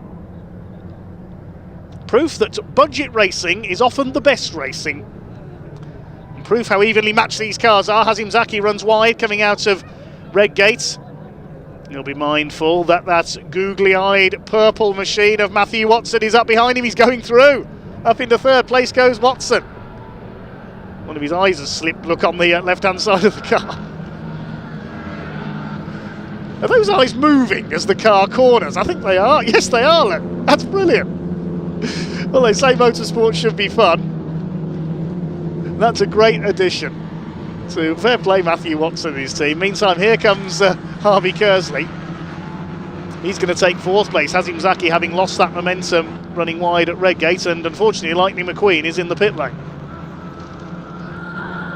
Is that Guido working on the car? Meantime, the race continues. Just over 3 minutes to go, so we'll get at least a couple more laps out of this.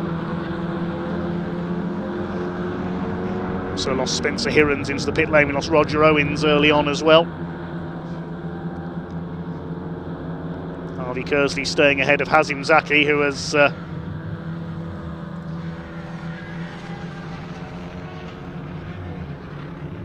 been a little bit ragged over the last couple of laps. Here's Tim Prince in the Golf car, number 44. Chased by the number 1 of Paul Callaway, recovering after his off earlier on. Callaway up the inside. This is the battle for 15th place. And this is the battle for 4th place. Back up the inside comes Hazim Zaki. And back up the inside comes Harvey Kersley. Excuse me, he says. Been a needle creeping into the fight between these two, I think.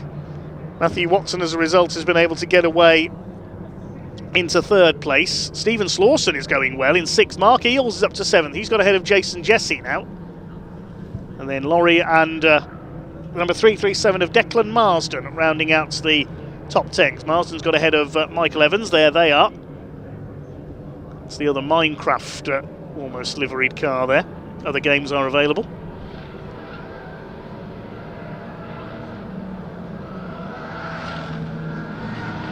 Down the hill they come, down the Craner curves.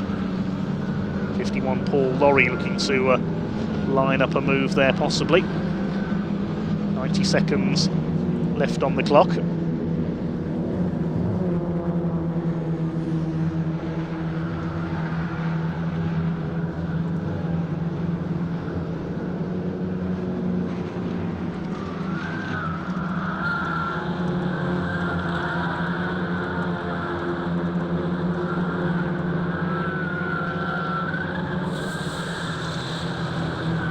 To Coppice. Somebody's gone into the gravel there. Who's that? I think that was Mark Eels. Yes, he's run wide. The treble 6 car.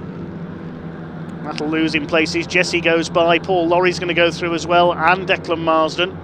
Yes, Mark Eels just overshooting there at Coppice. He's lost 3 places, trying to get back up the inside of Declan Marsden on the chicane. Scrap for 2nd, intensifying now. Neil Hurren is under fire from Matthew Watson. This is the best I've seen Matthew run.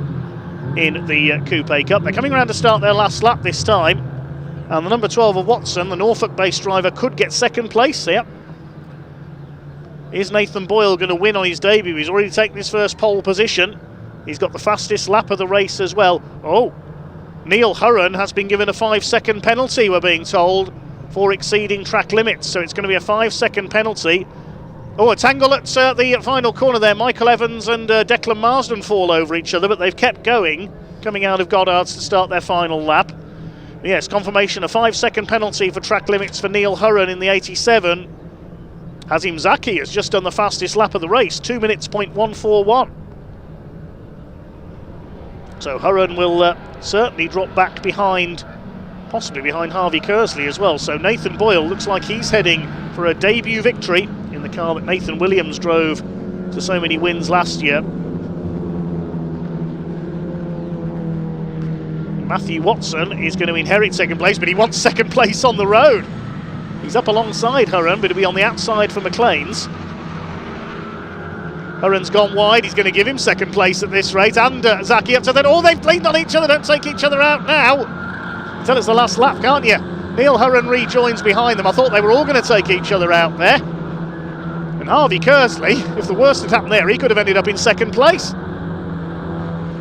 As it is, he stays fifth. Neil Hurren will drop behind him on corrected time though, so it's Watson up to second, Zaki is third.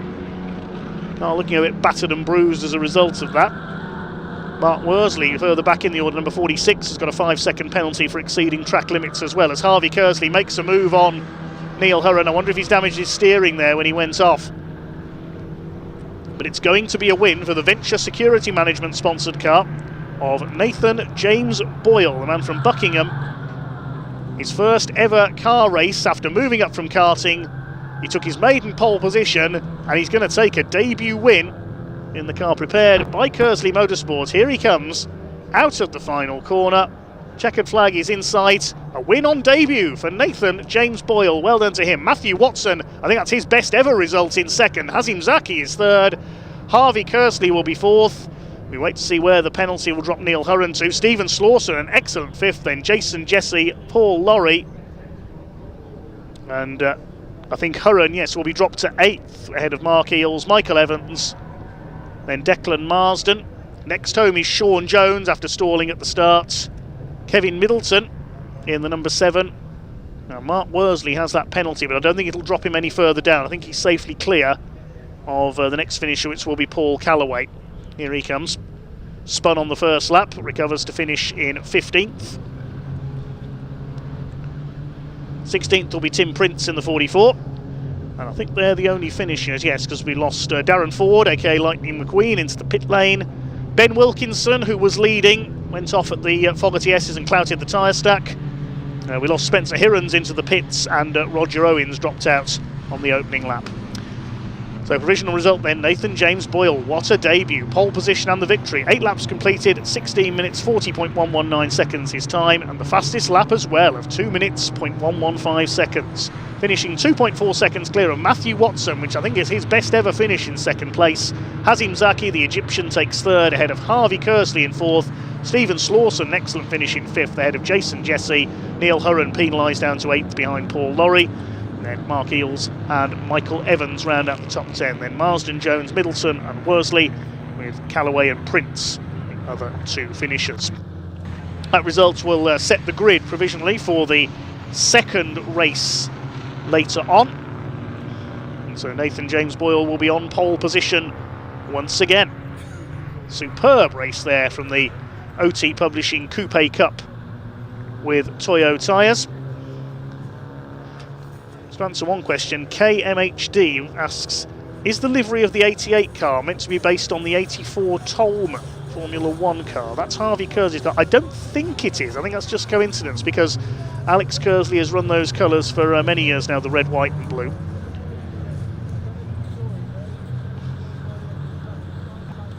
But we'll see if that is what Alex bases his colours on. Very impressive racing indeed there.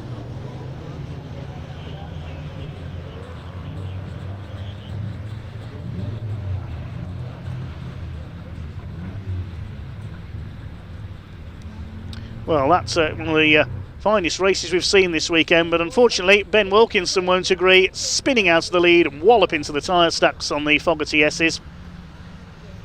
And that was him out of the race, unfortunately.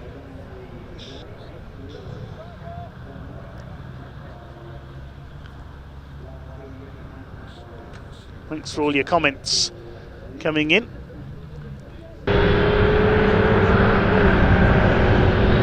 Back at some more highlights of that race. Jason Jesse nearly lost it in the lanes, throwing it nearly into the gravel, but managing to recover. This was the incident between Declan Marsden, who got loose and was almost collected by Michael Evans. That was coming out of Goddard to start the final lap. There we see another angle of it. It was Marsden who lost it, and Michael Evans took avoiding action. And then up at McLean's on that final lap, Neil Hurren ran out wide through the gravel. Hazim Zaki had to move to avoid him, clipped the side of Matthew Watson. His car looked rather shocked as a result.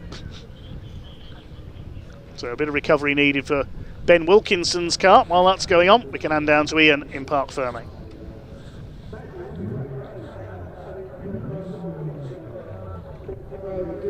Well, he makes this motorsport malarkey look pretty easy, doesn't he?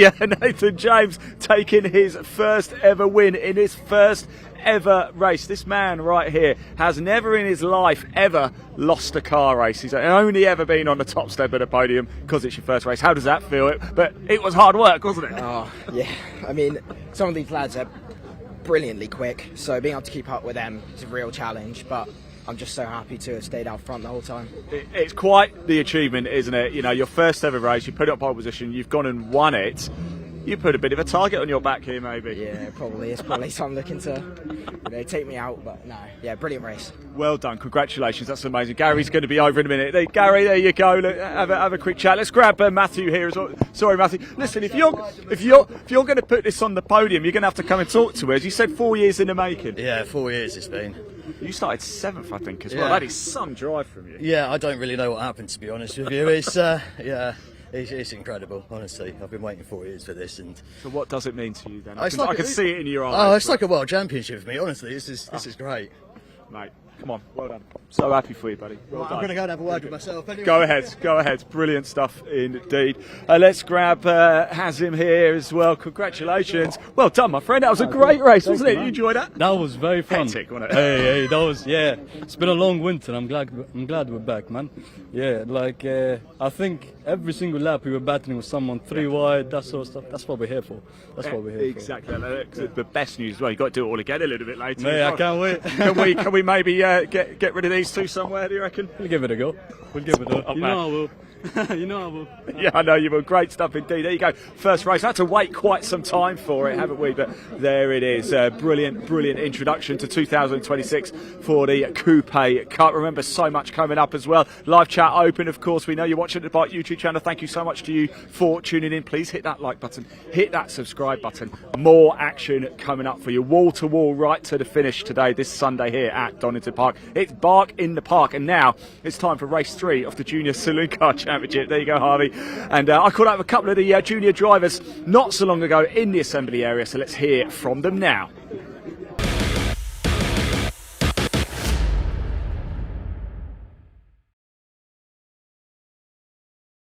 Right, for the final time today, the Junior Saloon Car Championship are about to take to the track to end their round 1, race 3 of the weekend for them. And this man Zane, we haven't spoken to you so far. Zane, it's really good to meet you, my friend. What have you made of your experience here with the Junior Saloons at Donington? It's been a real learning curve. Yeah. Because going from cars to cars is a lot different. But the racecraft's really clean here. But I've been enjoying it so far. We've seen some great racing actually from the Junior Saloon Car Championship. What have you learned then from, so let's go all the way back to qualifying yesterday.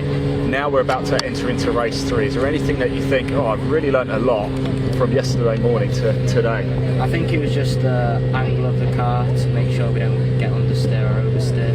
Yeah. But yeah, it's been a real learning curve. Why did you want to come into Junior Saloon Car Championship? Well, because it's just a lot more cleaner than like Fiestas and Ginettas.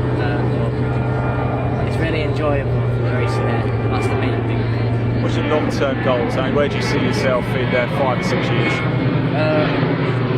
GTs. But I'm hoping, my dream is to be in Formula 1. Really? Yeah. Amazing. Yeah. Amazing. Well, if you do, don't forget your old mate Ian. Yeah. All right? Yeah. Thanks so much for talking to us, mate. Best of luck out there. Yeah, enjoy it, won't you? I wanted to see if Omar was around, but I can't quite see him. So I think we better hand back and get this race underway moments before these cars make their way into the track for the third and final time here at Donington Park. Dave Goddard, over to you, my friend.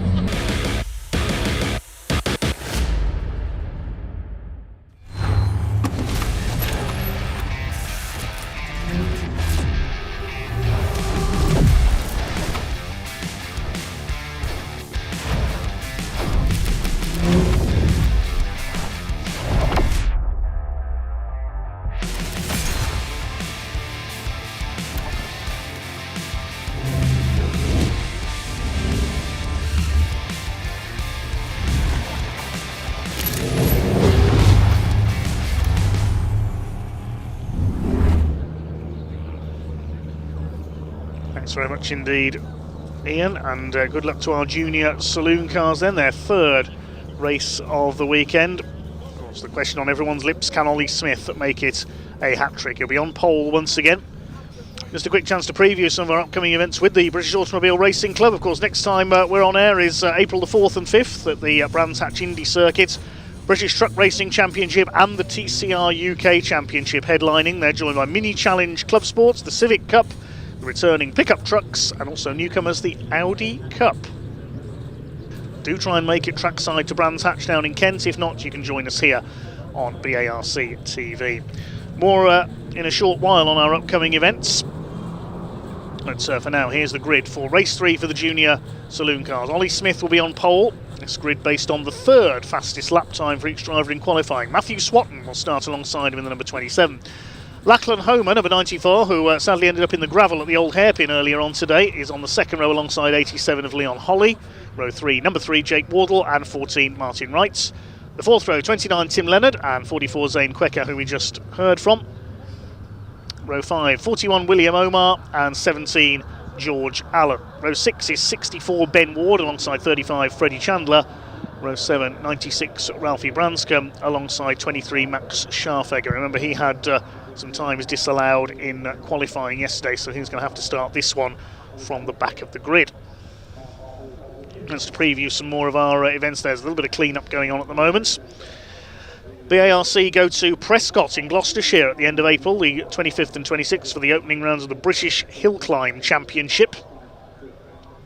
Cars not racing against each other, but against the clock on that occasion, and some of them up what is effectively a narrow country lane are frighteningly fast, some of the top single-seaters up there. Speedfest North takes place at Croft on May the 2nd and 3rd, up near Darlington. We've got TCR UK in action there, Caterhams as well, Junior Saloon Cars and Track Action are back in action at that one as well.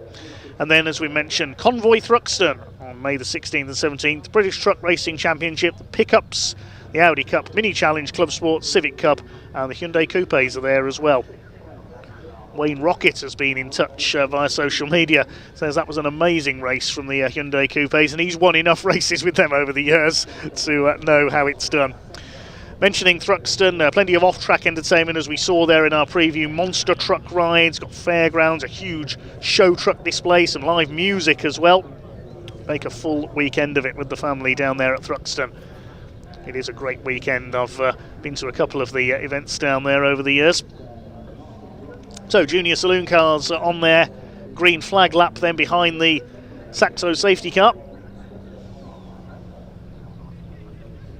Looks like we've got the full complement of 14 cars out there. Great to see Matthew Swatton up there on the front row of the grid. The second row, Lachlan Homer in the white and black car, alongside 87 of Leon Holly. New colours for him this year, raced in the light blue livery last season. Can anyone stop Ollie Smith making it a hat-trick? He was the pre-season favourite, last year's Rookie of the Year. There's William Omar in the number 41. With the novice cross on the back of his car. Quite a few newcomers in the championship this year. Thanks again for all your comments coming in. Snipes says, I'll be at Brands for the trucks. Been looking forward to it since November. Mike Gillespie asks, the James Cole in MGs, is that the ex-BTCC race winner? No, it's not, Mike. This James Cole is the son of Doug Cole, who used to compete in the MG Trophy. FV Mary Joyce says, great debut weekend by Zane in the juniors. Yep, she was cheering for Zane yesterday. Zane Quecker in number 44 in the black car. Tom Alga Racing says, go Matthew Swatton.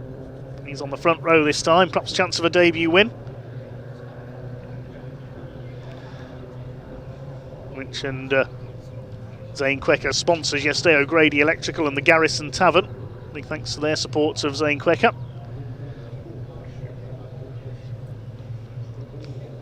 I2H2H8L, I think your name is there. Enjoying the racing. Say hello to my wife Jean, who's not only suffering with me watching the racing, but also suffering from a cold. Oh, get well soon, Jean.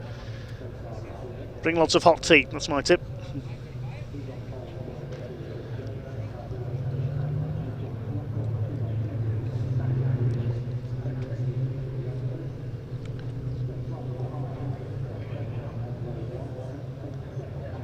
Thanks to Pit Road Productions for your very kind comments as well. Glad you're enjoying the racing and the commentary. Nick Proudlock says, when is the mixed Prix 93 and Thunder race? That's in 2 races' time. We've got the Track Action Race Club next, and then it's the mixed race for the Prix 93-03 Boss and Thunder. Victor says, hello from Beeston. It's near Nottingham, so not that far from Donington Park. Why is Max Scharfegger warming up like that, says one of our commenters. Yeah, he's throwing the car about a bit, isn't he? Ollie Smith lined up, already pointing to the outside on pole position, the green, white and blue car. Alongside the red, white and blue, the Kersley Motorsport car of Matthew Swatton. Second row, Lachlan Homer in white and black. Leon Holly in the blue, grey and white car on the second row of the grid. The red lights are on. Race 3 for the Junior Saloon Car Championship gets underway. Ollie Smith straight across towards the outside. Lachlan Homer bogs down slightly again, and Jake Wardle in the number 3 car draws past him. But it's Ollie Smith who's got the line into Redgate. Leon Holly with a good start up into second place ahead of Matthew Swatton, and Jake Wardle goes with them. Martin Wright around the outside. Yes, Lachlan Homer will be wanting to work on his race starts ahead of the next round of the Junior Saloon Car Championship. He's dropped back to 6th position from 3rd on the grid, but it's Ollie Smith who leads down the Craner curves for the first time. Leon Holly, the Devonshire driver, in 2nd place. Swatton on his tail. Wardle is 4th. Martin Wright all the way from Cornwall, he's in 5th place. Side by side, Max Scharfegger's already making up the places side by side with Zane Quecker. Ahead of them is Freddie Chandler in the Chandler Motorsport number 35 car. Ben Ward in behind them as well, the second of the Kersley Motorsport cars. They climb their way up towards McLean's for the first time. The lead is with Ollie Smith, Martin Wright and the 27 of Swatton. Both ran a little bit wide there onto the curb and the painted tarmac on the outside. Swing their way through Coppice Corner. It's tricky. Double apex right-hander kicking up the dust on the outside, 1 or 2 of them. Smith leads. It's Holly in 2nd place. Jake Wardle wants to challenge for his maiden podium here. He's on the tail of Matthew Swatton for 3rd place. Then Martin Wright in the blue number 14. There's Lachlan Homer in 6th position, looking to fight back after another slightly slow start. He got barged on the first corner of race 2, dropped to the back of the field. Through the Melbourne Loop for the first time. Ollie Smith in the number 80, holding a lead of about 5 Citroën lengths over Leon Holly in 2nd place. Keeping it steady around this first lap. Freddie Chandler having a look at Ben Ward, but he'll be on the outside for the left-hander at Goddard's. First 5 cars breaking away very slightly. 0.8 of a second, the lead margin as they cross the line for the first time. Side by side further back, Zane Quecker with George Allen, the number 17, the man from Grantham in Lincolnshire.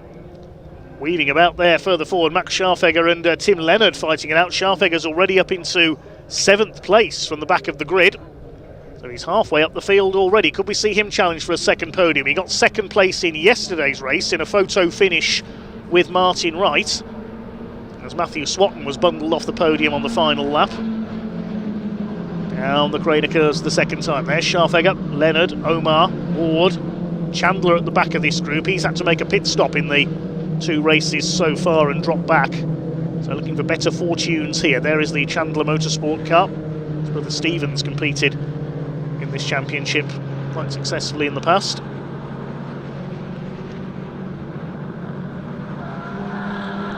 Smith rose his Saxo VTR through Coppice. This is the main battle at the moment for 7th position. Scharfegger 7th, Leonard 8th, Omar 9th, then Ward 10th, Chandler 11th. Zane Quecker has lost a little bit of ground there, back into the clutches of George Allen. Ralphie Branscombe, the scholarship winner, is at the back of the field, the Londoner.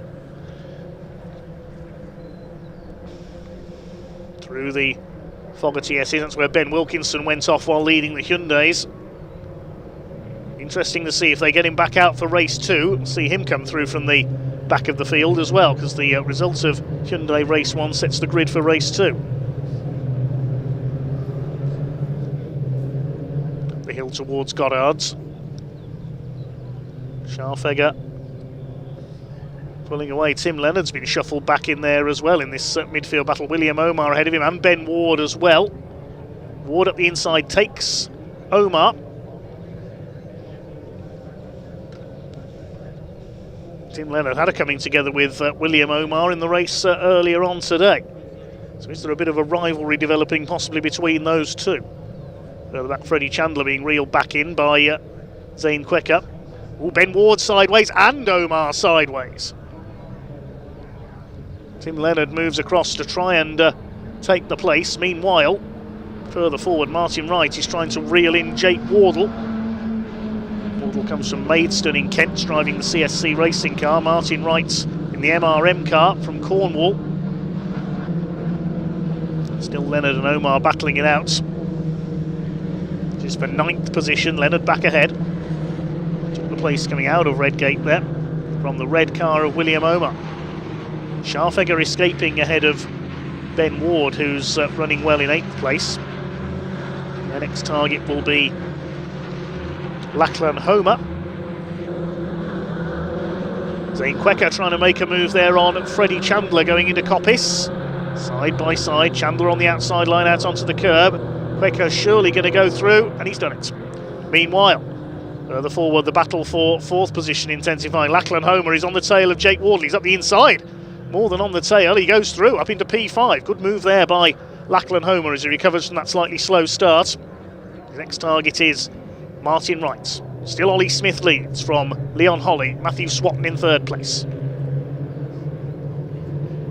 Pointing back is Jake Wardle in the number 3. Catching them all the time is Max Scharfegger in the 23. Frustrated having all but one of his time lapse in qualifying disallowed. He's had to start races 2 and 3 from the back. Black and white flag has been shown to car 17 of George Allen and the 35 of Freddie Chandler for exceeding track limits. So if they do it again, they will receive a penalty. So Wardle back down into 6th position. Behind Lachlan Homer. Martin Wright up into 4th place and going after Matthew Swatton. Things momentarily quietened down. 8.5 minutes to go in this 3rd race of the weekend for the Junior Saloon cars. Of course, we finished under the safety car earlier today with Ollie Smith taking his 2nd win. Smith on a hat-trick. Rarely seen in Junior Saloon cars.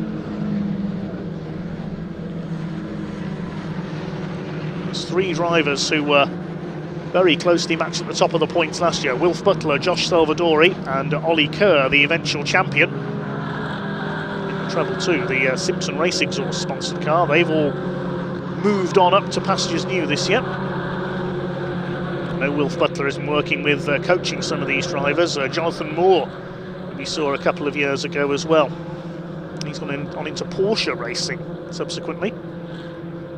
Plenty to inspire these young racers to move into senior racing. Another young gunner we've seen win races in the last couple of years, Luca Maserati. He is now in Porsche racing. He's never raced a Maserati though. His family have a long history in Porsche racing, and Luca now racing with his dad in a Porsche Boxster. Meanwhile, Jake Wardle up the inside is going to retake Lachlan Homer on the inside into the hairpin. Back up into P5. Lachlan Homer fights back. He's got the indicator flashing there. I don't think he's realised. Matters not, though. Back around the outside at Goddard's. He's not going to make that stick, I don't think. Wardle's still there on the inside. Max Scharfegger is shadowing him. There he is. No change among the top four. It's all about this fight for fifth with just under 7 minutes remaining. Ben Ward looking on behind them. He's running well in the 64. Who's got the fastest lap? It is the race leader. 158.451 for the number 80 of Ollie Smith.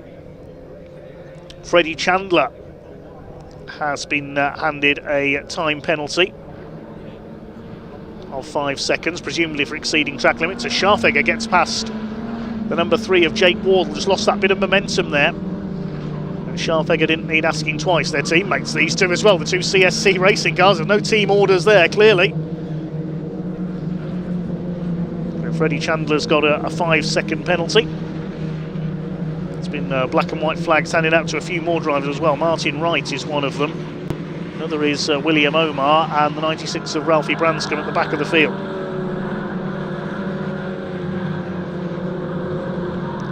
No change among the top four. They hold station. The lead is 1.7 seconds for Smith over Leon Holly. Matthew Swatton is a further 1.38 seconds back. There's the blue car of Martin Wright. He's 1.5 seconds off Martin Wright. So about 4.5 seconds covers the top four as things stand. Then a gap back to the 5th place car, which is now Lachlan Homer, at about 2.5 seconds. He's being reeled in by Scharfegger. Scharfegger second on the line ahead of Martin Wright in race 1 yesterday. He wants another podium. Jake Wardle wants a first podium as well.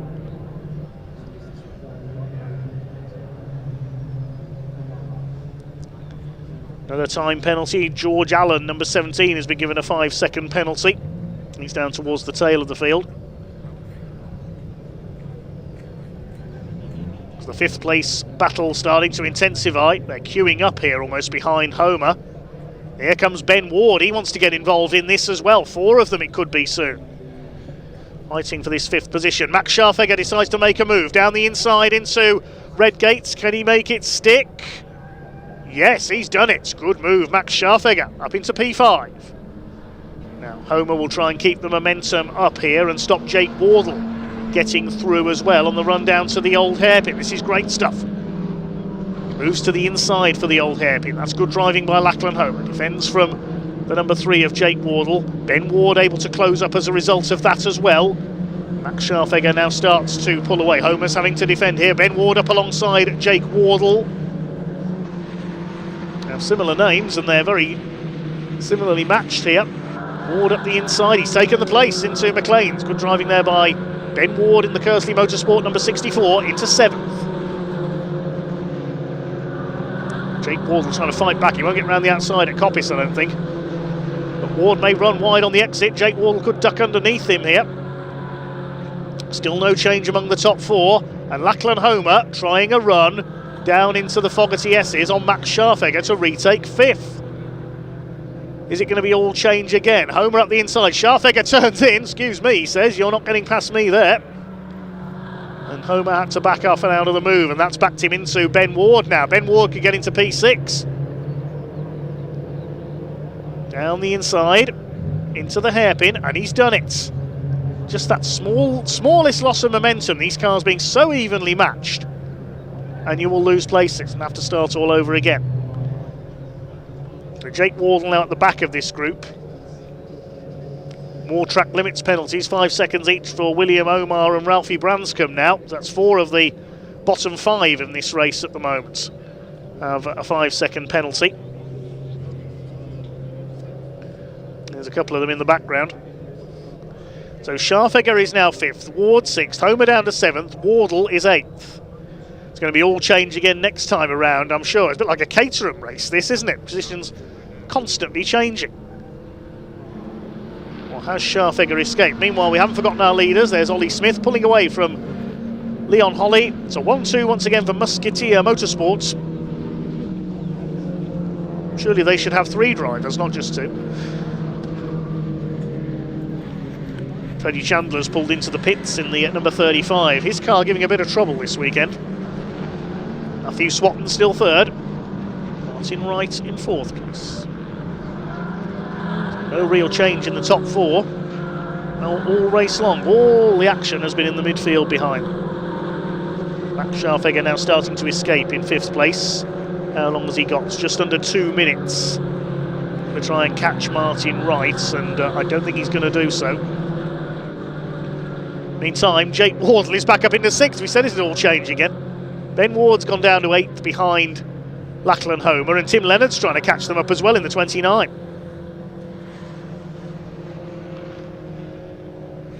Swing their way through the left and the right at the Fogarty S's. That's where Martin Wright overshot in the second race earlier on. Then Ward fights back up the inside on the 94 of Lachlan Homer. Bit late on the brakes there from Ben in the Kersley Motorsport car. He may have outbraked himself. He's got ahead there, but Homer fights back.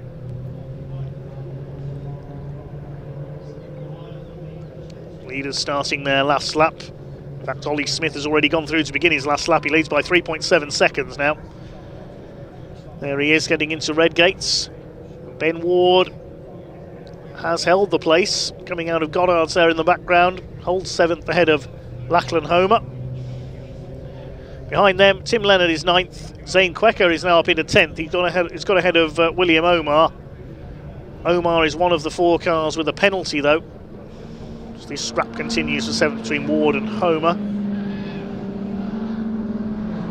A further 10-second penalty for George Allen. So he could be penalised down towards the tail of the field here. Still this scrap continues. Lachlan Homer and Ben Ward. Ooh, don't hit each other. Thought Lachlan Homer was going to spin out there. That's exactly where he spun into the gravel in race 2. This is getting pretty dicey here. They've dropped back from Jake Wardle because they're too busy fighting each other for 7th place. This is allowing Tim Leonard to catch them. The clock has counted down to 0, so the checkered flag will go out this time. It looks like it is going to be a hat-trick for Ollie Smith. This will open up a sizable lead for him in the Junior Saloon Car Championship. Just 3 races gone. Is he going to join his brother Harry as a champion this year? It's early days yet, but he's already looking pretty dominant. He's been on pole in all 3 races, has led pretty much every metre of action. There might be a change for 3rd here because Martin Wright has closed in on Matthew Swatton, but Ollie Smith has pulled away, and he is going to make it 3 out of 3. They're coming up towards Goddard's for the final time. No major change all race amongst the top 4 as out of the final corner comes number 80, Ollie Smith. It's a hat-trick for Ollie. Flashing the lights across the line. 2nd is Leon Holly. 3rd goes to Matthew Swatton, holding off Martin Wright. Max Scharfegger is going to be 5th and Jake Wardle 6th. They pulled away from the battle for 7th, which is going to go to Lachlan Homer. He's got ahead of Ben Ward and takes 7th place. Ward 8th, great race between those two. Tim Leonard 9th, Zane Quecker takes 10th place.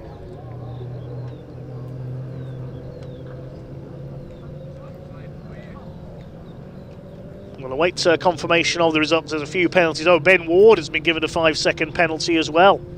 That's just come up for exceeding track limits. Just came up a few seconds ago on my timing screen. So Ben Ward drops to 10th. 9th for Zane Quecker. Then in 11th place it's William Omar. George Allen I think will take 12th. And Ralphie Branscombe 13th. Freddie Chandler pulled off into the pits. So Ollie Smith it is who takes the win. 8 laps completed in a time of 15:53.806. And he also got the fastest lap, 1:58.451. Leon Holly in 2nd and Matthew Swatton on the podium in 3rd. Martin Wright takes 4th place with Max Scharfegger coming through from the back of the grid once again to take 5th place ahead of Jake Wardle. Lachlan Homer and Ben Ward had a great scrap for 7th, but Ward got that penalty, dropping in behind Tim Leonard and Zane Quecker. Then Omar, Allen and Branscombe completing the finishers. Freddie Chandler was a late retirement. Fantastic racing this weekend from the Junior Saloon Cars. A big thank you and well done to them for their entertainments. These young racers are certainly going places. Thanks to our orange family, the Marshalls, as well.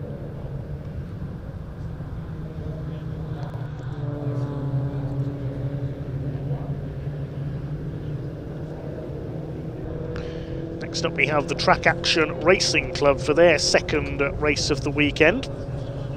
Mixture of saloons and sports cars. No, it was Adam Croft in his VW Scirocco who won yesterday. Again, the grid for that, the grid is set by the result of that first race. And we'll bring you the grid for that as soon as we can. Just waiting for the Junior Saloon Car Championship to head into Parc Fermé. 15 cars we'll see in our next race. We've got French cars, including a lot of Peugeot 206s, some Japanese machinery, an Audi TT, the VW Scirocco, an MG ZR as well, and a BMW Mini Cooper. A nice mixture of cars coming up in our next race for the Track Action Racing Club. But first of all, let's head down to Ian in Parc Fermé.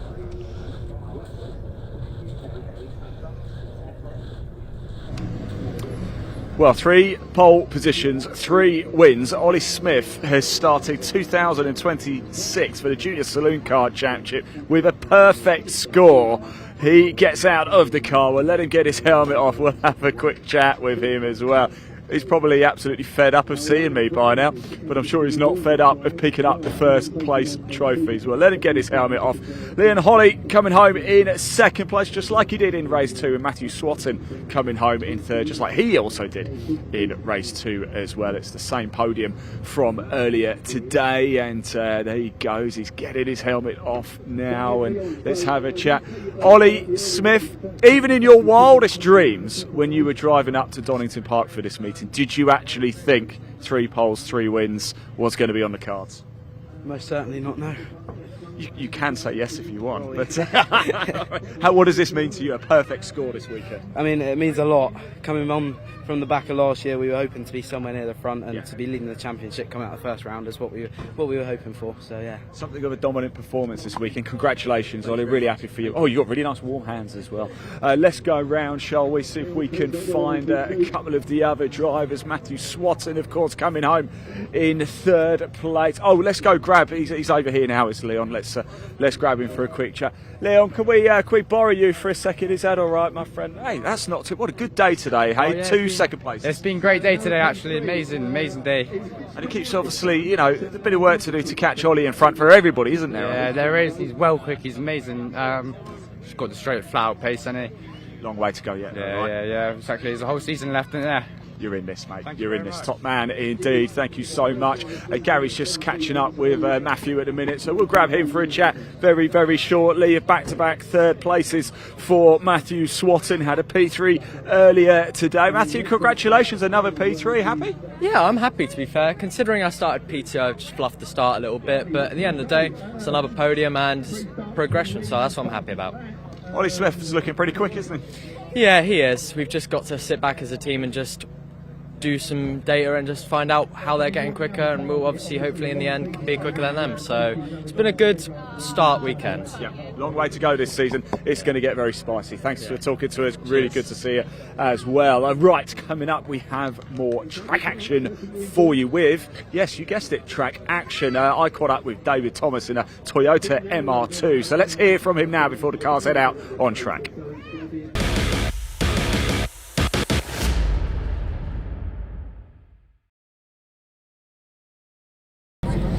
Right, here we go, everybody. It's time for the final race of the weekend for track action. We had an awful lot of fun yesterday. Adam Croft taking the win, but we've come down here to chat to David Thomas, because who doesn't love the Toyota MR2? David, how are we? It's great to see you. How was your winter? Did you enjoy it? My last race? Yeah. Yeah, it was good fun. Oh, yeah. Slight disagreement with part of the course, but that's all right. Okay. I won't ask what was said behind closed doors. No. I gained a 10-second penalty for misstart. Can't understand that. Have you ever known a driver to jump start? I cannot possibly comment on anything, David. Do not drag me into. I'm going to end up in a steward's room otherwise. Tell me about the car, David. It's who doesn't love an MR2? I've had it for years and years. You could buy these really, really cheap from the scrappies, and I got my two sons racing in them. Yeah. I got my two boys racing in them. It's a one-man series. Steve Vince used to run it. Very, very successful series, yeah. But one make series, they don't like old boys in front of them, so I was getting a bit of damage here and there, and I thought, well, we're happy to have it. Yeah, no, the trouble is there's not really a series proper for it now. Yeah. So I'm delighted that they have me. Well, we're delighted because you bring it out, and Track Action, of course, it's like a toy box of cars here, isn't it? And I'm sure I had this as a Tonka toy car when I was a little lad. What are you hoping for from this race, final race of the day? Well, I'd like to get back where I was in the last race without a time of penalty. Yeah, you're going to be eighth. Yeah. I always behave. Who said I didn't behave yesterday? It was an alleged false start. Fair enough. Great to see you. And you. Enjoy it, won't you? Yeah, it's really good to see you again. Always do. There we go, David Thomason. Next weekend? Possibly, yes, quite possibly, yes. You take care. Right, there we go. Time to go racing for Track Action. Final time this weekend. Dave, over to you.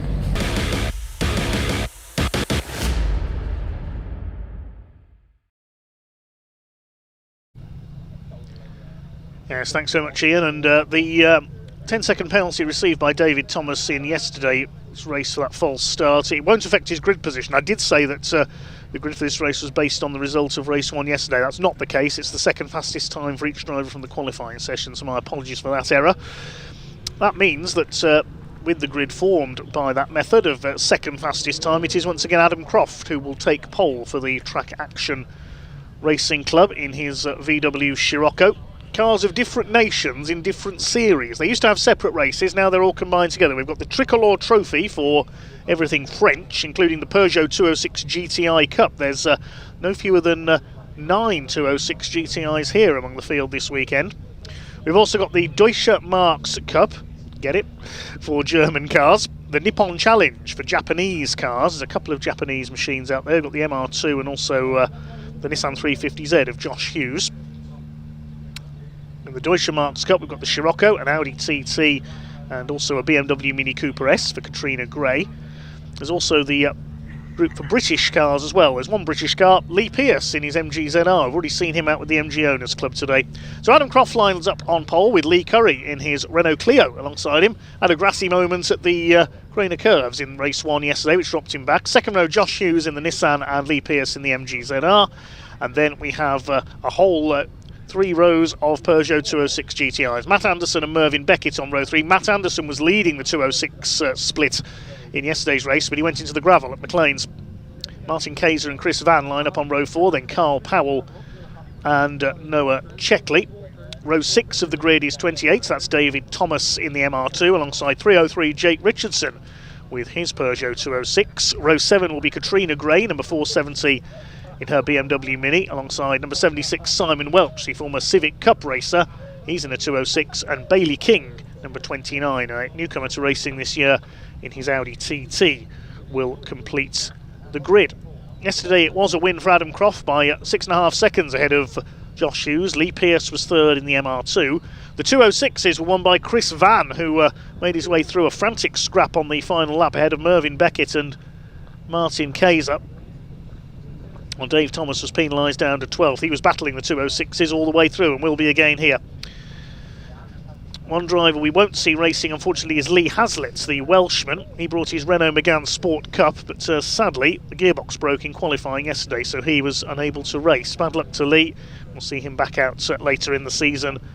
I'm sure the Track Action Racing Club move on to Croft at the start of May. We'll see them in action at the Northern at Speedfest North up at Croft alongside Caterhams and TCR UK.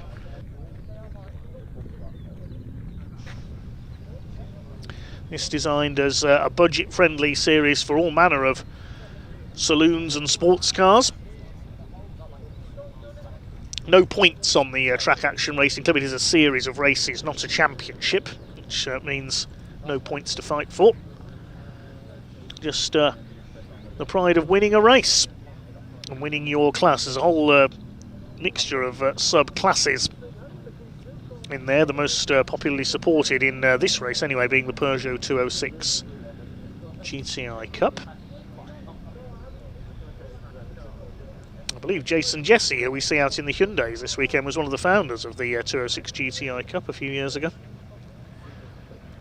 We used to have separate races for the Tricolor Trophy, for the Nippon Challenge. There was the MR2 racing series as well. We used to have full grids of Mark 1 MR2s. John Winter and several of his Coupe Cup friends were competitors in those. Also got the new Audi Cup coming in this year as well.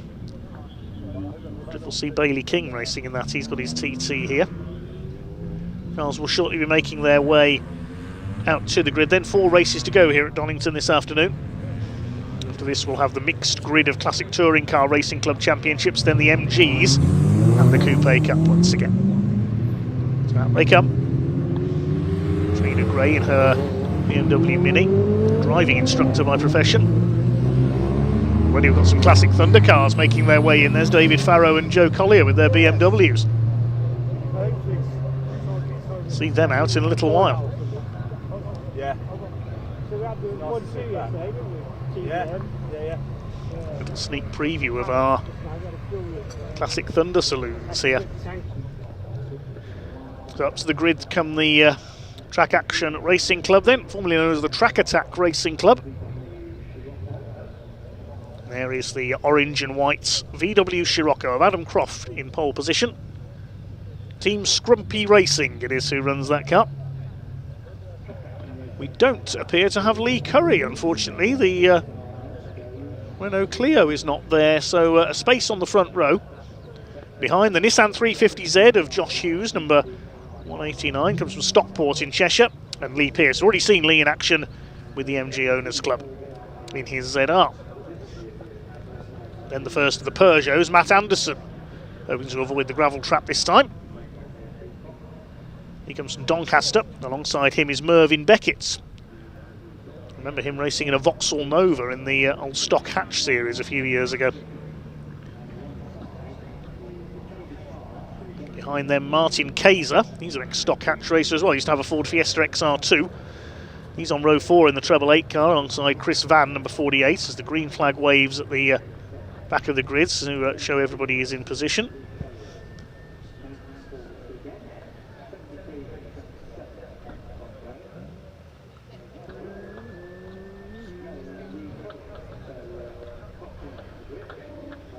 As Andrew Dyack says, the MR2 was really entertaining yesterday. He always is an entertainer, is Dave Thomas. Also does classic touring cars in his Mark 1 Ford Capri.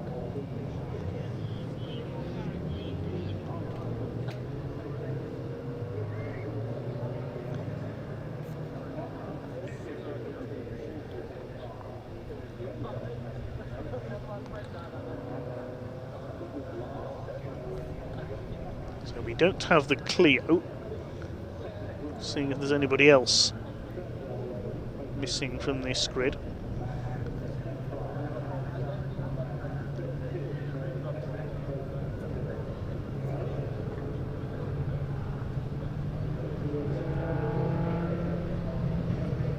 It looks like everybody else is there.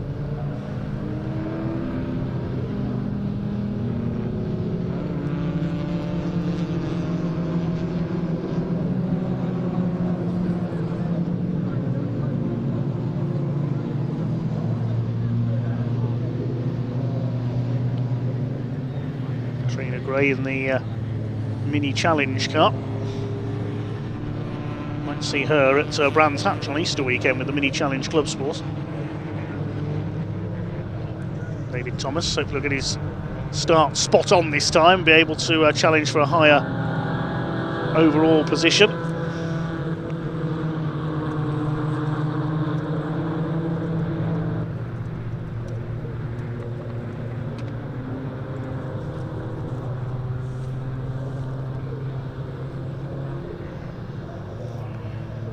The first Scirocco's we saw race in the UK were in the old VW Racing Cup alongside the Golfs. That used to be a very varied series as well. It's the earlier Golfs and Scirocco's in there, even a couple of VW Caddy vans, remember those? And Joe Fulbrook as well, Smoky Joe in his diesel VW Bora. It's quite successful. Oh, somebody pulling off, that's Noah Checkley in his 206. He's not going to start. The young gun from Birmingham. He's pulled onto the Robert Chicane loop from the shorter circuit. So it looks like we have a non-starter, unfortunately. It's a shame. He was having a huge fight with Martin Kayser in yesterday's race in the Treble 8 Peugeot. Martin Kayser's the car in the Total Peugeot World Rally Championship livery. The livery made famous on 206s by the likes of Marcus Gronholm, Harry Rovan-Perrer, and of course the late great Richard Burns. We still greatly miss Burnsy. One of our commenters saying, crazy eclectic mix right here. You're absolutely right. That's what the Track Action Racing Club is all about. Variety, competing together. So missing a couple of cars then. Missing Lee Curry off the front row in his Clio. Missing Noah Checkley, who's pulled off on the green flag lap. Adam Croft on his own on the front row of the grid. Josh Hughes and Lee Pearce on row 2 in the Nissan and the MG. Looks like everybody else is in position. Is Noah Checkley joining in there at the back? Red lights are coming on, so we'll wait to see if he goes to the pit lane or whether he joins the back of the race. We get underway. I think Noah Checkley is going to join the race from the back, so let's see if he can come through.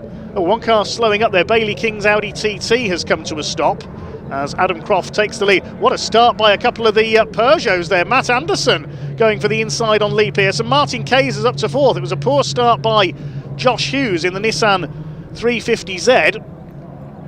And Adam Croft has cleared off into the lead here. The battle is for second place. Lee Pearce in the MGZR has second. Wall contact between Matt Anderson and Martin Kayser. They both go off. Off goes Martin Kayser. He's going to hit the tyre wall.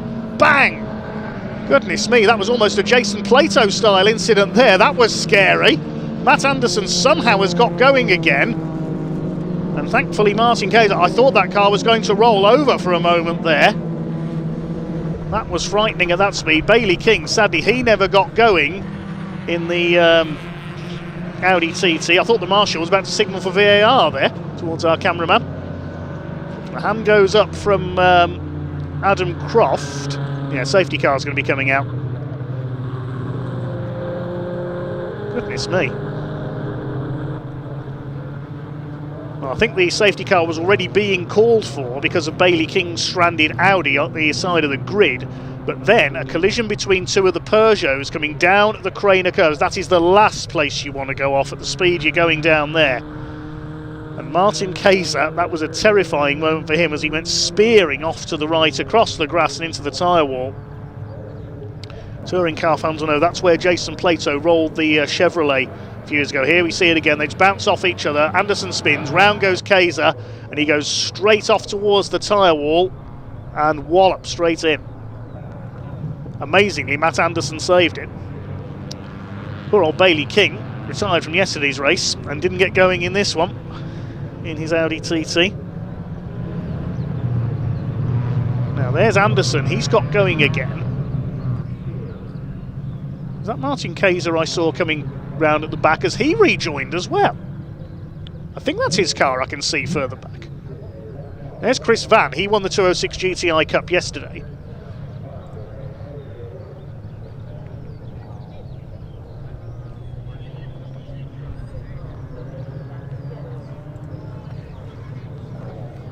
It is Martin Kayser.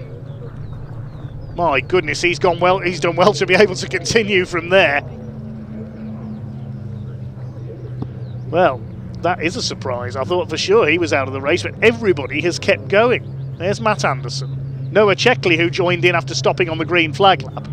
And amazingly, Martin Kayser has escaped that impact with the tyre wall. He doesn't even appear to have too much damage. Safety car leads them round while Bailey King's Audi is removed from the Wheatcroft straight, so we're down to 13 cars.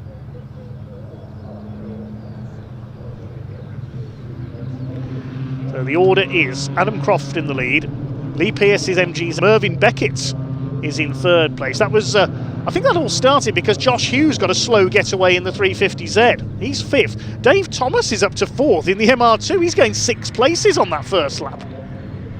Then we've got the number 8, which is Carl Powell's Peugeot. Jake Richardson in the red Peugeot is next. Then Chris Van, Katrina Gray, and number 76, which is Simon Welch, rounding out the top 10 ahead of Anderson, Checkley and Kaiser.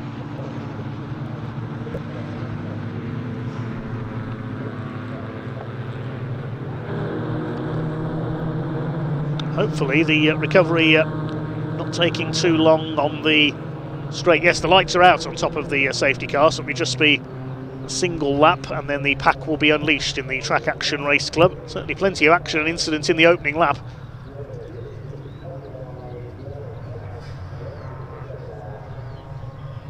Now that could have been so much worse at the Craner curves as those two Peugeot 206s came together.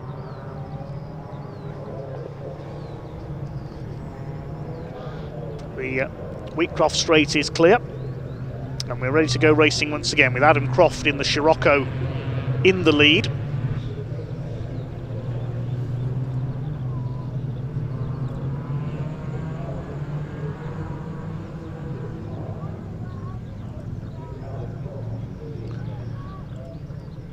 Beckett up there in the top 3 overall, the leading 206 GTI Cup car.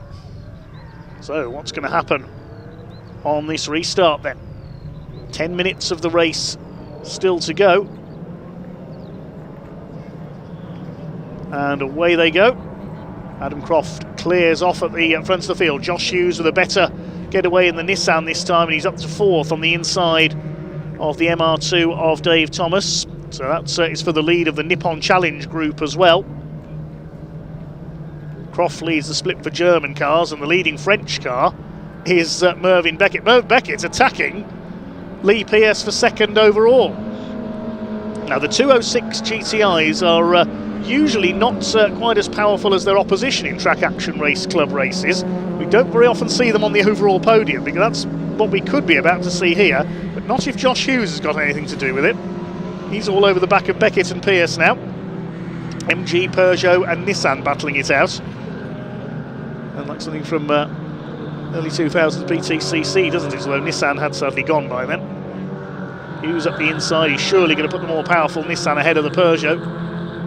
And he does. I see a spark coming from the rear diffuser on that Nissan there, coming through Coppice possibly. He's surely going to out-drag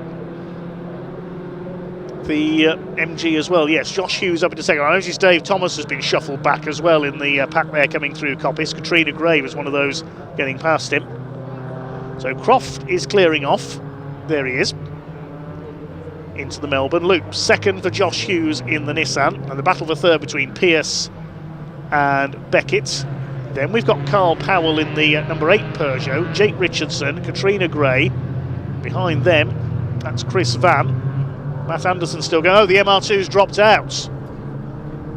I wondered where Dave Thomas had gone, so he wasn't just shuffled back at Coppice. He had some sort of a problem and was slowing down. So Dave Thomas is out. That's a shame after he ran as high as 4th there.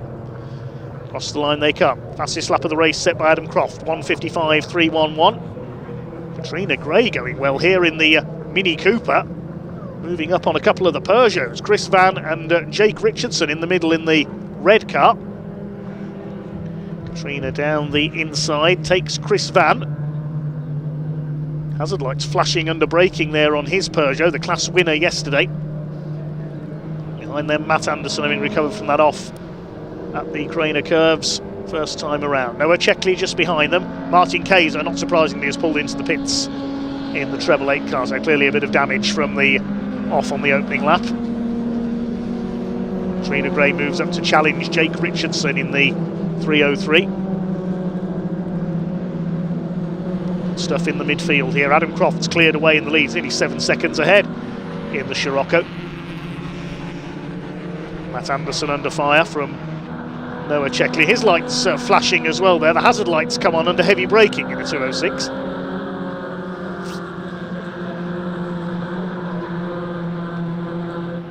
TDM Track Day Motorsports, the team running Chris Van's car. Here comes Mervyn Beckett, still fighting it out with Lee Pearce. He'll be on the outside of the first element of the chicane though, so the ZR should hold third place, and it does. Merv Beckett continues to lead the 206 GTI Cup in the yellow car.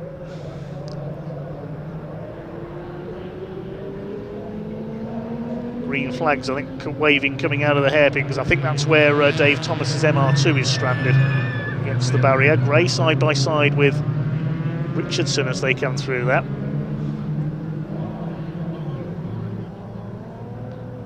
Simon Welch has dropped away at the back of the field, I noticed in the 76. It was only a very late deal put together for him to race a 206 this weekend, the ex-Civic Cup man. Look at the way Katrina Gray is going there, up alongside Richardson now. Lee Pearce has been given a 10-second penalty for a false start. That's just come up on the TSL timing screen. So Lee Pearce, the MG ZR, is going to receive a 10-second penalty, false start by the MG man. He's dropped behind Merv Beckett there, and Beckett's pulling away at a fair rate of knots. Carl Powell in 5th place next in line. Then Richardson and Gray. Gray up to 6th place now ahead of Richardson. Chris Van is next in 8th place. Anderson and Checkley rounding out the top 10. There is Matt Anderson in the number 25. Led the 206 GTI Cup yesterday until he went into the gravel at McLean's. Just snapped away from him under braking. Then involved in that frightening tangle at the Crater Curves on the first lap. Still heads Noah Checkley. We've lost Martin Kayser into the pits. Dave Thomas has stopped at the exit of the Fogarty S's down the straights. Bailey King, of course, never got going, sadly. Down the outside, look at this 3-1. Oh, Katrina Gray slowing. Another car in trouble, the Mini. Oh, she was going so well. They're dropping like flies in this track action race. Track attack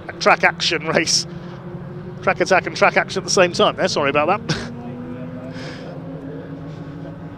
It's Katrina Gray, the latest to unfortunately hit problems. Meanwhile, Carl Powell attacking Lee Pearce. He seems to be slowing up in the ZR.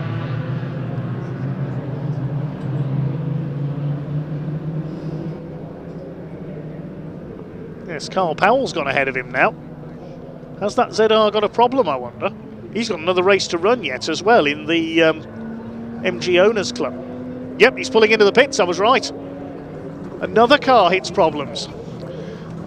So, just looking at the race order now, we've got Adam Croft leading by 8.2 seconds ahead of Josh Hughes.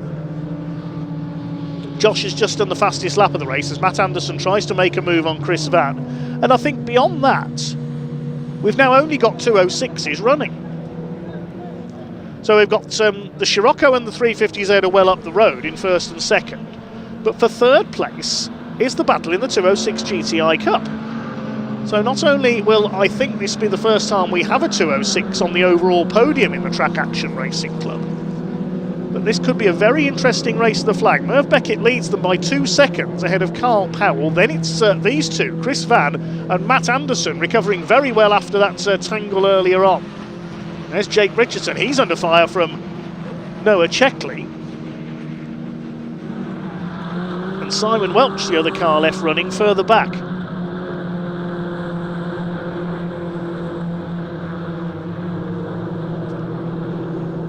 Adam Croft and Josh Hughes, they're probably wondering where everyone else has got to.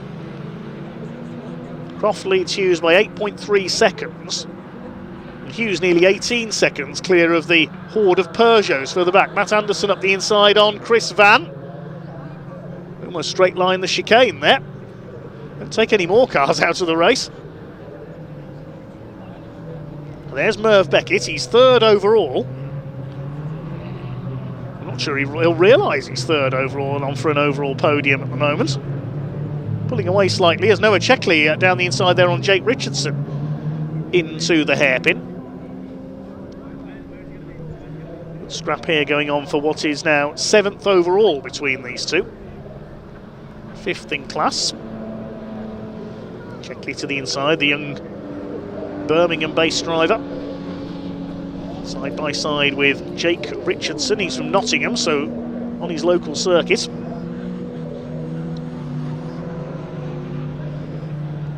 Fastest lap of the race by Hughes in the 350Z. Croft's last lap was a 1:53. That's 3 seconds off his personal best. And Josh Hughes has half the gap to the race leader because he just did a 1:49.9. The contest for the overall win in this race may not be over yet either, but I think Josh Hughes is going to run out of laps to catch Adam Croft as Noah Checkley gets a wheel on the grass there. He's going to run over the gravel all over the place. Well, we said the 206 was well known as a rally car, and Noah Checkley proving its rallycross abilities there. Loses out to Jake Richardson though. Is he still going? Didn't quite see there. Matt Anderson still all over the back of Chris Van.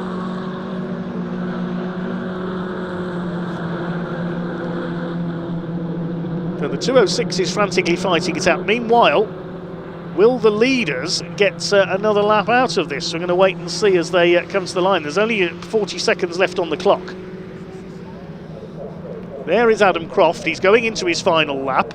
Now, what's the league about? He's just responded with a fastest lap, 1:48.718. I think he spotted Josh Hughes in his mirrors, was closing him down. These two are way ahead of the Peugeot 206 battle further back. So they're going to finish first and second as long as they complete this final lap. Adam Croft in the Deutsche Marks Cup, the only Deutsche Marks Cup car left running now, with the Audi and the BMW Mini having dropped out. He's going to make it 2 outright wins here at Donington this weekend. Josh Hughes is almost certainly going to come in second, but what about the 206s? Merv Beckett is nearly 3 seconds clear of Carl Powell, so it looks like he's going to take the overall podium spot. As we said, he may not realise he's third overall. With a lot of attrition elsewhere, only 9 cars left running.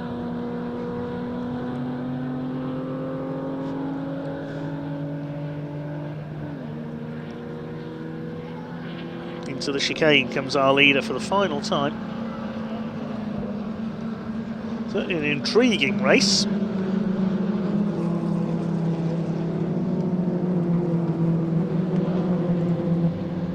There are the Peugeots, and Chris Van and Matt Anderson still nose to tail. They have been for most of the race. Pick that up in a moment though, because our race leader is coming in to take his second victory of the weekend. Here comes the Formula Trailers sponsored VW Scirocco of Adam Croft. The Team Scrumpy racing car flashes his lights as he crosses the line to take the double. Well done, Adam Croft. Josh Hughes closed him down in the Nissan 350Z. That's to settle for second. 7.5 seconds eventually was the gap. And we await the Peugeot 206s. They're still fighting it out further back. You can see them on the exhibition straight in the background. It should be Merv Beckett in the yellow car who comes in. Still these two are at it. Matt Anderson spent the whole race trying to get past Chris Van.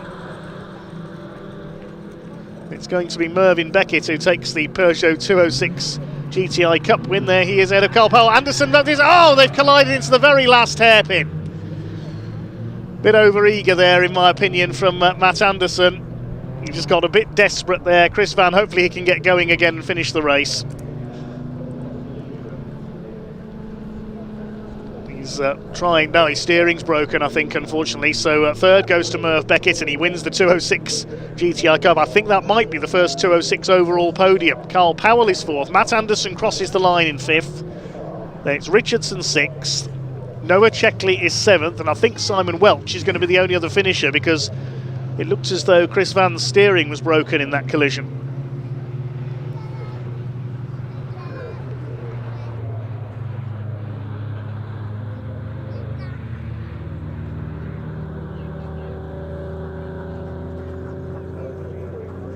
So Simon Welch, the final finisher. I think only 8 cars.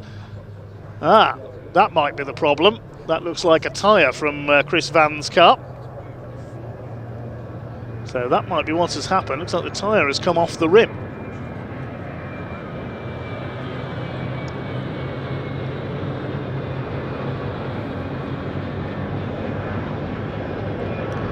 Whatever, Chris Van fails to finish. Only 8 cars go the distance in our second race for the Track Action Racing Club. There certainly was a lot of action in that one. And it's Adam Croft who wins by 7.5 seconds, completing 8 laps in time of 16 minutes, 9.6 seconds. Josh Hughes in second, and he's the only finisher in the Nippon Challenge. And then the rest of the finishers all in Peugeot 206s. Third place going to Merv Beckett. So we'll have to check the records to see if a 206 GTI has ever finished on the outright podium before. Carl Powell next ahead of Matt Anderson, then Richardson, Checkley and Welch, the other finishers. Chris Van sadly failing to finish after that collision with Matt Anderson on the final hairpin. We lost Lee Pearce into the pits. Katrina Gray's Mini pulled up. Martin Kayser pulled into the pits with damage from that off at the Craner curbs.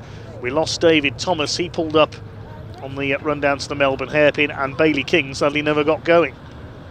Bit of a crazy race there for the Track Action Racing Club. 3 races still to come here at Donington today. Next up, it's going to be quite a big grid with 5 different championships on it from the Classic Touring Car Racing Club in their final race of the weekend. Chris Van has just been and collected his tyre. He's going to need a tow back into the paddock. That looks a bit contentious in my opinion, going into the hairpin there. I think we can, in the meantime, head down to Park Ferme and have a chat to our race winner.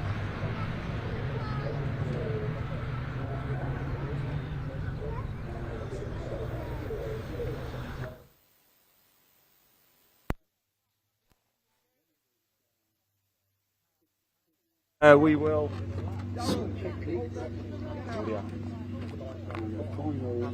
Oh yes, we got it. We're back. I thought we had no order. Yes, Track Action Race 2 completed, and it is Adam Croft.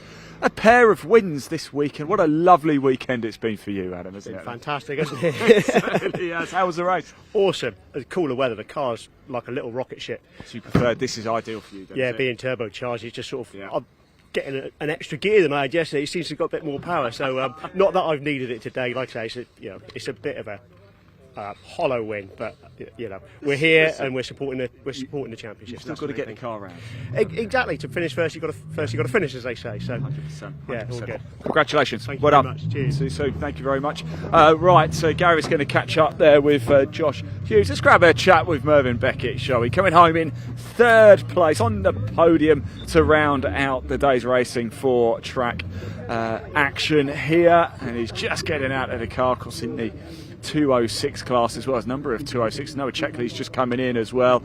He'll be looking perhaps for a little bit more from himself this week. And Mervyn, congratulations. P3, come on. You happy? Yes, very happy. Oh, you're so warm as well. Oh, it's getting nippy now. Well, it was basically following that MG. I had a good battle with him. Yeah. And luckily it made me keep focusing to try to strike ahead. And I knew that it'd be good to get a Peugeot into the actual overall top 3. Yeah. Don't think we've actually had that yet, so that's brilliant. And then I just didn't stop. I kept seeing Carl I kept his gap, but he kept me going.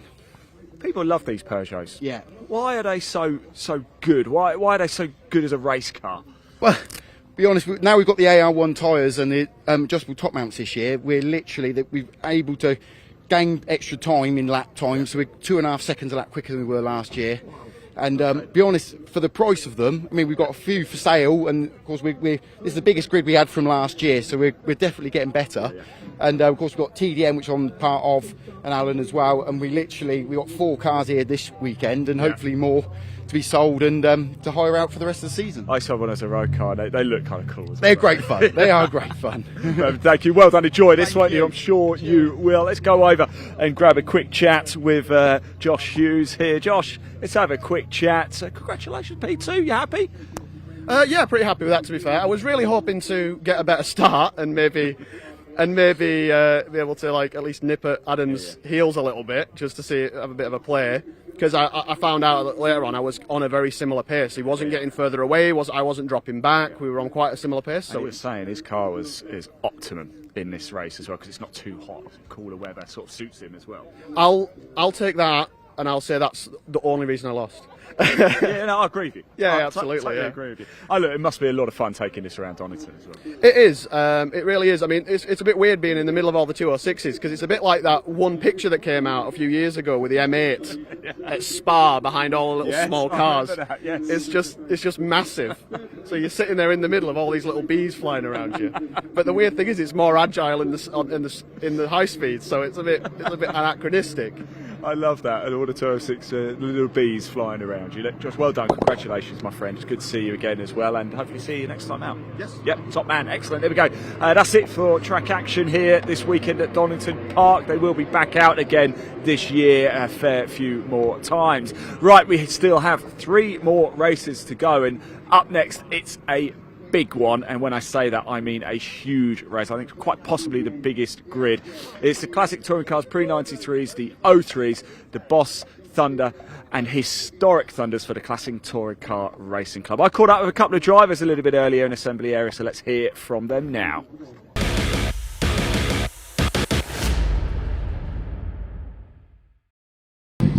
Right, everybody, here we are back in assembly. It's time for our next race, and it is the Classic Touring Car Race Club, the Prix 93s, the 03s, the Boss, Thunder and Historic Thunder Championship. Bit of a disrupted race yesterday with the safety car, so hopefully we can get a full, clean one this time. Let's just jump through. How you doing, my friend? All right, it's good to see you. Oh, look, it's my 3 favourite people in the world. Dave, how are we? All right? I'm good, mate. How are you? I've missed you over winter. Well, same to you, mate. Yeah, it's always good seeing you. Yeah, thank you, Ian. Right, I saw this man. What's he doing? At about 7:30 this morning, running.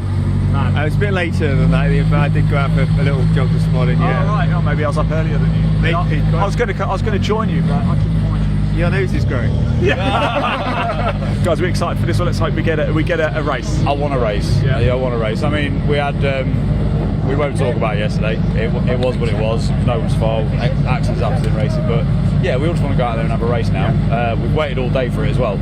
So it's been a bit of a wait. Yeah, brilliant. Ian, of course, you're looking to defend your many championships this weekend. I am. And keep going. I am. Get off to a flying start.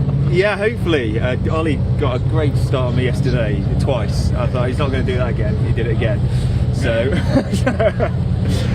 but no, I just want to race. I mean, we was really unlucky yesterday having a red flag and then a safety car. I don't think I've experienced that bad before. I've not done a race like that. Theoretically, we should have a good race today. So we will. I'm positive. And AJ, can I just grab you for a very quick chat? Thank you. Best of luck, guys. Appreciate it. AJ, great to see you, and great to see you actually going to be in this one. Yeah, we'll actually have a go in this one. We weren't allowed to race yesterday because we had some problems, but they're all rectified now. But your bad luck is actually good for us, because that means you're right at the back, so you're going to put on a bit of a show for us, right? Yeah, we'll try. We've got to be sensible. I've not been in a car since September last year in the Mondeo, and I've not driven the Civic since Pembury last year, so just take it steady, see where we can get to and have some fun. Okay, good luck, mate. Really appreciate it. Good to see you again as ever in the family. Right, time to go racing then. The final time this weekend for the Prix 93s, the 03s, the Boss, Thunder and Historic Thunder for the Classic Touring Car Racing Club. This is going to be loud. Turn the volume up. Dave Goddard, over to you.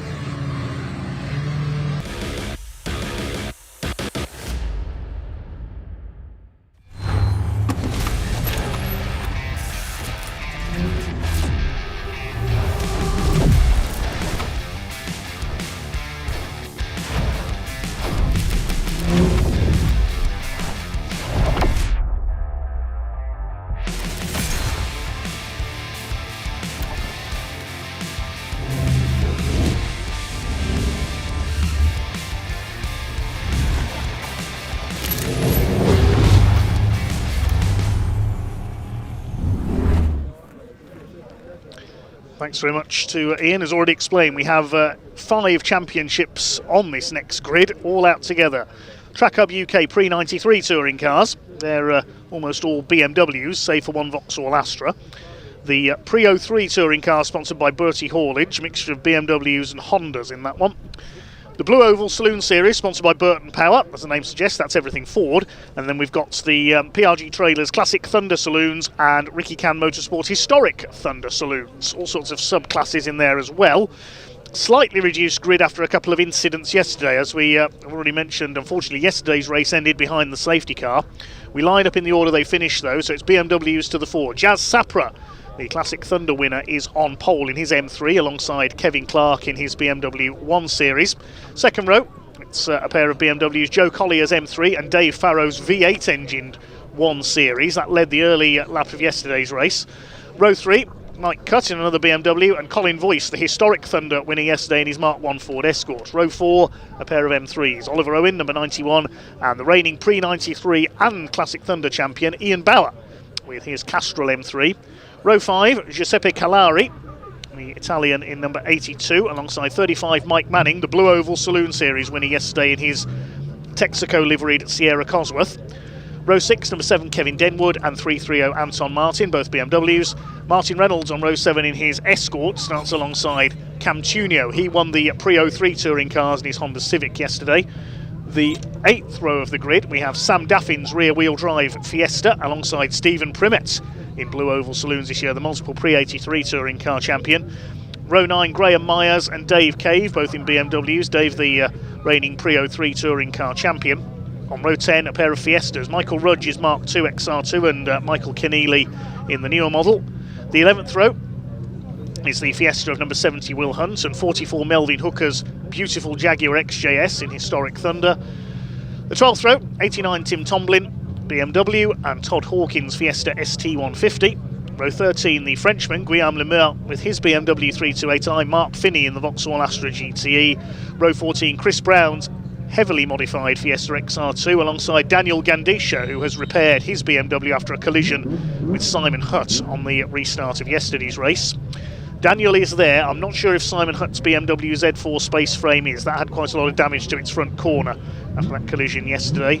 Matthew Sanders, number 73, he failed to start yesterday after picking up a little bit of damage in the Britcar endurance race. We'll wait to see if he's there. AJ Owen, we've just spoken to, failed to race yesterday, problems with his Honda Civic. He starts at the back.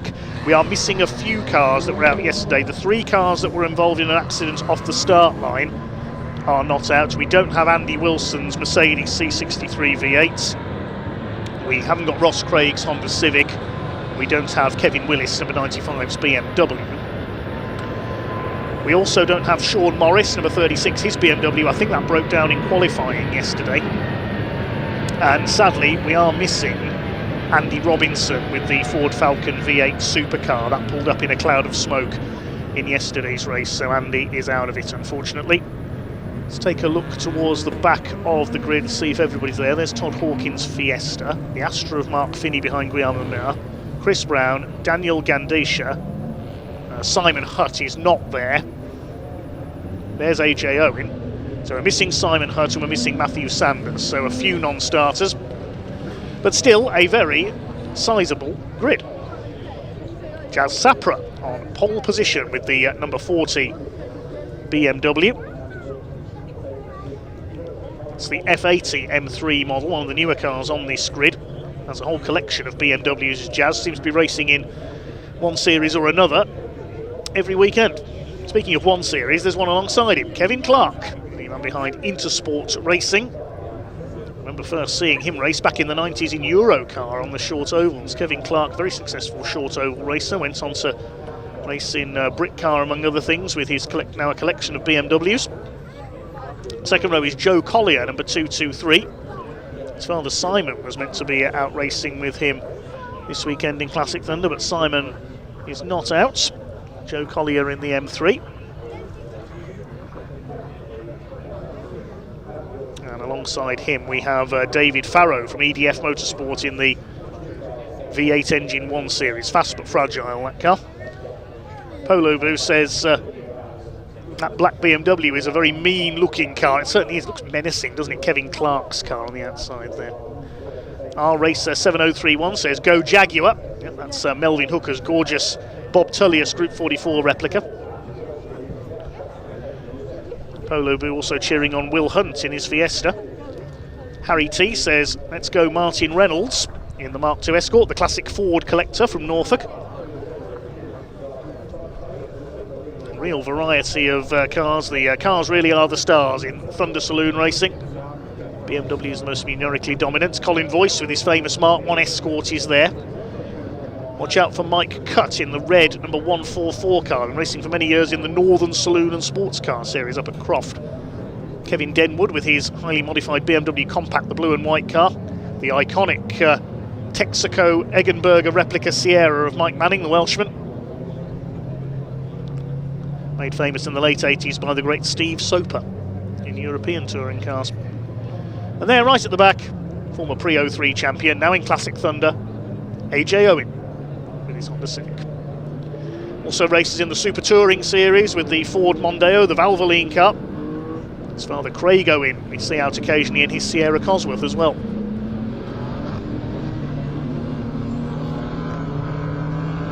There's Ian Bauer, the navy blue, red and green M3, the Castrol coloured car, similar to the cars that raced in the Italian Super Turismo series in the 90s. There is Bauer, just caught a glimpse of him. Won the Prix 93 and Classic Thunder titles last year. Giuseppe Calari behind him in car number 82, the Surrey-based Italian. Runs a recovery firm. Sam Daffin, the blue Fiesta, rear-wheel drive machine in the Blue Oval Saloons. Mark Finney in the Astra.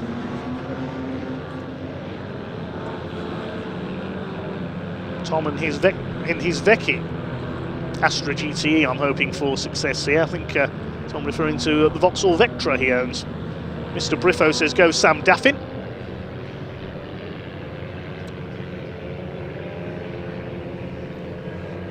Sam in the blue Fiesta, that's the rear-wheel drive Fiesta conversion. Done like Blue Oval Saloons for a few years now. So will be a rolling start behind the pace car. Kevin Denwood lining up alongside Anton Martin, previously a classic Ford man, now with the BMW. Cam Tunio, the green and black Honda there, won the Prix 03 split yesterday. And there is Chris Brown, that extraordinary modified XR2. He's taken the big front air dam off it for this one, the very boxy looking car, but very effective. It's Jazz Sapra on pole in the number 40, man from Coventry, alongside Kevin Clark from Droitwich in Worcestershire. The size of that grid, really looking forward to this race. Blighted by safety cars and a red flag yesterday. We didn't get many racing laps in, but hoping for much better fortune today. Good to see that Daniel Gandish has repaired his M3 at the back of the field there. Collided with Simon Hutt in yesterday's race. Here we go. Power about to be unleashed. We are about to be thunderstruck here at Donington Park. Classic and historic Thunder Saloons at the front. Revs are starting to rise. The red lights are on. The pack about to be unleashed. Red lights still on at the moment. Now they get underway. Let's rumble, and a good start by David Farrow down the outside in the V8 1 Series, but it looks like Jasvir Sapra will hold his lead into the first corner. Kevin Clark on the outside in that 1 Series Coupe. Joe Collier with a decent start as well. Let's hope they all make it round Redgate okay. Jazz Sapra holding his lead. Joe Collier with a good run on the inside there. He's going to try and take second place away. They've all got round the first corner okay. Kevin Clark holds off Joe Collier. He's going to go for the lead down the inside into the old hairpin. He takes the lead from Jasvir Sapra. Good move by the vastly experienced Kevin Clark. Further back, Mike Cutts jockeying for position with Ian Bauer, the two M3s side by side up towards Schwantz Curve. Anton Martin is behind them, then Mike Manning. It's Clark who leads from Sapra, Collier, Farrow, then Colin Voice in the Mark 1 Escort trying to break up the BMW dominance at the front of it, and Kevin Clark slowing. Well, he got that burst down the Craner curves and then the 1 Series slows. And now he's starting to get back up to speed again. Did it fall out of gear there or something? I'm not sure what's happened there for Kevin Clark. This will be interesting to see him try and catch up with the leaders. So Sapra now leads from Collier, the bonnet flapping a bit on his M3. Colin Voice in third place in the Mark 1 Escort. Then it's Farrow. Mike Cutt is next. And then we've got Ian Bauer in the number 1. Jasvir Sapra moves across to protect his line into the Melbourne hairpin. Second place is Collier. Anton Martin with a speculative dive down the inside. There's 91 Oliver Owen coming under fire from Kevin Denwood's BMW Compact. Martin Reynolds Escort, the Mark II, in behind them. Colin Voice has got ahead of the V8 1 Series. That's impressive from the Escort pilot. He's not content with that. He's going past Joe Collier around the outside. Colin Voice could take the lead here with a bit of luck from Jasvir Sapra. Doesn't quite manage to get alongside the big BMW. So they start to sort themselves out, spread out just a little. Denwood attacking Martin Reynolds. Jasper Sapra has just about held his lead, but Colin Voice in the Voice Tune Escort, he certainly has tuned that Escort to perfection, up there in second. But here comes David Farrow. It's quick but pretty fragile, that V8-1 series. Up there in third ahead of Joe Collier. Father Simon Collier used to race for the Barton Boys Bangor Racing team. Used to watch them at Hensford Raceway in my youth. Then Mike Cutts, there's Ian Bauer, Anton Martin, Kevin Clark back up to speed again. Have they all made it around the first lap okay? Yes, they have. And there's Stephen Primet in his famous Mark 1 Escort. Something like 14 titles he's won with the Classic Touring Car Racing Club over the years. Colin Voice still there in second place in the historic Thunder Escort.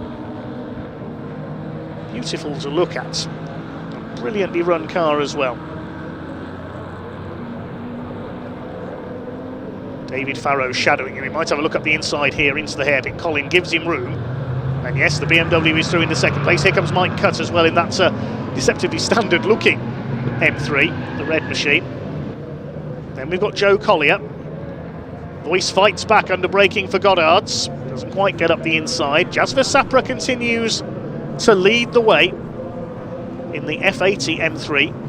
Kevin Clark starting to fight his way back up now. He's back to sixth position, I think. A couple of cars at the front of the field, their transponders aren't working, so we'll have to wait for the timing screen to sort itself out. Meanwhile, Anton Martin, side by side with Giuseppe Calari, that's for 9th place. Clark is back up to 6th, ahead of Ian Bauer. Now, here comes David Farrow, he's back up to 2nd, ahead of Colin Voice, and trying to attack Jasvir Sapra for the lead of this race. Farrow's just done the fastest lap, 141.709. All 29 cars that took the start are still running, which is great news after the attrition of yesterday. 6 or 7 of them together for the lead. There's Mike Manning.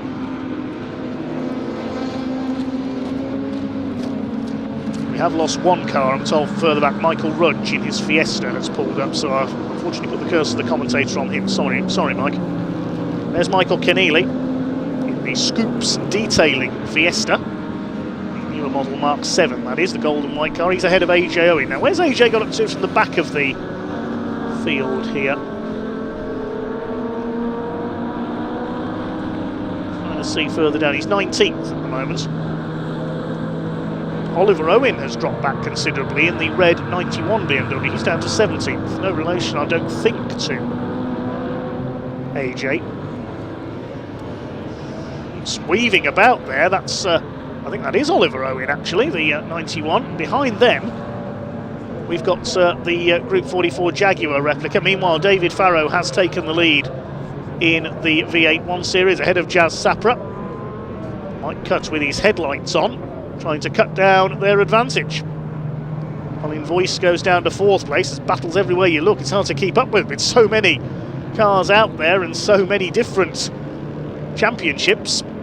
Joe Collier and Kevin Clark are next. This half dozen have broken away slightly from Ian Bauer in 7th place. And Mike Manning is 8th, Calari 9th, and Anton Martin in 10th position. There's Calari. Very smartly turned out Britalia Auto Recovery BMW.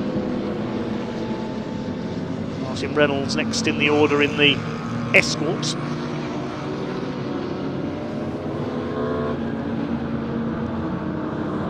David Farrow clearing off in front.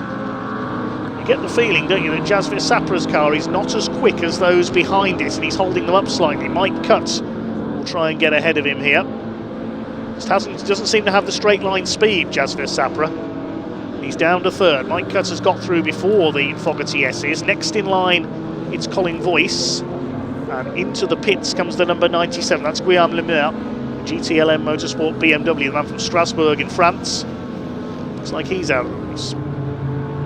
Mike Cutt is up into 2nd place. Kevin Clark is attacking back again as well. Further back, he's got ahead of Joe Collier's BMW. There's a yellow and red striped flag. That's a slippery surface flag, so maybe Guillaume Lemaire's BMW has dropped a bit of oil at Goddard's.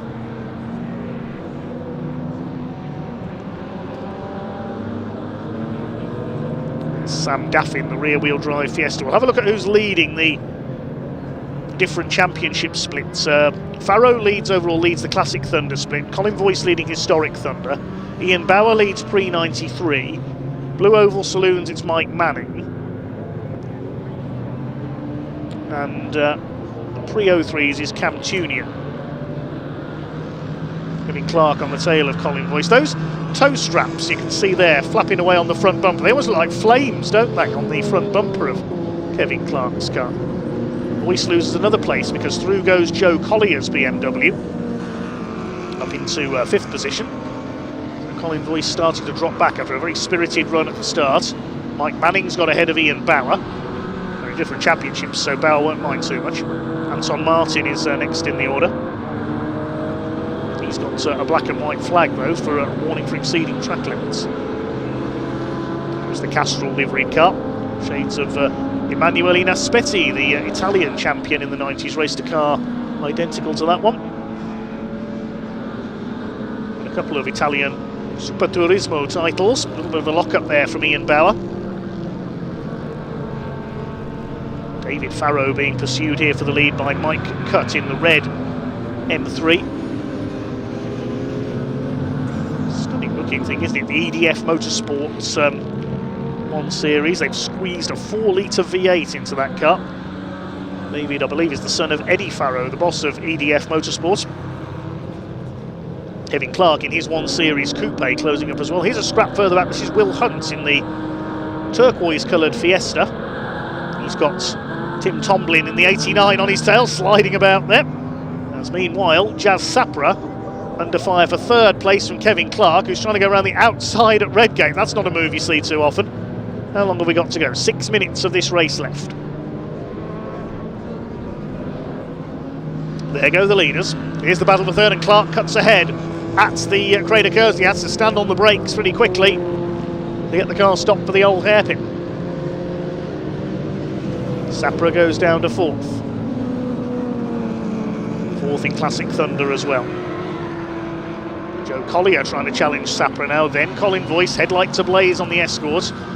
Mike Manning is challenging with the Sierra. He's leading the Blue Oval Saloon Series. He's got past Giuseppe Clari. He's going for Colin Voice as well. A beautiful Texaco Sierra. Well, the first motor races I remember watching was in 1988 at Brands Hatch. Steve Soper in the Texaco car against Andy Rouse in the Caliber Sierra. I was only 2 years old at the time. That car holds a special memory for me. I had the Matchbox model of it as well. There's the XJS. This is Graham Myers as well with his BMW, the Jägermeister liveried car. Very famous in all manner of forms of motorsport, the orange Jägermeister colours. No drinking and driving, of course. Mark Finney's Vauxhall Astra GTE we saw being lapped there. He's running towards the tail of the field. And a couple of cars pulled into the pits. Oliver Owen is one of them. Daniel Gandisha's repaired BMW is another. Somebody else on the pits, that's one of the MGs lining up for the next race. So 25 cars still running. There's the Sierra of Mike Manning. He's raced everything from Eurocar to Rallycross over the years. Vastly experienced racer. It's past Giuseppe Joe Calari.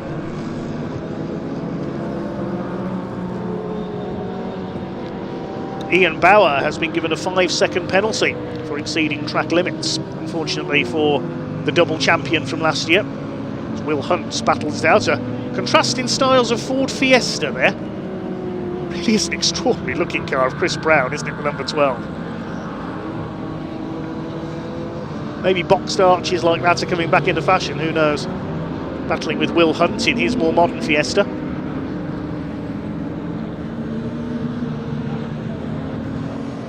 Graham Myers fighting it out with an even more modern Fiesta. That's of Michael Keneally.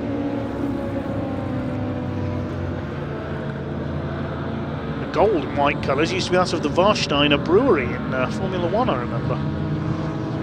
So David Farrow sliding the 1 Series. That was spectacular.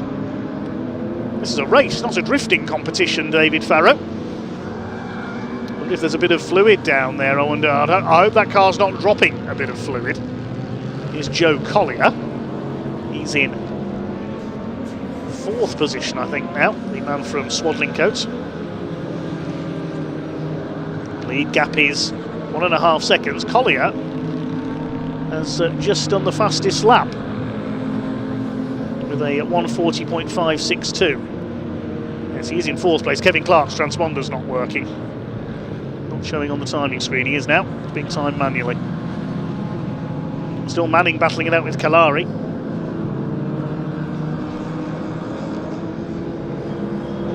Manning leading the Blue Oval Saloons. Fleece ahead of them leads the Historic Thunder. Bauer still leads Prix 93 despite the impending penalty. And Camtunio still leading Prix 03. The favourite for the Prix 03 honours this weekend would have been Ross Craig. Sadly, he was taken out in that start line crash yesterday. Tangled with Andy Wilson's ex-Superstars Series Mercedes.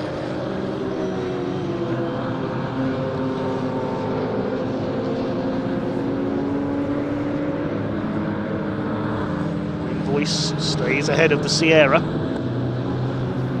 Lots of other sub-classes in this race. Well, really too many to mention with 5 different championships.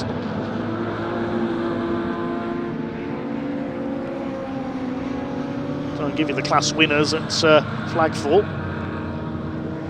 It's nice to see, after all the incident yesterday, this race passing relatively incident-free.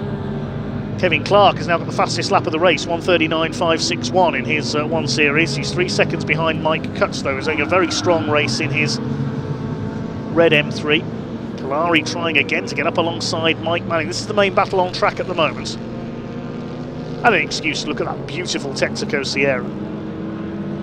Kalari goes in very deep there around the left-hander at Goddard's.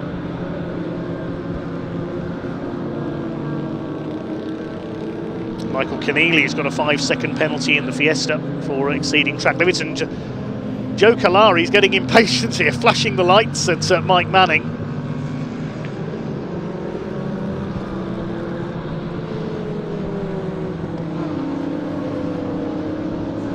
It looks good for David Farrow. He's on his last lap now. Looks like the V8 1 Series is going to take the win. Jas Sapra has dropped back into 5th place. There's Mark Finney. Not many Astra GTEs around these days. Last time I saw one take a win was Simon Ward in the Prix 93 touring cars at Silverstone a few years ago. Simon now in the pickup truck racing championship. And there is Melvin Hooker in the Bob Tullius replica Jaguar Exchange. Here comes David Farrow, though, in the number 34. And from Sleaford in Lincolnshire, lapping a few back markers. Only got the hairpin and Goddard's to negotiate. There's Mike Cutt in 2nd place. They lap the battling Fiestas of Chris Brown and Will Hunt. Well, it's proven fragile on a few occasions, but there's no doubting the pace of the V8 1 Series. And here comes David Farrow into the final corner. Certainly a Thunder Saloon, that is. It's going to thunder to victory. David Farrow takes the checkered flag. Mike Cutt in 2nd. Kevin Clark slides past the back parkers to take 3rd. And Joe Collier a fine 4th. BMW's 1, 2, 3, 4, and whoa! BMW of Tim Tomlin goes spinning out of the final corner. Look out, Jas Sapra. BMWs take the top 5 places. Colin Voice wins Historic Thunder, and Mike Manning wins the Blue Oval Saloon Series, holding off a rather impatient-looking Giuseppe Calari. Tim Tomlin spins home a lap down. And who's going to be next? Should be Anton Martin's BMW next, I think. No, Ian Bauer's next, and he'll get penalised a couple of places though because he's got that 5-second penalty. So Anton Martin and Kevin Denwood complete the top 10. Ian Bauer next in the classification, then Martin Reynolds flashes the lights on his Escort as he crosses the line. He's 12th. And Camtunio takes a double win in the Prix 03 touring cars sponsored by Bertie Haulage. Well done, Cam. Who's next home? It should be Sam Daffin, I think, in the blue Fiesta. Here's Stephen Primet. Normally see him at the sharp end of the Prix 83s, trying something new this year. Sam Daffin comes home. He's 3rd of the Blue Oval Saloon Series, wins his subclass, as does Primet. AJ Owen from the back of the grid makes it up to 16th place. Melvin Hooker is 17th. The Astra finishing a lap down. Waiting for the last few to come in. Michael Keneally, he'll have a 5-second penalty added on. think he's safely clear of the next car, which is the Jägermeister BMW of Graham Myers. We'll just wait and see. He's ahead of David Cave, who's had a quiet weekend, the reigning Prix 03 champion. 25 cars go the distance.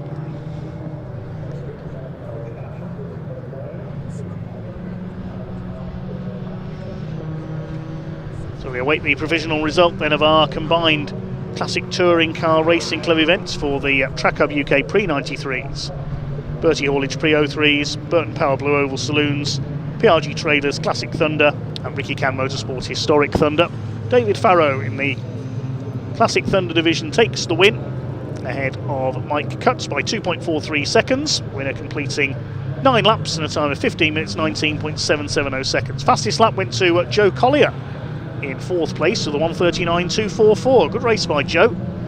The class winners in Classic Thunder A was David Farrow, Classic Thunder B was Mike Cutts, Historic Thunder 1 Colin Voice, Blue Oval Saloons B Mike Manning, Prix 93 overall in Class B was Ian Bauer, Prix 03 Class C Cam Tunio, Blue Oval Saloons D Sam Daffin, Blue Oval Saloons E Stephen Primet, Blue Oval Saloons C Michael Keneally, Prix 03 Class A David Cave, and Prix 93 Class D went to Mark Finney. Just the 4 retirements there. We lost Oliver Owen, Daniel Gandesha and Guillaume Lemaire into the pits, and Michael Rudge pulled off on the 2nd lap. So I think cars are heading into Parc Fermé, and we can hand over to Ian Waterhouse in just a moment.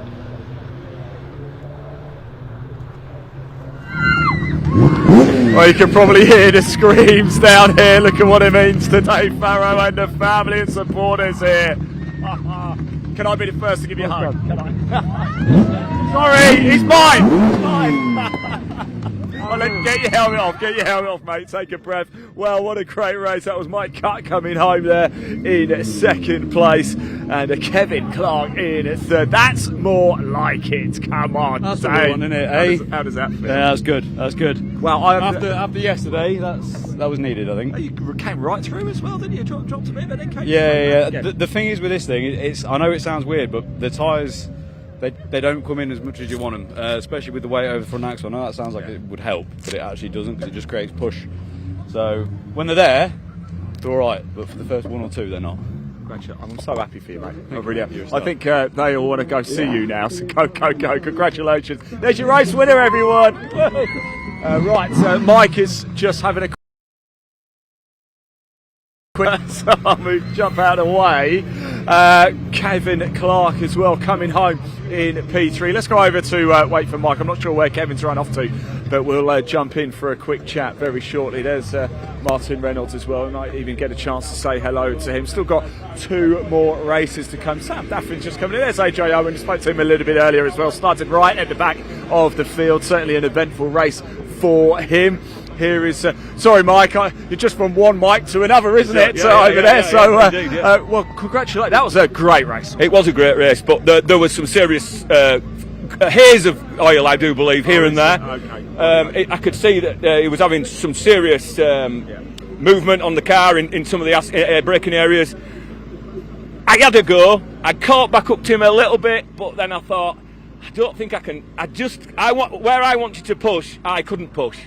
So, and I want to go in one piece today, so I've had my fair share of mending. You've got a nice pot to go home with, haven't you? Yeah. Thank you very much for your day. Oh, you've got a nice warm hat. Everybody's so warm. I'm absolutely freezing cold here. Let's just very quickly, AJ, how was it? All right, are you coming through for us, putting on a little bit of a show for us out there? Yeah, not too bad. Didn't quite get where I wanted to, but I set myself quite a high target. But is it nice to be back behind the wheel of the Civic? Yeah, when it works, it's lovely. No, it's good. I had well done, a good mate. time.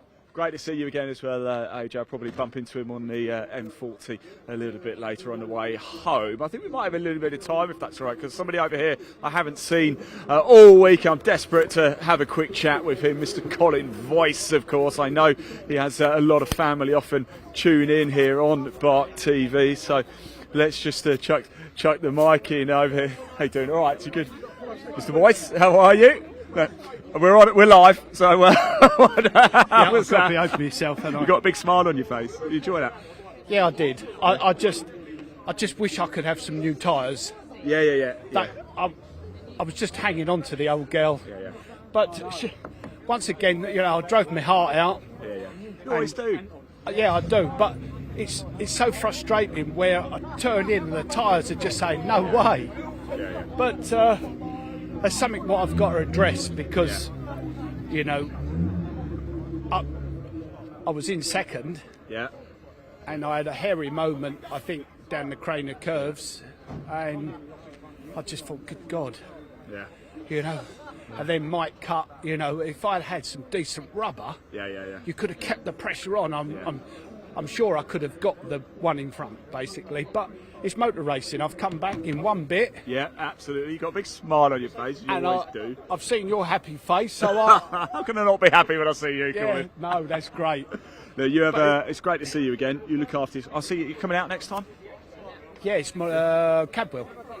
Oh, I'm looking forward. I haven't been to Cadwell in years. I'm looking forward to that. It's the mountain sort of makes me hang on a bit. I was going to say you're going to be all right at the mountain with. I've got to. Yeah. I've got to change all my wheels to a bigger size. Yeah. Then it doesn't end there because all the geometry changes because you're going higher. Then the gearing changes, but I'm glad I give the old BMW some stick. You know, the old Mark 1 Escort. You know, it makes them think, doesn't it? It does. Go on, have a safe journey home, yeah? Yeah. See you soon. To see you. And you, mate. See Take care. football match one day. Yeah, definitely. I'll hold you to that. Yeah, top man. Right, there we go. Big thank you to the Classic Touring Car Racing Club this weekend. They are done and dusted. Certainly this race has certainly entertained indeed, hasn't it? But we still have 2 more races to bring you. We've got the MG Owners final race of the weekend coming up. That is next. And a little bit earlier, I caught up with a couple of drivers over in the assembly area. So let's hear from them now.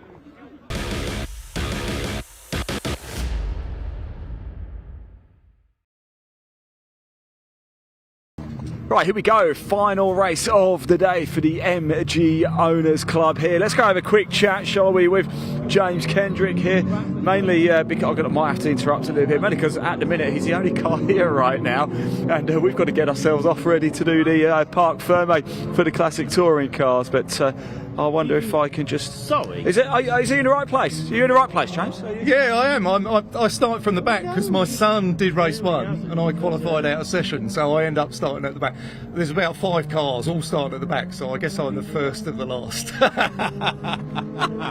How's your day been anyway? You having a good time? Yeah, really good time. It was so nice to see my my eldest do his very first race this morning, and he was 16th. He drove really well. Nice. And the car's all in one piece. Happy days. It's a real family affair then. Yeah, it is. Well, he's been supporting me for years, and he's been doing videos for the championship and so on, and it's really nice then to see him get the bug and take his first steps in racing. So amazing. Yeah, we're planning to share the car through the season. Okay, brilliant. So yeah, it'll be really good. And it's a real good family affair in sort of the MG Owners as well, isn't it? It is. It always has been, and there's lots of friends. It's nice just to be around the paddock with people and chat to them, and you know, have some close racing, but close and fair racing. Excellent. And you know, we're here to enjoy it, and that's what we do.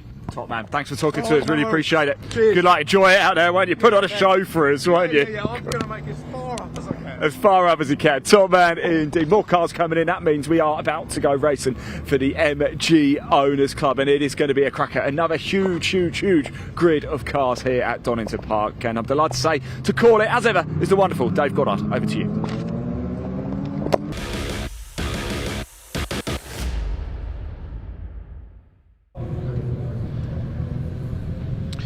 Thanks, Ian. Yes, the MG is now on their way out of the assembly area. This big grid of cars. Let's take you through them. Based on the second fastest time for each driver from qualifying, once again we find Jack Woodcock, number 24, on the pole.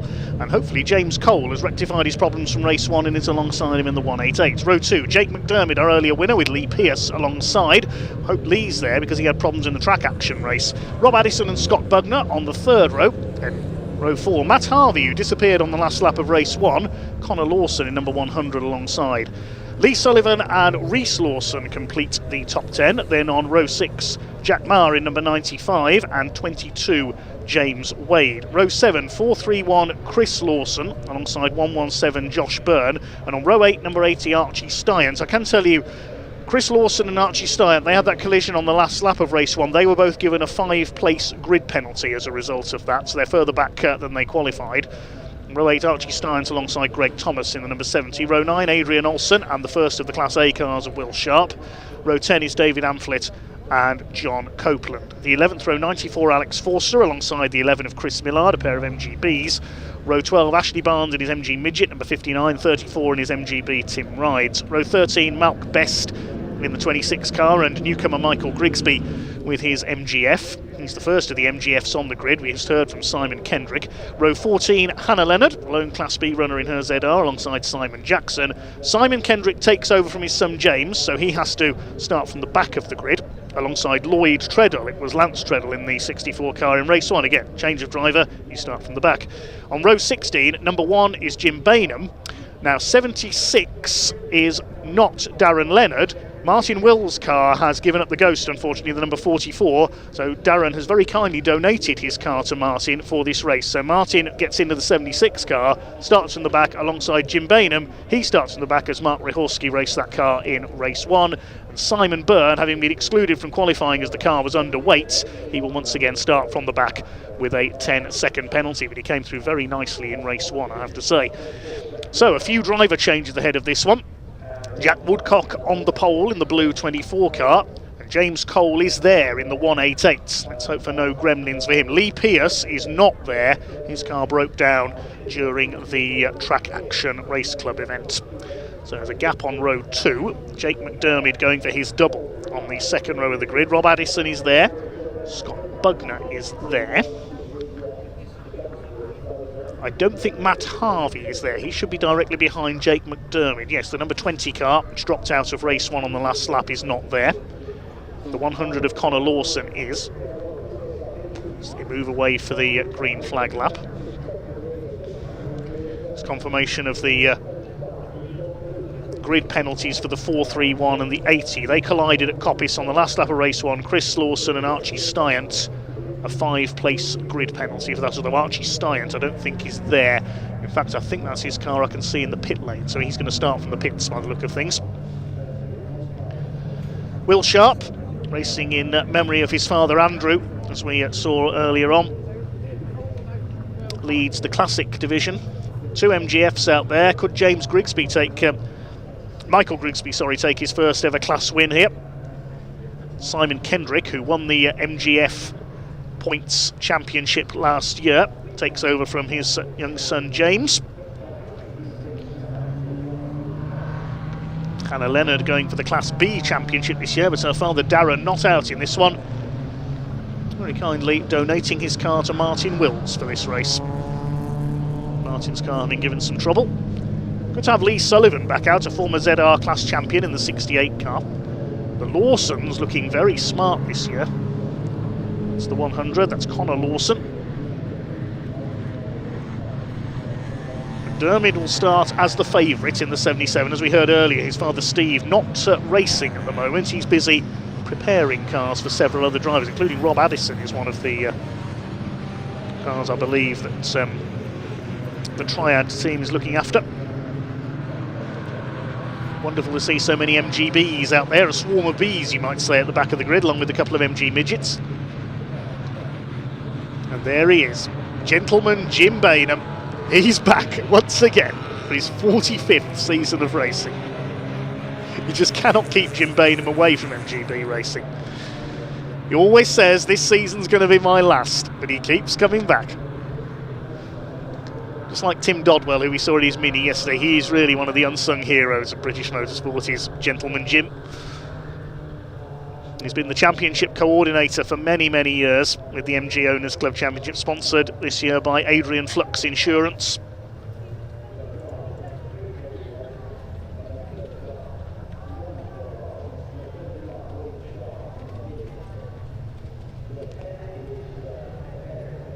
Point raised by Davey Boy, one of our commenters, after the Classic Thunder race. What's happened to Nick Vaughan and his Audi A3?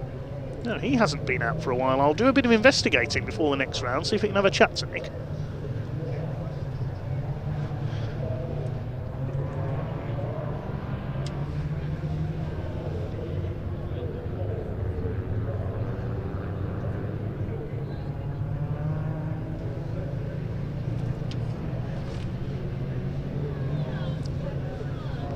There's Hannah Leonard, the yellow ZR.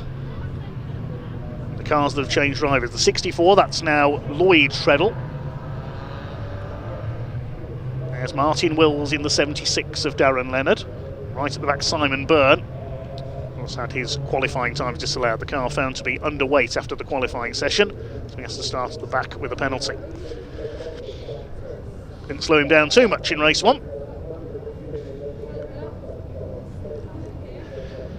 Well, the first race was a cracker for the Adrian Flux MG Owners Club Championship. What are they going to produce over the next 20 minutes?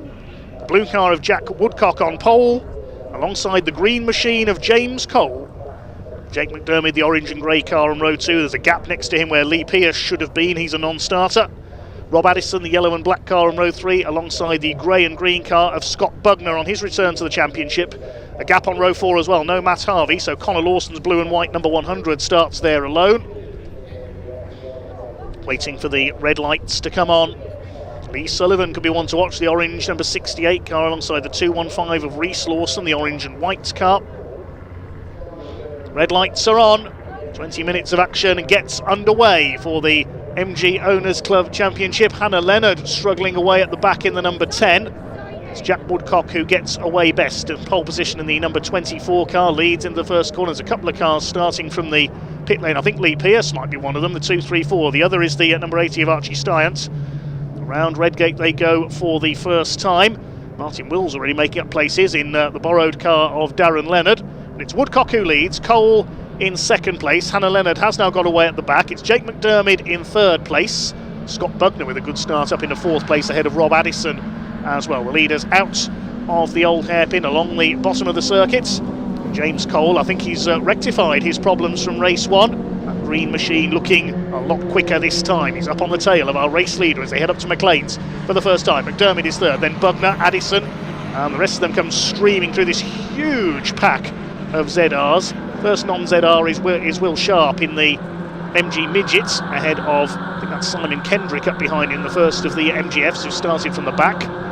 70 car, one of the Lawson prepared cars of Greg Thomas, coming under fire from, I think that's the 22 behind him, of James Wade. 95 of Jack Marr behind them, and it's Jack Woodcock who leads into the S's, for the first time. There is Marr. He's got the 76 of Martin Wills up behind him, who's already making waves through the pack. 100 of Connor Lawson running well. Lee Sullivan almost 3 wide there, and it is going to be 3 wide. Look at this big squeeze into the hairpin, and James Wade had to back off there, the black number 22 car, as Martin Wills is weaving his way through from the back of the field. Chasing Greg Thomas in the white number 70 car. These MG ZRs, they do make for cracking little race cars, don't they? Over the line to complete the opening lap, it is Woodcock who leads the way. Just how many places has Wills gained from the back of the field? He's gained 19 places already, up into 11. That's a phenomenal first lap in a car he's probably quite unfamiliar with. He's gained another place there, Martin Wills. Josh Byrne loses out to Olsen in the number 3. Looking further back in the order, has Lee Pearce joined in from the pit lane? Yes, and Archie Stiant, so they have joined us. James Cole looking determined. He's got his headlights on to try and intimidate the race leader. Martin Wills, I reckon, could be the one to watch here in the closing stages. He might catch the leaders. James Wade makes a move on Greg Thomas into the old hairpin. The leaders head up towards McLean's. Woodcock under fire from Cole. It's McDermott, Bugner, Addison, Connor Lawson, Lee Sullivan. Then a gap back to Chris Lawson in the 431. Trade of MG ZRs up into the right-hander at Coppis. They bounce off the curb on the inside. It's Jack Woodcock on his return to the championship this year. Holds the lead. James Cole, MG Racing in his family. As is Jake McDermott, and look at McDermott, he's never going to go down the inside of both of them, is he? He's going to take second place. He slots in front of James Cole, gets a bit of a bash up the back possibly there as he slotted into second place. I don't think James Cole was expecting that, and he wasn't expecting Scott Bugner. I wasn't expecting Scott Bugner to be that close as well in the number 25. He's going to go through into third place. So Scott Bugner getting into the mix for the lead, as is Rob Addison, the yellow car. Then it's Connor Lawson and Lee Sullivan behind them. So evenly matched, these ZRs, and also not the most aerodynamic of race cars, so you've got to slipstream each other down the straights. Still 16 minutes to go, a long way to go yet in this second race of the day for the Adrian Flux MG Owners Club Championship. 22 of James Wade coming under fire from the 95, that's Jack Marr, Josh Byrne, Greg Thomas, Adrian Olsen and Simon Kendrick from the back of the grid is up into 16th and is the leading non-ZR. There's Simon Byrne, started at the back with that 10-second penalty. He's charged his way through. Past Will Sharp. There's Archie Styans, who started from the pits as well in the number 80. He's come through the Class A cars. The 14 there is David Amphlett, who came close to the championship last year. It's Jim Bainham who took the overall crown, and there's Lee Pearce behind him. So the cars that started from the back really are firing their way through. The hill once again towards McLean's, from McLean's up to Coppice. Scott Bugner side by side with James Cole, holding third place. Cole fighting back. Two leaders starting to get away, so James Cole is going to need to shovel on the coal if he's going to catch them back up again. But here comes Rob Addison, all three wide into the Fogarty S's, doesn't usually work. They're going to have to be careful here. Cole turns in, look out Rob Addison, I thought they were going to collide there. Cole has taken the place back again from Bugner, and now here comes Lawson. He's got the toe out of the chicane as well. Connor Lawson trying to get down the inside into the hairpin. He's got ahead of Bugner, he's going for Addison. Connor Lawson, he really knows no fear, does he? That's a fantastic move up the inside. Now Sullivan's going to have a go as well. Rob Addison was the big loser there on the outside, and Scott Bugner as well, and Sullivan might have taken Bugner there. Yeah, the man who lost out there was Bugner. Oh, Jack Woodcock's hit problems. The leader pulling into the pits. What's happened to Jack Woodcock? Oh, such a shame. He was going so well, and the car has let him down. Will Sharp's MG Midget hasn't let him down, though. He leads his class. There's Martin Wills up from the back of the grid in the 76, as his progress plateaued in 10th place.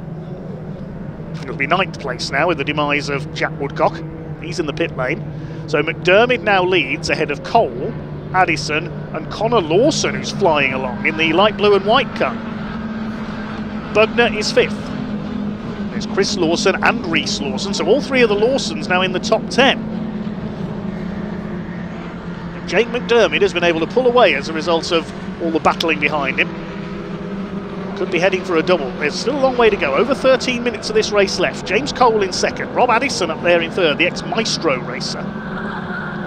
Connor Lawson, this is the best I've seen him run up there in 4th position. Only his 2nd season in the championship. Scott Bugner is next. He lost out in that schmozzle at the Fogarty S's. So Lee Sullivan, I seem to remember he used to race a bright green car a few years ago. Here's gentleman Jim Bainham. He's got ahead of the 28 of John Copeland. Now, how far behind Will Sharp is he? Oh, he's back in about 5th in the class at the moment. 34 there is Tim Rides in the orange MGB GT. The lead battle goes on. Is that dust or a bit of smoke there from Scott Bugner's car in 5th place? More battling Bs. One of them's an MG Midget, in fact that's Ashley Barnes' Midget, the 59, chasing the 94 of Alex Forster, and they're on the tail of the 64. Newcomer Lloyd Treadle in his ZR. MGs of all ages battling it out. There's Bainham behind them, and John Copeland. This is brilliant stuff. This championship has certainly become a personal favourite of mine over my years of commentary. Always brilliant action, the grids have massively increased, and always a friendly atmosphere as well.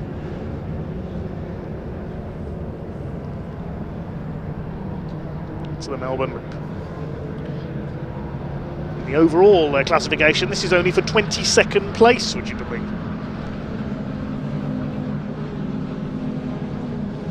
So Woodcock into the pits. We've also lost the 95 of Jack Marr. His problems returning from race 1. And the number 11 pulled in earlier as well, Chris Millard's MGB. Over the line come our battlers for 22nd place. There's our Class B leader in the background, Hannah Leonard, the yellow car, ahead of 36 Michael Grigsby, second of the MGFs. MGF's a bit thin on the ground in the championship of late, so we haven't seen Mark Baker or Stuart Plotnick for a while. There's Mount Bess, the ex-Capri man. He's very nicely turned out, MGB. Oh, big cloud of smoke, that's Scott Bugner.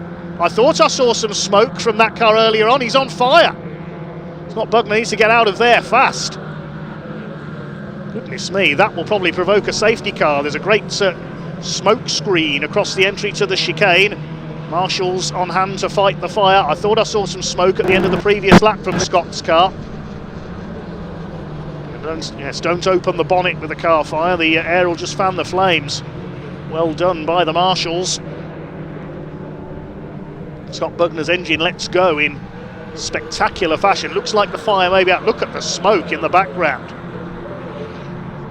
I wonder if the safety car may be scrambled because of that. Jake McDermott still leads ahead of Cole, Addison and Connor Lawson. No change up front except for the demise of Bugner. Jack Woodcock's car in the pit lane with the bonnet open, he's out of it. Another front runner gone, Scott Bugner. The fire looks to be out. Well done to our marshals. Just dampening things down, I think. Looks like Scott Bugner is okay.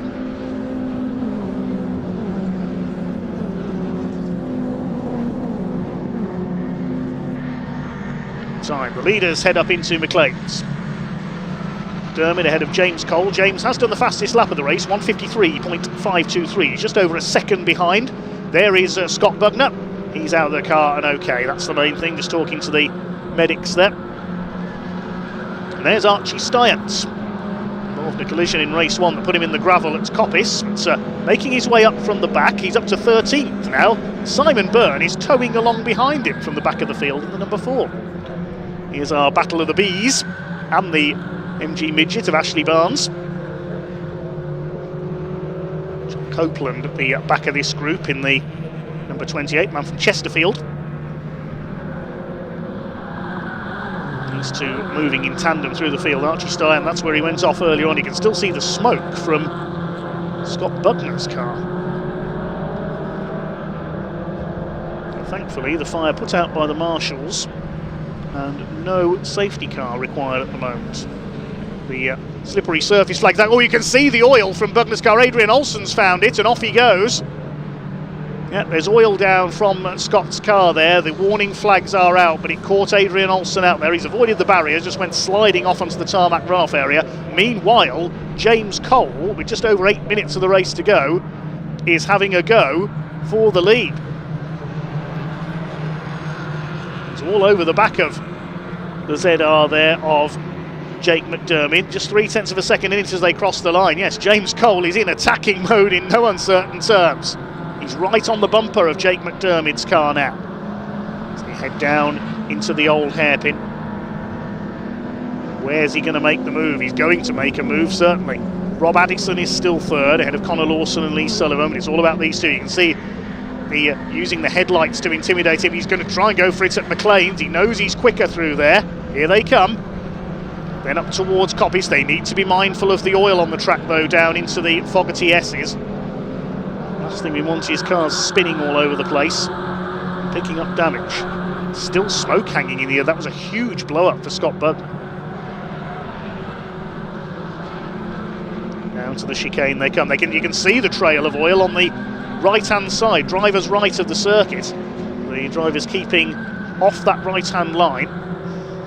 Through the chicane they come, through the S's. Waiting for them to come into view now. Is the move going to come here? McDermott moves right to the inside. Cole almost up alongside him, but he's on the wrong line for the Melbourne Loop. He might try and cut in on the exit here, but all the time, Rob Addison is towing up onto their tails here. Addison could make a move for the lead. 6.5 minutes just over to go for Jake McDermott to soak up the pressure. Addison's going to give it a big send down the inside. He's going for second place. James Cole's got to attack and defend at the same time, and this is going to bring Connor Lawson and Lee Sullivan into play as well. We could have 5 of them fighting for the lead shortly. This is brilliant stuff. Further back, Chris and Reese Lawson are next in the order, then Wills from the back of the grid. McDermott somehow holds his lead, and Cole's held second place. James Wade and Josh Byrne rounding out the top 10. Then Styant and Simon Byrne, 11th and 12th. And they started from the back as well. These ZR, such potent and rapid race cars. On go the lights from Jake McDermott, because I think he might be approaching back marker traffic. He'll want to warn them, get out of my way, I'm leading this race and I've got two cars right on my tail. Here comes James Cole. He's ready to attack. So is Rob Addison. This is great stuff.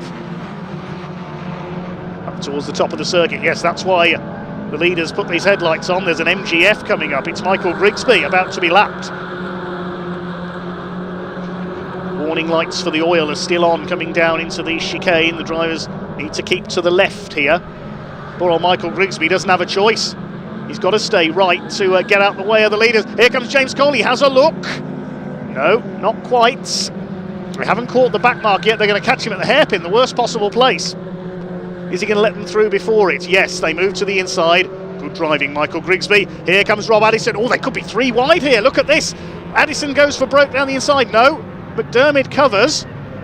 And the other two are closing up on them as well now. Side by side for second. Addison up the inside. He's going to just about get second place, I think, on the hairpin. It's possible to tell what the best line to take through here is, because the next corner's a left-hander. Back up the inside comes James Cole. Late on the brakes. They rub slightly, I think, there. They're side by side on the exit, just over 4.5 minutes to go. Look at the way Connor Lawson's going, the blue and white number 100. He's catching the top three now. And Lee Sullivan. There's a battling pair of bees ahead of them.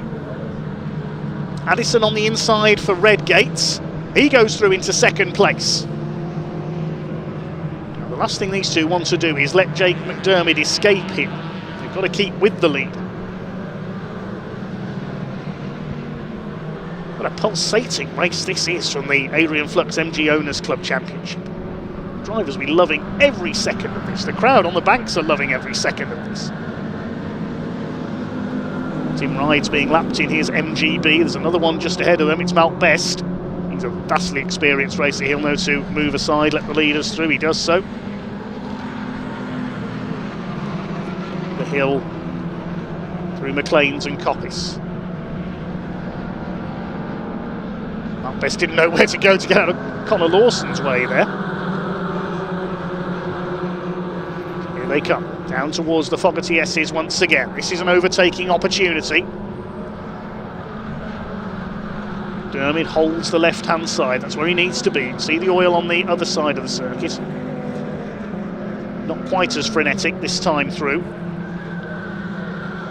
What's going to happen into the hairpin, though, is James Cole going to get a run here like he did into Goddard's last time through. McDermott is not going to let him. He moves to cover. Addison up on the outside. He had his nose in front very briefly there. Now, if he can hold that line into Goddard's, he might have a chance of taking the lead here, Rob Addison. He's alongside. He's in position. Needs to get his braking absolutely right here. He's got the line. He's late on the brakes. Rob Addison takes the lead. Brilliantly done. That's a great bit of driving from the 88 of Rob Addison. He leads Jake McDermott. James Cole's going to have a go as well, and look behind them, there's Connor Lawson. He can sense a first podium here if he can play his cards right, and Lee Sullivan as well. But McDermott will fight back. There's time for a couple more laps. This is a phenomenal race. Look out, Hannah Leonard, they're closing to lap you.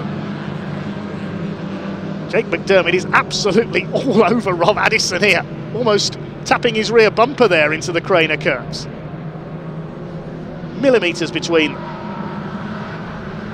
McDermott knows one false move and James Cole will be through into second place. Here they come, through towards Schwanzker. There's Hannah Leonard. Just keep an eye on her mirrors here and move aside, and James Cole move right to the inside there. Top three have got clear of Hannah. It's good driving there by the Class B leader, lets them through. Just over 90 seconds on the clock now. The last lap this time. This is incredible. Dermot gets a tighter exit from Coppice, but he'll be on the wrong side for the entry to the Fogarty S's. Is he going to lunge back across here on Rob Addison? I think he might. I think he might. No, not quite in time there as they reach the entry to the S's. What about into the hairpin? Here they come. Dermid, he's going to give it a go, is he? Yes, he's going for it. Addison's going to have to give him room. They lunge through the hairpin, and now James Cole will try and get up alongside, but I think McDermid, is he going to get the overlap here on the run into Goddard's? No, he's not. Addison will have the inside line, he holds the lead. McDermid switches back, he's tapped the bumper. He gets tapped in turn by James Cole. And Connor Lawson is thinking, right, I'll have a piece of this. He's shaken off Lee Sullivan. And as they go into the final lap, it's now 4-line astern for the lead. Oh, this is brilliant. Drivers will be loving this. Weaving about there, Jake McDermid. Is Rob Addison going to hang on? It's going to be all on those last two corners here. Connor Lawson yet could win this if he plays his cards right.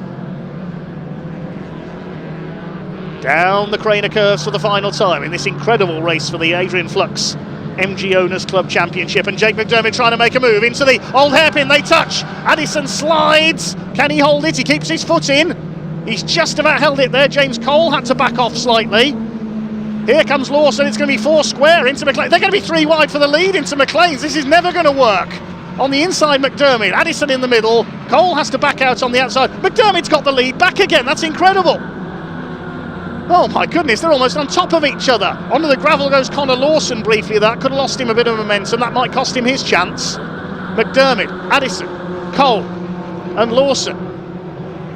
Coming up to lap Ashley Barnes. There's more back marker traffic ahead. That could come into play. They're coming down to the Fogarty S's for the final time. Jake McDermid leads, the reigning ZR class champion. Rob Addison trying to get the lead back again. They avoid the oil. Through the S's. James Cole ready for a slingshot here. Addison's going for the inside. He's going to have the line into the hairpin. Jake McDermid can't move across in time. Cole is there as well. Addison's surely going to take the lead. Cole up the inside as well. Addison leads. Now McDermid's going to try and stay on the left and get the line into Goddard's for the final time. 4 cars together. Any one of those 4 could win this.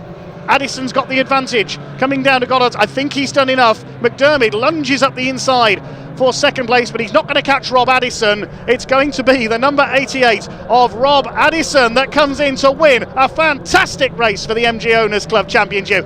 McDermid second, Cole third, Lawson fourth, and Lee Sullivan takes fifth.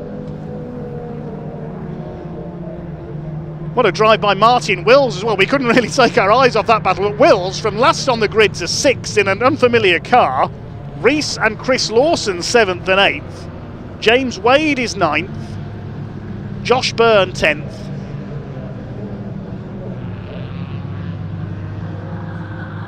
That is the best motor race I have called in a long time. I'm going to catch my breath at the end of that one. Well done to Archie Stein. Started from the pit lane and came up to 11th place. And Simon Byrne from the back with that penalty takes 12th. Also from the pit lane, Lee Pearce. He comes in 13th. We await our other class winners as well. Simon Kendrick will win the MGF category. That was unbelievable. Rob Addison confirmed as your winner. That was more like a motorcycle race in its final stages there. Full credit to all 4 of those drivers. Rob Addison, Jake McDermid, James Cole and Connor Lawson. You want to give them all a winner's trophy for that. Rest waiting for the rest of the cars to come in. Adrian Olsen getting ahead of Greg Thomas on the final lap. Adrian had a spin at the chicane earlier on. He gets 15th. Just waiting for our classic class runners in Class A.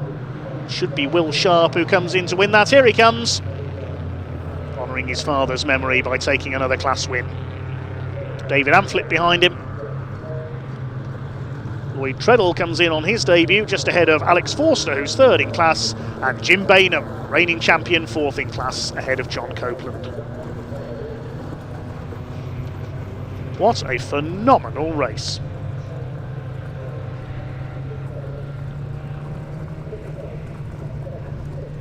Full credit to all the drivers there for one of the best races I've seen in a long time.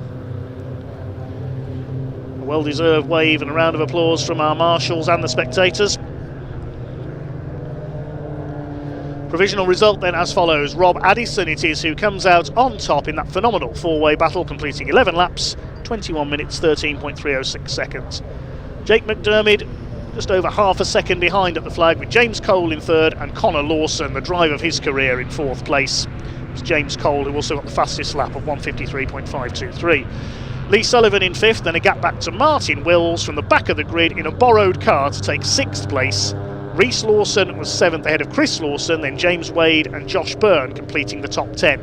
Archie Stience and Lee Pearce both started from the pit lane. They came through to finish 11th and 13th. And Simon Byrne started at the back with a 10-second penalty, takes 12th. Simon Kendrick wins Class F and Will Sharp wins Class A. 27 cars go the distance. Bad luck there to the four drivers who failed to finish, including Jack Woodcock, who would love to have been part of that lead battle. His car sadly let him down. Good to see Scott Bugner's okay after that big blow up at the chicane.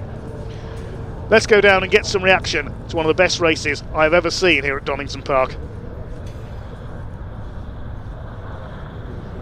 Oh, brilliant respect here between Jake McDermott and your race winner, Rob Addison. That was absolutely breathless all throughout. The MG Owners Club put on a show, don't they?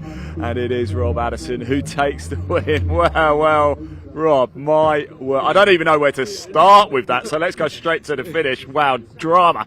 The last two laps are probably the best two laps of my racing life. Were you almost sideways almost at one point? Yeah, God, I don't know. I've been it more times in the last two laps than I probably have in the last 30 years. But what a race. Yeah, just stunning. Yeah, stunning. I mean, it was very hard to sort of gauge who was going to get away and who not, but as soon as James started dicing with Jake, that sort of let me back in, because that kind of broke me. There was four of you. You just wouldn't. None of you would go. No, but Jake tagged me going through the old hairpin on the last lap, and it went completely sideways. And I had James one side, Jake the other. He then got back in front, and it was just absolutely brilliant. Yeah, loved it. It was great respect as well, Jake coming over doing the old thing. It's just motorsport, isn't it? Sometimes you do tap. That's it. Yeah, no, it's it. And it was hard because obviously everyone's diving down the inside and defending, and someone behind is not expecting you to break that early. And quite a lot of pushing and shoving, but yeah, that was absolutely brilliant. Loved it. Done, mate. Congratulations. Great way to end the day, hey? Good stuff indeed. Where is Jake? Let me grab. Actually, very quickly, Steve, what do we think? Man. It's done all right. It deserved it. It ended up the way it should do. Yeah. He deserved that first place. He deserved his second. He deserved his third. I think brilliant race, and it all ended up where they should be. I think. I don't think Dad's going to stay on the sidelines too long, is he? I can't see it. That was a pretty. You guys always put on one hell of a show, don't you? And yeah, it's got good, especially after last year. I think we're going to have big grids all year, and I think it's going to be as close as that all year long. We're still learning how to drive that quick with each other.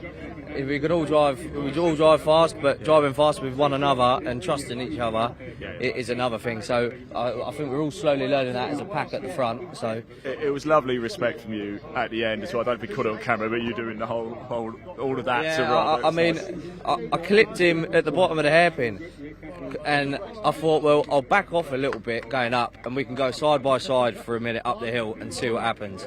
And then I think it went 3 wide up the hill. And then I thought, well, I've just got to go. I just got to do it. And then he got me back. I wasn't so fast into the loop, into the chicane. Well, then you had James all over you as well, didn't you? Yeah, I know. I see him coming, and I thought, I've got to cool the tyres off somehow, because I knew there was going to be a fight. So I tried to cool him off a bit, and he came. And I tried to hold him off, and then try to get another one, someone else to come with him and join, and then I thought, all right, I can sort of push. So yeah, it turned out to look a good race. It was fun in there. I wanted it to end before it had been started, but. Well, we're glad it did. It was a great race, Jake. Great to see you again, mate. Well done, the first and the second. James, come on. That could have been anybody. That could have been anybody's race, couldn't it? As I said to the circuit commentator a minute ago, I've had many race wins, but that was probably the best race ever. Really? Honestly, wow. I'm laughing my arse off going down the Craners. There's him in front, then Jake, me, and I'm like, he slams it on the apex. I rammed Jake. Jake rammed him, and I was like... Were you just looking for an opening? Were you kind of thinking, oh, hang on, this could let me through? I'm thinking at one point Rob's not going to let his flipping daughter be with Jake anymore because I thought they're going to take each other out. But I was like, but no, it was clean. Well, clean as it could have been when you're racing that close. But after this morning, thanks to the old man, getting the car out. I mean, an annoying little problem, but we're out back at Alton, not doing Cadwell, so. Mate, thanks for coming out to play. You've put on one a hell of a show for us. Thanks, James. Really good to see you. You're a little bit sweaty. There you go, right. Yes. And one final race to go this week. I don't want it to end, but it has to. What a shame that is. A time for the final race, which is the Coupe Cup. It's going to be an absolute corker. Dave Goddard, over to you.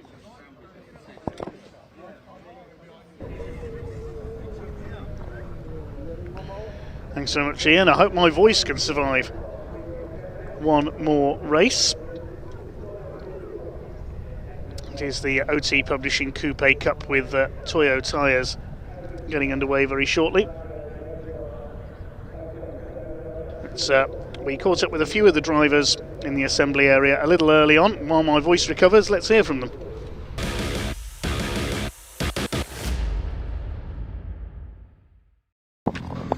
Well, just like that, the final race of the day and the weekend is about to get underway. It's always a very, very sad time, isn't it? But we are very happy to go and have a quick chat with Darren Ford down here. Darren, how are you? Are you okay? Not too bad, yeah, we're going all right.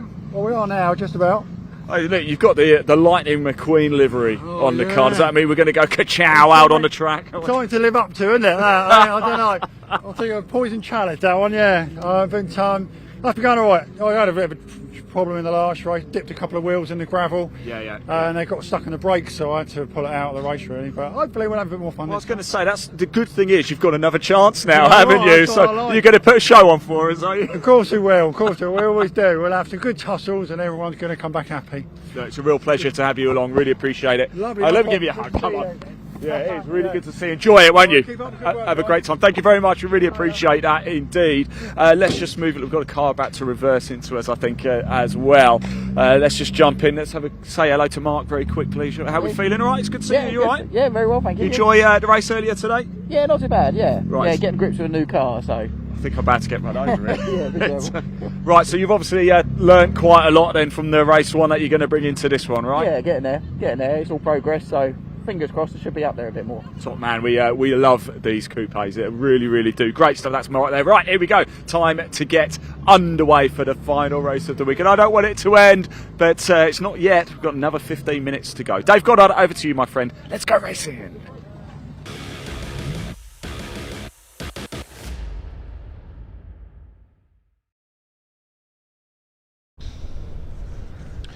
Okay, as the cars come to the grid then, my voice is just about returned after that epic from the MGs. Time for the OT Publishing Coupe Cup with Toyo tyres Race 2. The grid based on the results of the first race. So it is debut winner Nathan Boyle, who is on pole in the number 77 car, and Matthew Watson, following his first ever podium, starts alongside him in the number 12. Row 2, Hazim Zaki, number 19, and 88 of Harvey Kersley. Row 3, 52, Stephen Slawson, a strong run from him earlier on, and Jason Jesse, despite a couple of grassy moments, excuse me, so my voice was going, starts alongside him on row 3. Fourth row, 51, Paul Laurie, and 87, Neil Hurren got a track limits penalty in race 1. He was fighting for the lead. Row 5, treble 6, Mark Eels alongside 33, Michael Evans. On row 6, we've got 337, Declan Marsden, and 43 of Sean Jones. Was on the front row for race 1, but stalled at the start, had to fight his way back into 12th place. Row 7, number 7, Kevin Middleton, and 46 of Mark Worsley. Row 8, number 1, Paul Callaway, had a spin on the opening lap of race 1, 44 Tim Prince alongside. Row 9, 38, Darren Ford, just heard from, he pulled off into the pits in the first race. Alongside number 10, Ben Wilkinson, the hard luck story of race 1, was fighting for the lead, spun at the Fogarty S's into the tyre stacks. Let's see if his car's been repaired. 65, Spencer Hirons, he's been having problems all day, missed qualifying, pulled off in the first race. 26, Roger Owens, who stopped on the first lap of race 1. Hopefully they are all there for this second race. We'll check the back of the grid ahead of this one and make sure everybody's there. Yes, Owens is there, Hirons is there, Ben Wilkinson's there, watch for him coming through. It looks like we have indeed got the full complement of 20 cars. That's excellent. Full credit to the team of mechanics from the OT Publishing Coupe Cup getting the cars back out. It is Nathan Boyle on pole, with Matthew Watson alongside him. The eyes have it on the outside of the front row, the number 12 car. Hazim Zaki, the navy blue car, looking for his first victory. Harvey Kersley alongside him in the later model Gen 3 car. Someone did say earlier in our comments, I forget who it was now, apologies. The colours of the Kersley Motorsport team, very similar to the old Nissan racing colours that were prevalent in the Australian Touring Car Championship with the Skylines in the early 90s. I thought they reminded me of something. 15 minutes of racing to come then. I reckon the man to watch is that white car on the penultimate row of the grid, number 10, Ben Wilkinson, winner here last year in the pit stop race. Spun out of the lead in race 1. Can he fight his way through? Fight for a podium.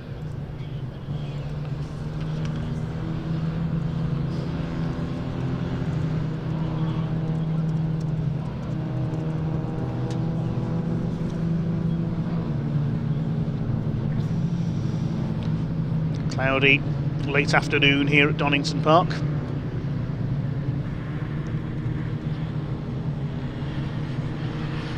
Will we see a first-time winner here?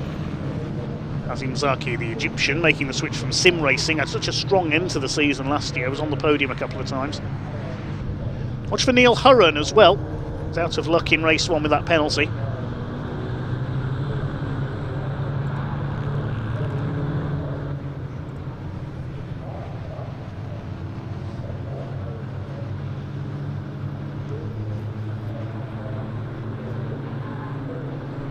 Young Nathan James Boyle, making the graduation from karting.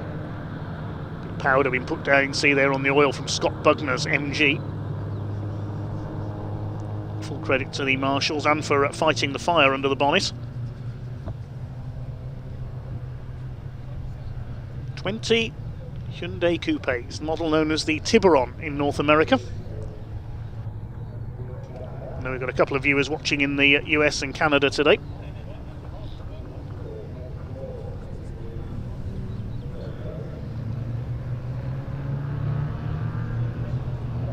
Will we see a new winner on the top step of the podium? Will it be a second win for Nathan Boyle?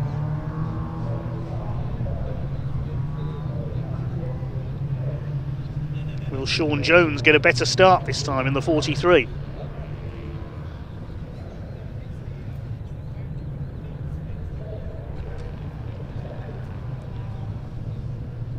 It'll be a 15-minute race, 16th and final race of the weekend. We're back in action on BARC TV in 2 weeks' time, April the 4th and 5th from the Brands Hatch Indy Circuit, TCR UK in action, and British Truck Racing Championship. The big rigs are back. Can Brian Smith make it 11 titles in a row? Last couple of cars coming into line then. Spencer Hirons and Roger Owens looking to get a finish this time.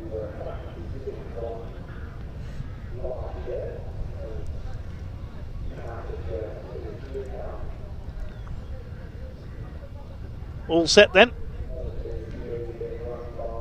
White and black car of Boyle on pole position, the purple car of Matthew Watson alongside him, waiting for the red lights to come on. They do so. Revs are up and away we go with our final race of the weekend here at Donington Park. Good start by Boyle, decent start by Harvey Kersley getting down the outside. Neil Hurren trying to make his way down the outside line, the 87 car as well. Hazim Zaki slots in behind our leader. Matthew Watson goes for the outside. All bit of collision there in the pack. Off goes Jason Jesse. That was Paul Lorry and Harvey Kersley who had a bit of a coming together. Jesse's gone off in avoidance, surfs through the gravel and rejoins at the back of the field. Well, in the late 90s, the Hyundai Coupe was used in the Formula 2 class of the World Rally Championship, so it proved its off-road ability there. Hazim Zaki down the inside past Matthew Watson to take second place. Kersley's dropped back a bit as a result of that collision. But it is the karting graduate Nathan Boyle who leads up towards McLean's corner for the first time. Matthew Watson trying to hold second place from Hazim Zaki. And look at Neil Hurren, his outside run did work. He's up to fourth, could be third by the time they get up to Coppice. Has he got third place away? Side by side with Hazim Zaki? No, he hasn't. Mark Eales is going well. He's up to fifth in the treble six. There was a bit of a sort out at Redgate. One or two cars able to nip through and gain some places on the inside. The big winner there was Eales, Stephen Slauson, and also Kevin Middleton is up there in the number 7. Harvey Kersley has got a bit of damage to the front end. His bonnet's flapping on the left side. He's down the outside there on Kevin Middleton. He's not going to get the car stopped. So, I thought he was going to go across the gravel there. Kersley controlled it and got ahead of Middleton round the outside into the entry to the chicane. First three have broken away slightly. Mark Eales going well again. He's up into fourth now, ahead of Neil Hurren. He could be on for his best ever results. Hurren down to fifth, then Kersley, Stephen Slauson. Behind them it is Middleton and the number 1 of Paul Calloway running well. Haven't seen Ben Wilkinson yet towards the back of the field. Has not yet, I don't think, made any progress through. Pick him up if we can. Take a look a little bit further back. Yes, there he is, behind Michael Evans, number 10 car. Find out as they cross the line which position he's in. So Calloway and Middleton picking up plenty of places, as have Eales and Hurren. But it is Boyle who leads the way in the 77. Wilkinson's up to 12th from the back of the grid, so he's gained 6 places. Everybody around the first lap okay, despite a few off-road moments. Jason Jesse lost 13 places. He's in 19th as Boyle leads Watson and Zaki. Eales going great guns in 4th place in the yellow car. Then it's Neil Hurren. Then a gap back to 6th, side by side Stephen Slauson and Harvey Kersley, who's taking a few risks there around the outside. Holds 6th position. 8th is Kevin Middleton in the yellow number 7. He's previously raced a Subaru and a Mazda MX-5 with the old Nippon Challenge series with the Track Action Racing Club. Behind him is the number 1 of Paul Calloway with his headlights on. The hill they come towards the right-hander at Coppice, and Matthew Watson, I don't think he's ever led a Hyundai Coupe race before. He wants to take the lead. Best ever result by far earlier on with a 2nd place. He was absolutely overjoyed as he crossed the line. Try and take the lead possibly here into the Fogarty S's, but he knows that Hazim Zaki is there on his tail in the 19 car. And Mark Eales, who is absolutely flying, the man from Milton Keynes in treble 6. Could he get on the podium here? Down to the Melbourne hairpin. Hazim Zaki, big lock up there on the outside. He'll overshoot. So he's got Eales' opportunity in the treble 6 to try and take 3rd. No, he's not close enough. Neil Hurren behind him in the 87. Then it's Harvey Kersley, the 88, son of Alex Kersley, the boss of Kersley Motorsport. Seen them out in the junior saloons as well. New fastest lap of the race by Mark Eales that time through. 2:0, no, beaten by Harvey Kersley. In fact, 2 minutes, 0.821 for Harvey that time through. Down they come towards Redgate corner once again. There's Paul Lorry, the 51, trying to make a move on his old MR2 rival, Paul Calloway. That's for 9th position, and Ben Wilkinson is behind them. He's gained another place past Michael Evans in the number 33. Light beginning to fade slightly here at Donington Park.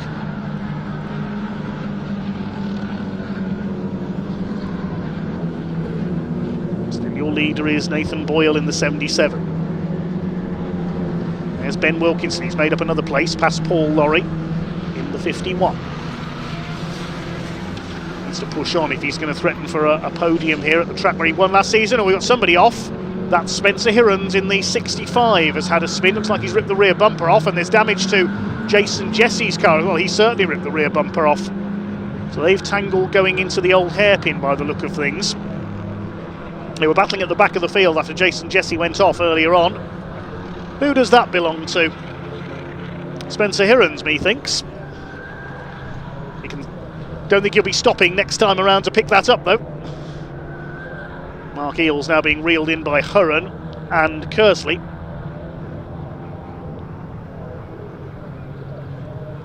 the battle for 4th place. Closing slightly on the battle for the lead, I think, as well. Yeah, just less than a second in it between 3rd and 4th. Kersley up the inside is going to try and take Neil Hurren, but he'll be on the wrong side for Goddard's, the left-hander.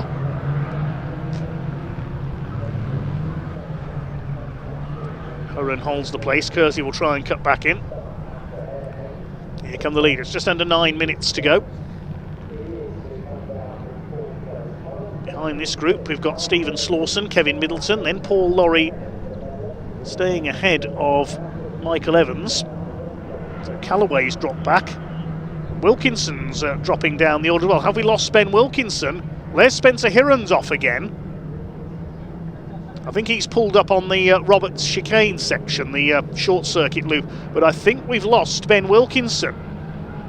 Let's have a look down the time tree. No, he came over the line 17th, so he's had a moment somewhere. Yeah, lost about 8 seconds on that last lap, so he must have had a spin somewhere. And he's almost back to square one. Past the bumper of Spencer Hirons' car in the gravel. He's out of the race, he's pulled up at the Roberts chicane. Neil Hurren still fighting it out with Harvey Kersley for 5th position. Boyle led by half a second over the line. Boyle's just on the fastest lap, 2 minutes, .357, 77 car. Watson still second, then Zaki in the dark blue. Eels in 4th, and up the inside, Harvey Kersley takes 5th position from Neil Hurren. Good move there at Coppice.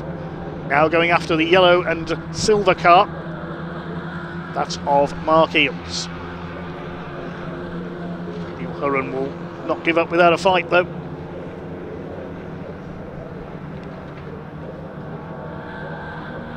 Through the Fogarty S's.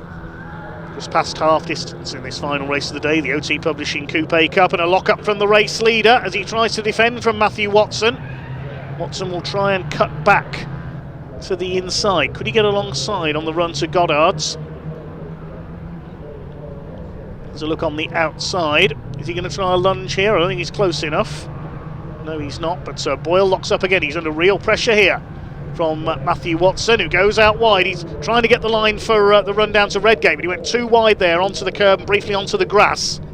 Trying a little bit too hard to take the lead there, or set himself up for a move for the lead, I think. Zaki on his own in 3rd. He's dropped back slightly now. Then the Eels, Kersley and Hurren battle. Next is Slawson, Middleton, then Paul Lorry, Michael Evans. There's Paul Callaway.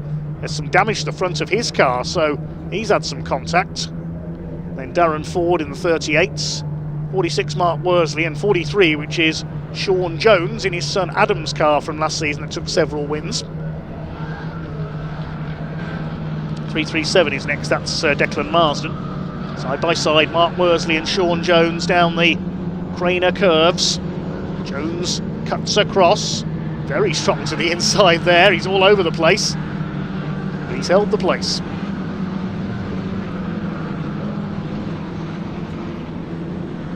This is lap 5. And up the inside at McLean's, Harvey Kersley goes through past the 666 of Mark Eels, and Eels could lose out here because he's still on the outside line. Neil Hurren dives through. Eels has lost 2 places. He's down to 6th. Could be another place lost here because here comes Stephen Slawson. They haven't noticed him. He dodges across to the inside to try and take Eels and Hurren in one move almost there. Terrific scrap for 4th place. Still your leader is Boyle ahead of Watson, soaking up the pressure from the number 12. Hazim Zaki is now almost on his own in 3rd place. And then this 4-way fight for 4th. Still a third of the race to go. A gap back next to Kevin Middleton in 8th, and then the battle for 9th. I think Michael Evans has got ahead of Paul Lorry into 9th place. It's Mark Eels losing ground here.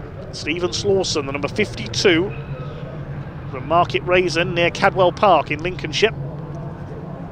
Swings his way through Goddard's. There are the leaders. Another fastest lap, this time for Watson. They've both gone under the 2-minute mark, the 2 leaders. 1:59.753 for Watson, 1:59.852 for Boyle. Half a second in it as they cross the line.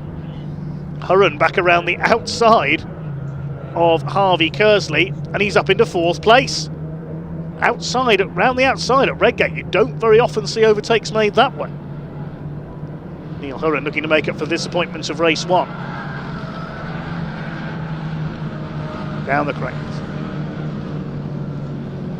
Mark Eales down to 6th position after his strong early run. Involved a little bit of luck as everybody got caught up at Redgate. He was able to nip through on the inside. There's Sean Jones in the 43, being pursued by Lightning McQueen, aka Darren Ford. Behind him, the 46 of Mark Worsley. That's 11th, 12th and 13th. Harvey Kersley goes wide, coming out of McLean's. Desperate for a first podium in the Coupe Cup.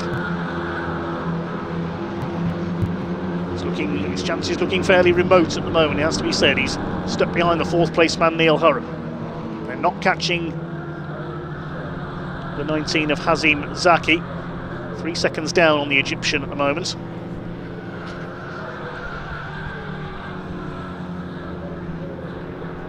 Here are the leaders. We haven't forgotten about Nathan Boyle and Matthew Watson. Boyle, if anything, has increased his lead very slightly. Matthew Watson, the pink car with the orange, white and green, almost camouflage livery. Still giving chase. 3 minutes to go.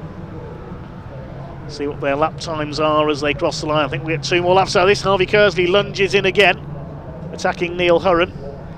New fastest lap for Boyle, 1:59.154 for the leader. He's pulled away by about half a second on that last lap. Watson did a personal best, 1:59.726, so more than half a second the difference. There's Mark Eales, calmed down after his strong start to this race, and there is our leader, averaging over 75 miles per hour around Donington Park. These are virtually standard road cars, only the modifications necessary for safety, and we've lost Tim Prince, unfortunately. The number 44 has pulled up. That's at the Robert chicane next to Spencer Hirons, who retired there a few laps ago. Meanwhile, look who's coming back into the picture. Ben Wilkinson, the number 10. He's battled his way past Darren Ford as Neil Hurren continues his fight with Harvey Kersley. Back up the inside at Coppice. Kersley doesn't give way. Thought he was going to go wide onto the gravel there. Stephen Slawson is thinking, I've got ahead of Mark Eales. I'll have some of this as well. Door handling there between Kersley and Hurren. There's a bit of needle creeping into this. Slawson flashing the lights. He wants to get involved as well. Hurren's forced to go over the curb on the inside. He runs out wide, Kersley onto the gravel. Slawson says, thank you very much. I got the inside of both of you. You could see that coming as they came into the chicane, couldn't you? And the big loser there was Harvey Kersley. Neither driver was going to give way there. Stephen Slawson makes his way into 4th place. He could be on for his best ever finish. Hurren is 5th. Mark Eales back in this as well. Hurren will attack back again. He's fired up now. He sends it down the inside of Stephen Slawson, but he's outbraked himself slightly. Back comes Neil Hurren. Back comes Stephen Slawson, I should say. I'm losing track of this. It's been a long day. Boyle still leads. His lead is up to 1.9 seconds now. He's just on a 1:59.065. We're on the last lap now, so it looks as though Nathan Boyle is heading for a double win on his debut in the OT Publishing Coupe Cup, ahead of Matthew Watson and Hazim Zaki in 3rd place. All the action is in the pack behind them. Stephen Slawson, what a superb drive up into 4th place. Mark Eales coming under fire from a fired up Harvey Kersley. He'll be angry with himself for that last lap. Yeah, he's trying too hard now. He's gone out onto the gravel there at the exit of the old hairpin. He's pushing himself too hard, I think. He's still side by side with Mark Eales though. It's a series, of course, the Coupe Cup. There's no points on these races. Oh, somebody off. That's Sean Jones. He's spun coming out of the old hairpin. Looks like he's hit the barrier backwards. Another rear bumper hanging off. Series coordinator John Winter will be after a few spare bumpers after this meeting. So Boyle, Watson and Zaki, the top 3 look fairly set, but for 4th place, Neil Hurren's not finished yet. His bumper's flapping as well. Makes it down the inside. Bash! Stephen Slawson hits the back of him. Careful, Stephen. This is not stock car racing. This is the Coupe Cup, and it's going to be a double win for Nathan Boyle on his debut. A perfect score for Nathan Boyle in the Venture Security Management sponsored Kersley Motorsport Run car. Out of the final corner, Nathan takes the double. Brilliant stuff. Matthew Watson, what a weekend. 2 second places, and Hazim Zaki on the podium in third.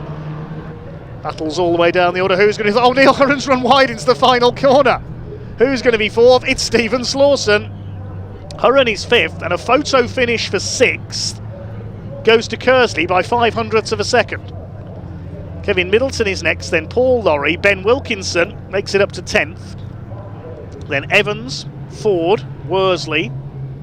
I think next was Roger Owens, just ahead of Declan Marsden. Paul Callaway's slightly bent car.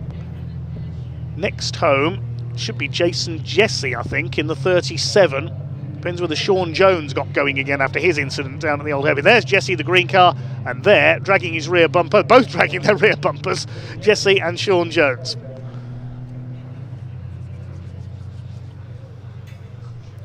"18 cars go the distance." We lost Tim Prince and Spencer Hirons. Wait for the provisional results of that one. It was Nathan James Boyle, number 77. A perfect debut in the Coupe Cup with 2 race victories, 8 laps completed. Winning time 16 minutes 5.634 seconds. He also got the fastest lap, 1:59.065. Second for number 12, Matthew Watson. What a weekend for him. Hazim Zaki on the podium once again. All the action there was for 4th place, which goes to Stephen Slawson. He's had a fantastic weekend. Neil Hurren in 5th, ahead of Harvey Kersley. He'll be frustrated with himself there. Mark Eales ran as high as 4th, ends up 7th. Photo finish between Kersley and Eales on the line there. Kevin Middleton, Paul Lorry and Ben Wilkinson in the number 10 completes the top 10. And Evans, Ford, Worsley and Owens. Behind them Declan Marsden, Paul Callaway, Jason Jesse and Sean Jones, the final finisher. We lost Prince and Hirons. Well, that wraps up the race action this weekend. We will hand down to Parc Ferme in just a few moments' time as the cars arrive, and then sign off ahead of resuming our action in 2 weeks' time at Brands Hatch with trucks and TCR. I can't wait for Brands Hatch on the Indy circuit in 2 weeks' time. Traditional Easter weekend, the opener for the British Truck Racing Championship. Capacity 20 truck grid is guaranteed. Will Ryan Smith start his quest to make it 11 titles in a row? I think Stuart Oliver might have something to say about that.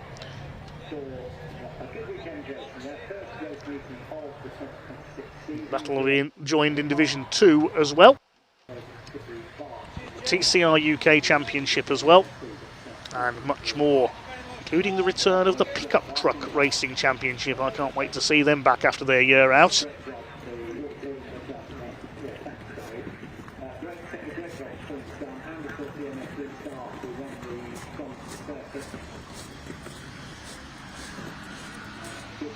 Just waiting for the cars to enter Parc Ferme.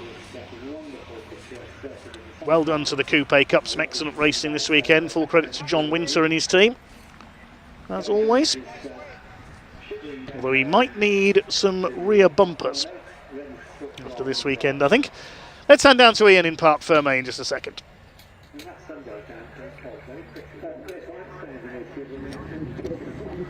Well, there we go. That is it. The first weekend of the new season for the BARC draws to a close, and it's Nathan James at Boyle, who earlier in the day took his first ever race win in his first ever race, and now he's got his second ever race win in just his second ever race. Quite remarkable. I don't think he can quite believe it in there. We'll let him get out the car in a second, but look, he's just taken a moment to himself, so I'm not just going to dive in just yet. We'll let him get out, and we'll have a word with him. I think a little bit in disbelief. What a young driver this guy is. He is a serious talent. Straight over to congratulate him. Good class act there from Matthew Watson. And just Nathan, get your helmet off a second. Nice of Matthew to come over as well. In fact, it's the exact same podium that we hit earlier as well. Hazim Zaki coming home in third place. And Nathan, you looked for a moment there. You just took a moment to yourself, almost like you can't quite believe what you've achieved today. Yeah, mostly it's because I'm overheating, to be honest. Oh, really? I just wanted to take a minute to sit nice down. sitting down, but- freezing. But yeah, that was brilliant. That is quite remarkable. You got your first ever pole position, your first ever qualifying session, and now 2 race wins, and you've only ever done 2 races. It's sensational. Yeah, I mean, it feels good. You know, over the past couple of years in karting, it's not really gone my way, but it's nice to kind of come here and, you know, have a good bit of competition, but still do well. You've got the bug, right? Huh? You've got the bug. Yeah. Top man, well done. Go celebrate. Congratulations.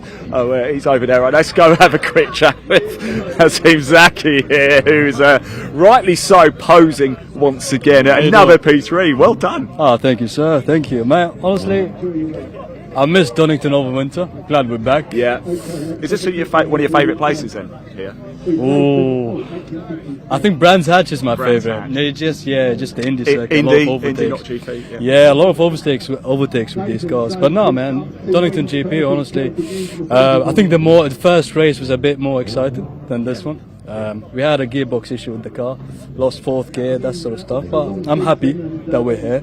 Yeah. Looking forward to the next one. Well done, mate. You're going over a couple of pots. That's how you do it. Yeah. Well done, mate. Great to see you as well. Good stuff indeed. Let's move over and grab Matthew Watson. He's just got to go through his photo. Look, we'll let him have his photo. Go on. Are you sure? Thank you very much, Ben. Very kind. I've avoided you for 4 years. I know. In one day. I'm a look, what a day for you. Honestly, best day of racing I've ever had. It's phenomenal. Really, it's phenomenal. I'll just reiterate sort of what I said to the other sort of commentator, that it's a great place to be to race. Obviously, with everything that John does in the BARC, it's just a great place to race, basically. And if you're thinking about it, come and do it. Basically, Brilliant words. Yeah, it's Brilliant great. words. Look, I'm going to let you go celebrate. Well done. Don't leave it another 4 years, yeah? No, exactly. All right. Well, thank you to all of you. That is it for tuning in. We really do appreciate it. What a weekend. Yes, motorsport is back. BARC in the Park draws to a close. I just want to say a massive thank you to our crew, bringing you all of the live pictures as well. They've spent the entire weekend up towers, out in the elements, braving it all for you. So a massive thank you. And of course, to Anton, who's been walking around with me throughout the course of the weekend. Massive thank you to Leah and Amy yesterday as well. And a huge thank you, of course, to Elliot, our producer. Thank you to the TV crew. Massive thank you, of course, to all the volunteers, and as ever, the Orange Army. And we know we do always say it, but we really couldn't go racing without you, so thank you. Massive thank you, of course, to the one, the only Dave Goddard. And right now, I'm going to hand back to him for him to have the final word. Thanks for watching, everybody. I'll see you 2 weeks' time at Brands Hatch. Well, thank you very much indeed to Ian Waterhouse, our man on the ground down in the paddock and the assembly area this weekend. That does wrap up a fantastic weekend of racing here at Donington Park. Interrupted a bit by safety cars and red flags yesterday, but today has more than made up for that. Some superb racing. Unquestionably the MG Owners Club, the highlight for me, but everyone has put on a brilliant show this weekend. Thank you very much indeed to all the marshals, as ever. We cannot go racing without the Orange family, also the recovery crews, the medical staff, the race control staff, the timekeepers, everybody else here at Donington Park for making this event possible, and everyone from the BARC, the British Automobile Racing Club, for a wonderful weekend of racing. Thank you to the drivers for their entertainment, and to the teams and mechanics keeping the cars going in the paddock. Most of all, thank you to you, the viewers, and of course to our camera crews, Elliot, our director, and everybody else behind the scenes bringing you this production this weekend. Well, I hope you've enjoyed the action as much as I did there. We'll be back with you in 2 weeks' time for Brands Hatch, April the 4th and 5th, the British Truck Racing Championship and the TCR UK Touring Car Championship, joined by the pickup trucks, yes, they're back, the Civic Cup, Mini Challenge Club Sport, and the Audi Cup for the first time as well. That's all coming up from down in Kent in 2 weeks' time. Well, we'll see you then. But until next time, this is commentator Dave Goddard signing off here at Donington Park on BARC TV. From all of us here, thank you very much indeed. We'll see you in 2 weeks. Goodbye for now.